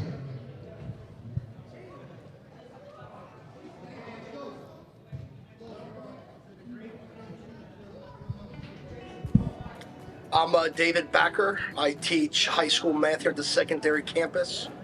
My financial literacy class is creating a project, an app actually, that our community can use that if they need certain odd jobs done around their house. Like if somebody needs their grass cut, they would get on this app and say, oh, I would like my grass cut on Saturday at 2 o'clock. That message would get sent out to any students on our campus who has that app, and they would sign up for those jobs and receive community service hours for that job. What has sparked me about the students' interest was how well they were able to work in their groups to collect data on our community, the survey questions they asked our community, and how they were able to use what our community needed to embed that into their project. They surprised me with, I wasn't too knowledgeable with JotForm, so it was like a learning curve for myself, and I thought I was very tech savvy. It turns out I wasn't. So a lot of questions that I had with how we were going to be able to get our app to communicate with every student at Finneytown, I was kind of scratching my head with that and wasn't really able to figure that out. But these kids, or my students, they picked that up pretty quick, and it's a different world. I would like the audience to pay attention to when they're watching the presentation today to see how easy the interface is to be able to communicate with our students to have certain tasks done around their house, because it might get a little hectic to have to scan a QR code, and maybe not some people know how to do that. So I want them to pay attention to all the different avenues we have set up so our community can get help when they need help. All right, so now things are starting to get settled in. The projects are starting to take place. Right now, we're going to go into stage number 1 for the Uno tournament. We're going to check that out because they just started, and I want to check in the Uno tournament, and then we're going to jump back over to stage 3 in a minute. But let's check into the Uno tournament. You have to pass out 7 cards to each player. And once you do, you have to flip the card over, and that becomes the discard pile. And you can put either the same color or number in that discard pile. You don't gotta put down the same color. If you got a same number, like on a, so you got a blue card with a 5, you can put down a green 5 or a yellow 5 or a red 5. The Uno skip card, if you place it down, the person after you cannot go. So this is a draw 2. If person before you place draw 2 cards, then you have to pick up 2 more. But like if a person before you puts a draw 2 card, then you have to pick up 2 cards. But if you have draw 2 cards and if you place it down, the person after you will have to pick up 4 cards. The only card you can stack is a draw 4 and a draw 2. So basically, if you have a draw 4 and draw 2, you can put a draw 4 on top of another draw 4, and that would be 8 for the next player, or 4. So this card is a reverse card. If somebody puts it down, that the game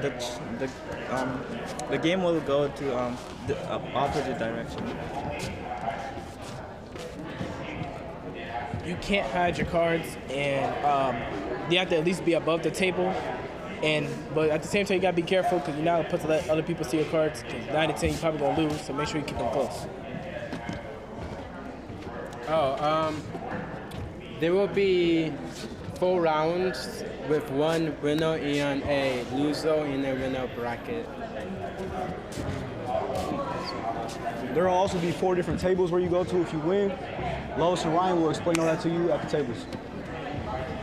If you ring the bell, me or Ryan will come to help y'all answer questions or ask questions. And if you win, you get a Chick-fil-A card. So like, I want to win if I was y'all type. For sure. Oh yeah, you ready? Look, there go the Chick-fil-A card. Yeah, proof. That's proof right there for everybody. You know. Like, who don't like Chick-fil-A? Well, don't get competitive. Yeah. Shit, let's get this shit started. Okay, everybody You gonna win? now. Huh? You gonna win? We'll just say you gonna Now win. I'm gonna go for it. See y'all later.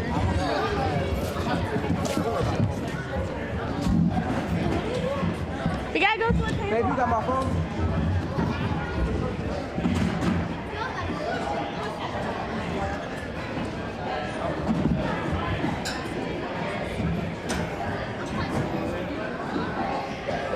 Okay, so we're looking in on this Uno tournament that Matt Bryant's O&P class is organized, and I see people going to tables. Tell us what's happening, because we know you've been part of this. Well, this is a tournament. It's part of that card sorting activity where they pick the topics, and of those topics, the caricature that you saw this morning came from that. And this Uno tournament is something that the students really felt passionate about.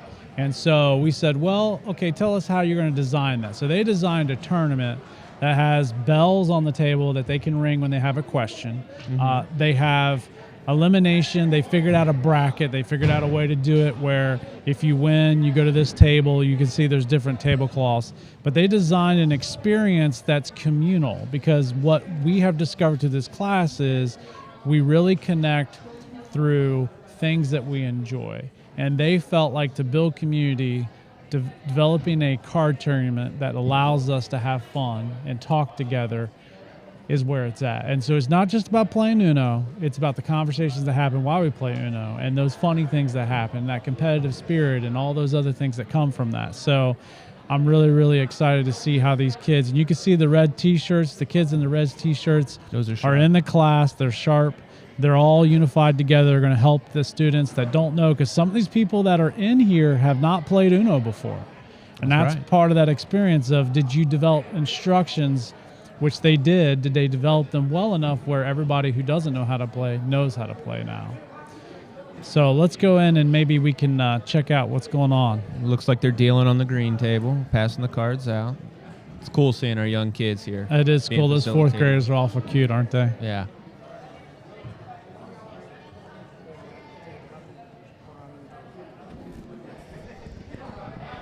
There's a lot of activity in the gym right now. A little more interaction than we're used to. There is. We do have four presentation type things happening all at the same time, but everyone's engaged. It's a pretty cool look right now. Yeah, right there on your camera, you see that that's the hot topic debate that's happening for Joanna Kelly's class. Right now, you can see the timer on the screen. They're debating topics. They are running a certain structure. They've come up with the arguments. They pick the topics themselves. So it'll be interesting to see who wins the debate, right? That's right. That's right. And it looks like they're well prepared, as I see a student reading from some notes. That's an interesting project type. There's one other project I think we should check out, and that is on our mobile camera with that's down on the floor for camera number 5. This is an interesting project.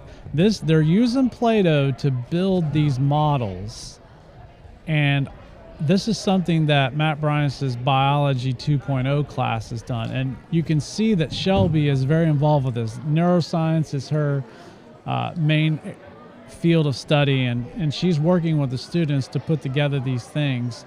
And you can see that there's different audience members that are going to build these models that represent these connections.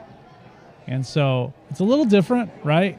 They're all hands-on, they're building, and it's just another way to do PBLs, put the audience into the action. But I got an interview when you're ready. That's so cool.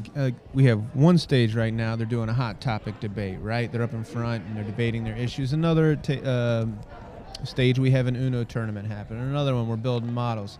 And on the other one, we're talking about an app that our students have developed for the community request services.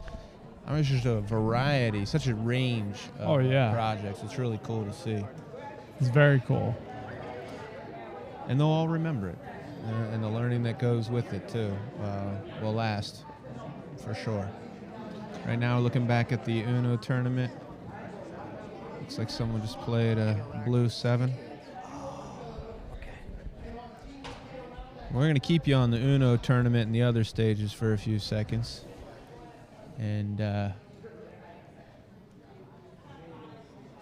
let's check in with Brynus real quick. check in with him. Brynus is on a mic here.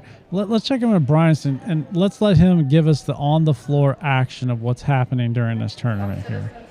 Hey guys, we had increasing taxes on everyone so that people can choose whether or not they want to go to college is unfair. Those people who already can't afford the taxes they have to pay would have to pay a lot more if everyone was included on these subsidies. To conclude this speech, I would like to state that if higher education were subsidized for everyone, it would be a waste of money because the U.S. government already spends billions of dollars on subsidies. College would also not be and make recordings. Exactly. College tuition should not be subsidized for everyone. Thank you. We're just going to come in here. This is round 1. There's 4 rounds. And we're going to just get in here. Ooh, what just happened here? Can you just explain what happened here? 2 people in a row just said Uno. 2 people in a row said Uno. 3 actually, because 1, 2, 3, and 4. Lowe's, talk to us about that. I ain't gonna lie, he just won. So, and what is your name? You gotta speak louder, what you say? Russell? Rasul? You just won, and 3 people called Uno at one time. Tell us about that, Carlos. See, now that's crazy right there. That's a nice dub, so now he finna advance to the next round. We got people advancing to the next round already, and let's come on over here. And who are you, and what brings you here? Well, to play Uno. Playing some Uno all the way from. Oh, Diego just made her draw 4. This is crazy going on here. Back up to you guys. So right now, we're going to get ready to check into stage 3. They're setting up for this app that they're presenting. And we can see right now that, I mean, it's a lot to put these things on. The teachers, the students, like there's the technology side of things. There's knowing what you're going to say to the audience. It's having a way to present it. So let's check into stage 3 and let's see how this is looking. They're about ready to start right now. So here we go. Stage 3.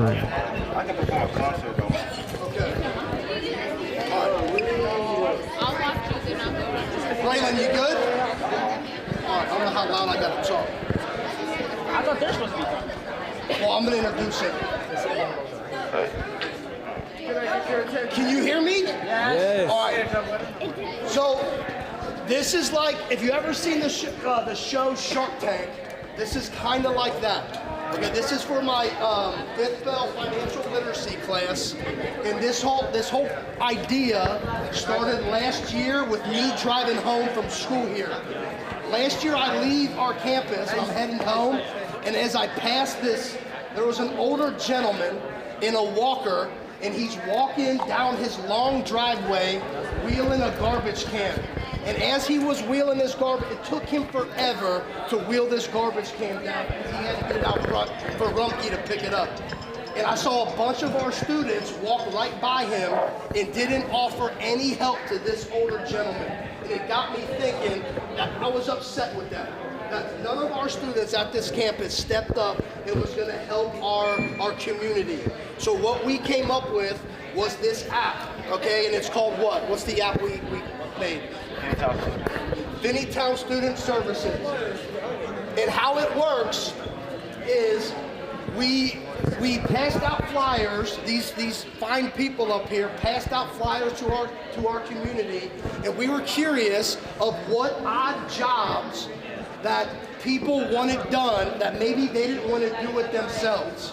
Okay, so like there's no reason that older gentleman had to wheel his garbage can up and down his driveway when we have about 600 kids on this campus who can do that job for him. So we made an app that our whole community would have. It downloads right to your phone, and you would pick different odd jobs that can be done around your community, such as grass cutting, walking some of you guys home from the elementary school, painting, picking up groceries at the store, any odd jobs that people don't like to do, our community members would sign up for that, say, hey, on Friday at 4 o'clock, I want my grass cut. They put it on the app. It sends a signal out to every student on our campus that so-and-so needs their grass cut at 4 o'clock. And if a kid or a student's free, they sign up for that job. They help our community, and instead of being paid in actual dollars, what do you get paid with? Service hours. Community service hours, which is a requirement for graduation, okay? So each one of these fine young people created their own apps, because obviously Miss Vicky here, she has no idea how to push a lawnmower around. So when she designed her app, she didn't have any lawnmower services in there, where Jalen, that interested him. So we made all four had their own app, and then we made kind of one big super app. Okay, and then this is going to be the product, so you guys can go ahead and walk them through that, walk them through like how it starts and everything, how you sign up. So when you first get into the app, you're going to see Finneytown Student Services, right? How you scroll down? I got you. And then it's real simple because we made it simple for older people. All right, it's real simple because we had to make it for older people. People don't like all the fancy stuff, so you just request a service. This is where we our service available is around Finneytown, so this is where we at right now, I think. And it's like around Finneytown, in Finneytown, all of Finneytown, a little bit like Xavier and a little bit of surrounding places, but mainly Finneytown. And you scroll back up. Press that right here, request a service.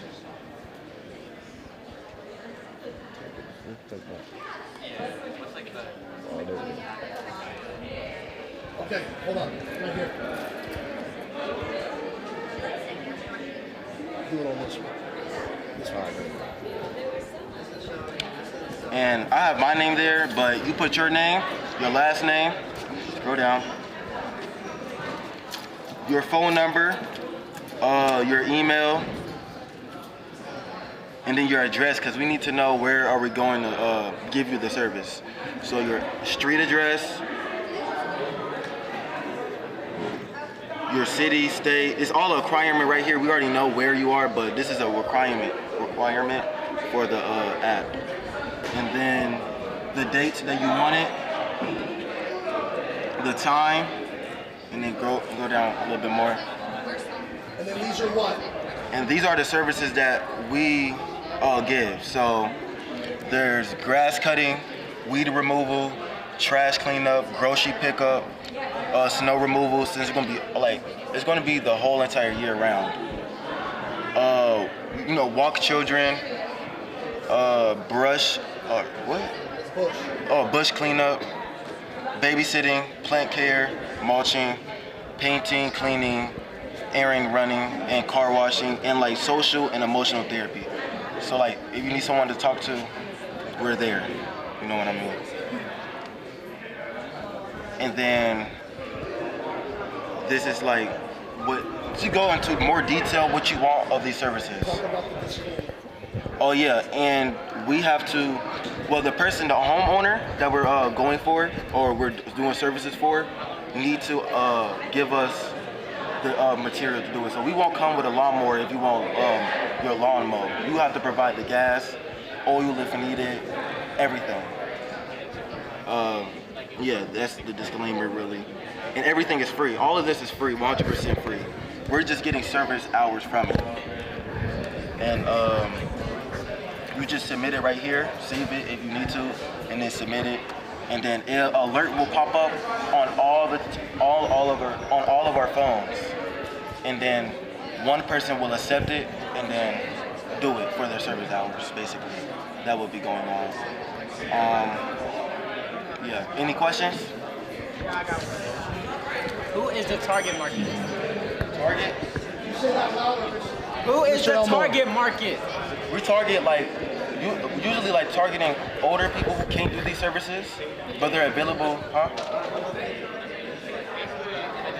Yeah, people in our community who can't do these services. But there's obviously other people who can't do the services who are now a little bit older. Just anyone who can't do these services who need it. How did you choose that product name? The name for it? We just really kept it simple. So Finneytown Student Services. We're targeting Finneytown as a community, and then students will be giving services. So I just named it real simple, Finneytown Student Services. I have a question. So this service is free, yes? Yes. Are there any other organizations providing this free service in the community? I know for sure, not schools. I think. Just any organizations, period. Are there any other? Yes, there are, but we're doing it for free. That's why. That's what I'm saying. Nobody else is offering it for free? No. Okay.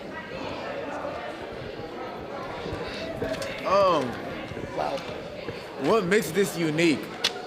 It makes it unique because we're doing it completely for free, and we're doing it to uplift our community as a what? Yeah, there's also no other schools doing this. There's people doing it, but they're charging it. We're doing it completely free. It's a community service, so we want to help out people who need it. I have another question. Can you scroll down the services? So thinking about you as a school and you as students, are you qualified to provide all of those services, or do you have to outsource some? I feel like that's up to the judgment of the student who's Because I see social and emotional therapy down there. Yeah, well, we mean that as like someone to talk to, someone who you can vent to. Okay. We don't mean it. Just a friend to talk to or something. Yeah. Like that. Okay. Yeah, like share your coffee with or sit down and talk to. What is the biggest challenge your team is currently facing? We're facing. We faced we're facing how people are going to use it, because we ran into problems where some people couldn't figure out how to use the QR code just now too. You know, people don't know how to use the QR code, so we have to figure out a way how we're going to maybe set up a tutorial or something like that. That's the challenge we're facing right now. Can I ask, how old are the students going to be that participate in this? That's number one. And number two, say I was young and had children, how do I know that I'm going to feel comfortable with you babysitting my child? Okay, so one is how old are the students who are going to provide the services? And number two, does the resident get to interview, or are you just guys show up for the service? To answer your first question, I believe it's going to be 9th grade through 12th grade, high schoolers. And then for your second question, these are all, we put babysitting on there because we're willing to do this. You don't have to, you're not obligated to trust us or anything. You have a sit and get with them too. Like if somebody said babysitting, you would go meet them first too. Yeah, with babysitting, you would go meet them first and talk to them. But again, there is some, that's a good question, but you're not obligated to trust us. This is what we provide if you are willing to trust us. My bad, if you are willing to trust us.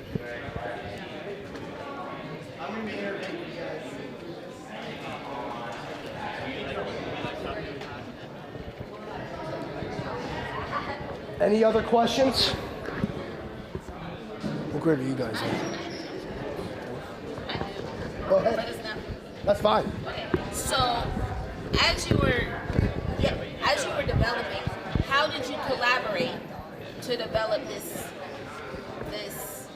app? Collaborate with each other? Yes. Like, what did that collaboration look like? So, Paige and I already had the same. Hold on. First off, explain how we came up with this. How did we even come up with these? What did you guys do? Yeah. So, coming up with the ideas in the first place when we were creating our own apps, we went out and we sent out surveys. So we went out door to door, and we went to some shops if they let us put it up, and we would put out this QR code with a survey on it, and people would fill out the surveys, and we would just ask personally if they couldn't figure out how to do a QR code. So we asked personally, and we got the majority, and we just figured out these are the services that people want and need. So yeah, but that didn't answer my question. How did you all collaborate to create the thing? So this side stage, we've been curious about what's going on. From here, we can't really tell. So let's check in with Matt Brynus about what's going on down here with this side stage. Matt? Hey guys, I'm here with my group. Oh, don't run away! You're first up here. Yes, we're we're not shy here. You came from Cincinnati, University of Cincinnati, and introduce yourself and why is it important for you to be here today? Okay, so I'm Laura. I'm from University of Cincinnati, and I'm excited to help all these kids understand neurofeedback. I'm in training as a clinician to become a neurofeedback provider. And how did the kids interact with you today in this project in building a nerve-to-nerve connection? Oh, well, they had already done this before, so they were like really talented at doing this, but they helped create all the dendrites and the cell body and the chromosomes and the neuron, and then asked me about what I do in my profession and how to help other people. Fantastic. An interaction going on here with we have a neuroclinician here, a neurotechnician, a neurofeedback expert with our high school kids interacting, building nerves. I got to bring in, come on, Mrs. Dillon. Mrs. Dillon, Mima is now going to be interviewed, and you know a little bit about science? I do. I'm a retired registered nurse, and I was married to a neurologist. So we talked about those things. We worked together. What do you mean? We talked about what things? We talked about science on a regular basis. We work together in the hospitals with patients, and when you put the anatomy and the physiology together, it all makes more sense. And I think one of the reasons for me to be here today is that science is alluring, and you never stop learning in it. You just keep on, one thing leads to another, and you want to know more and more. It is. It's like getting a bite out of a chocolate bar. You can't just have one. You got to have more, and you got to have more, and that's awesome. Let's get some of the students here. Which student wants to come here all right, Ella, you stepped up as you were pushed up and voluntold. And so Ella, tell us a little bit about your experience here. Did you learn anything about the experience with the neurofeedback expert, Laura, and any of the others? Did you gain something? Yeah, talking to Laura and Shelby, like it's just really cool to figure out what they do and like how they like came across like learning about all the neural stuff and like how they found their jobs, and like yeah, it's just really interesting. That's awesome. And yes, Shelby is here as well, and she is here, and we're going to get her back up here one more time. And I know you've already been entered. Thank you, Ella. That was awesome. And can you explain to everyone again how much meaning this has for you to see science in action with our students? Oh, it means so much, especially neuroscience. It's actually kind of rare to see neuroscience in the high school, but it's becoming such a growing field, and like it's the big bang right now. Like, so being able to see kids in high school like understanding and doing these things really shows the potential and growth of students. And can you tell the audience what exactly did you make out of Play-Doh? So we made a nerve-to-nerve connection in a synapse and all of the supporting cells that help it. So kind of think about how your brain connects and works and how it communicates. They showed us how to do that and how it's supported by cells, how it produces these what we call action potentials, the electrical potentials of your brain. They showed us all that. That's awesome. Yep. Thank you. And kids, was it a good time for you? Was it? Yeah. It was a good time for me to watch you too. So thank you so much. All right, that's what's going on down here. We're going to send it back up. Wrong camera. Okay, there's the right camera. All right, I'll send it back up to you guys. Thank you, Matt. Man, I'll tell you what, we're so lucky to have Matt today because he has interviewed and interviewed and interviewed. And the kids that are behind the cameras, we have JT Cleghorn on the mic.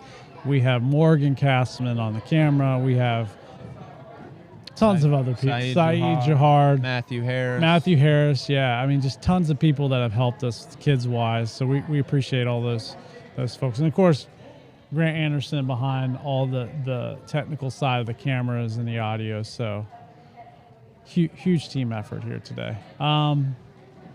as this is wrapping up, because we're getting close to the end, I think one thing that I am most excited about is getting a chance to talk to the students that were on stage over the next week or two that we have school left. I want to really hear what they had to say behind the scenes. I think those stories would be kind of cool to hear. Maybe we could have, I know there's some seniors that are participating in that have participated in today's showcase.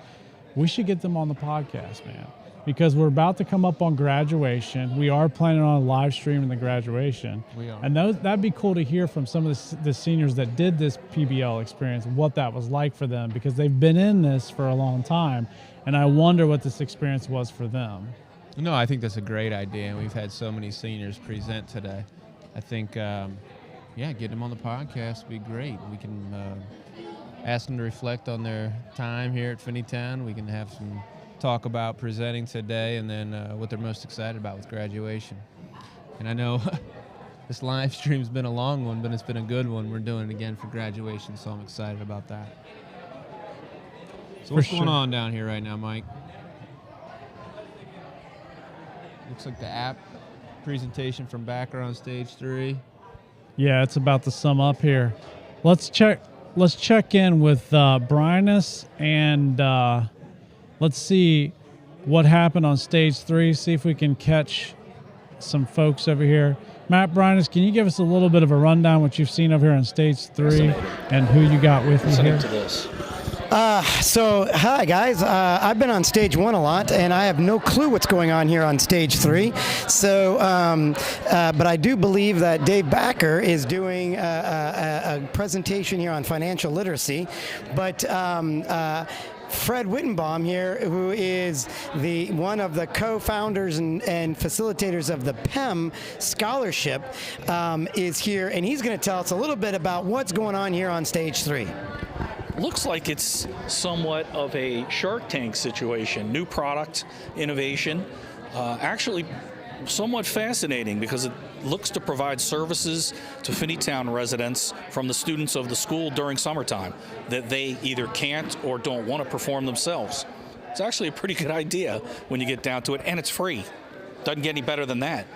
So Fred thinks down here that this project is going really well. It's a project that's like a Shark Tank, and it seems like the audience is pretty engaged here with questions. And Fred, you got here a little while ago, and tell us why it's important for you to be here today. For the long-term security of the school, it's important for those that were here before. I graduated in 1983.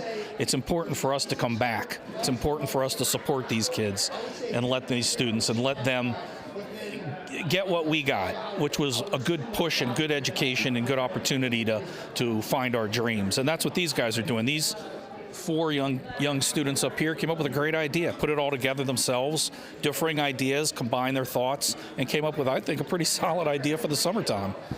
I couldn't agree more with Fred. It's a way to give back to our students, and it's for the preservation of our school and our community to be a part of an event like this. Would you come back? In a minute.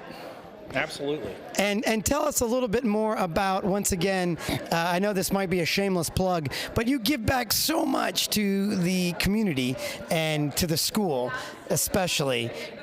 What do you do so much to give back to our school? Well, firstly, it's not about me. It's about the students and the community.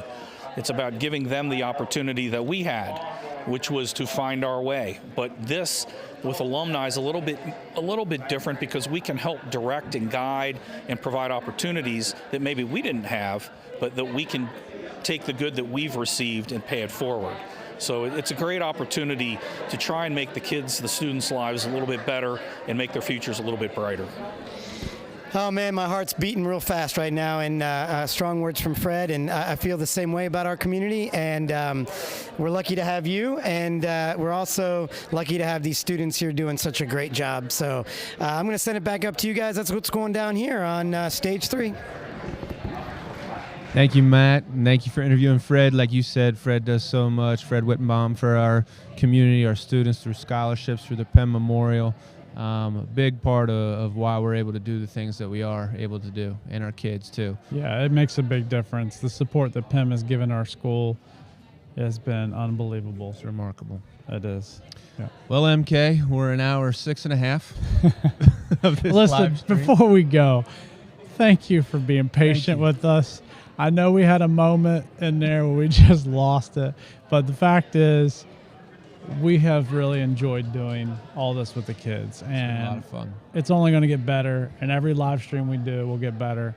And we just want to find a way to connect our community to what we're doing. So thank you for your patience on this. I know we had some audio visual issues throughout, but the fact that we were able to capture this experience is unbelievable. And for me, this is a huge moment, because from where we started last year in this PBL adventure, right, and where we are now is unbelievable. And I am so thankful to have the support from everybody who's dove in with us and taken a chance and a risk. It is a risk. Like Lori said today, it's a risk, but it's a risk worth taking.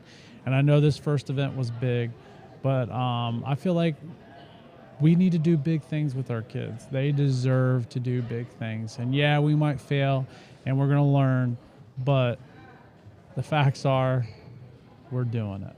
Right. And how can we ask our students to take risks and experience failure and to learn through those failures if we don't model that ourselves? So yeah, it takes a team effort, and it's been fun, Mike. I appreciate you bringing me along for the ride. For Mike Rosa down there too, your teammate, he deserves a big shout out. Shout out, that's right. Equally involved, and I mean, this has been months in the making, hours and hours of planning, phone calls, emails, all to make this happen for our kids. So Mike Rosa, you're much appreciated, all that you do in your role as a PBL facilitator for the district. Yes. Grant Anderson, I know we mentioned you earlier. Grant, he's stepped over from the board office in his role as Director of Business Operations to be our producer today. Couldn't have done it without him. No. Our student camera persons, Morgan Castleman, extra shout out for you. You've been with us from the start, haven't left us, and honestly, you've corrected us throughout the programming. Helped us big time. And a real big shout out to you. Also want to thank City Barbecue, right? Huge. Brandon, thank you, and your team over there at City Barbecue. Huge supporters. Food was excellent. We're proud that you're part of our community now here in Finneytown, just up there on Winton Road. Who am I forgetting, Mike? Help me out. Our parent volunteers, Maggie Laird, Stephanie Harlemart, anyone who was interviewed. Our alumni. Yes. Our alumni for showing up. JT Cleghorn, Saeed Juhar, Shelby Hatton, Jack Isfording, Matthew Kayla. Harris. Too many people to mention. Jihad Rashid. Right, I can go on and on and on. So many alumni. I mean, really, a ton.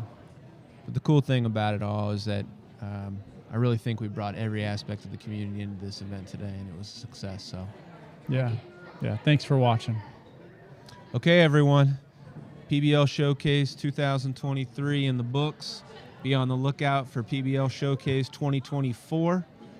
Mike and I will work on our endurance during that year span, but not before we live stream our graduation, which is coming up on June 9th. Yeah, tune into that one. That's going to be special. That's going to be a cool one. There's going to be a lot of good stories about that we hear. Yeah. We plan to go live about an hour and a half before. We'll let the community know. We're going to do a red carpet show where we actually interview our parents, guardians, community members, those who are coming out to support their kids through graduation, create that kind of feel before the graduation event. So we hope you enjoy that as well. Well, all right. Good work, my friend. Good work. We want to thank you again for watching, and take it easy. We'll see you next time.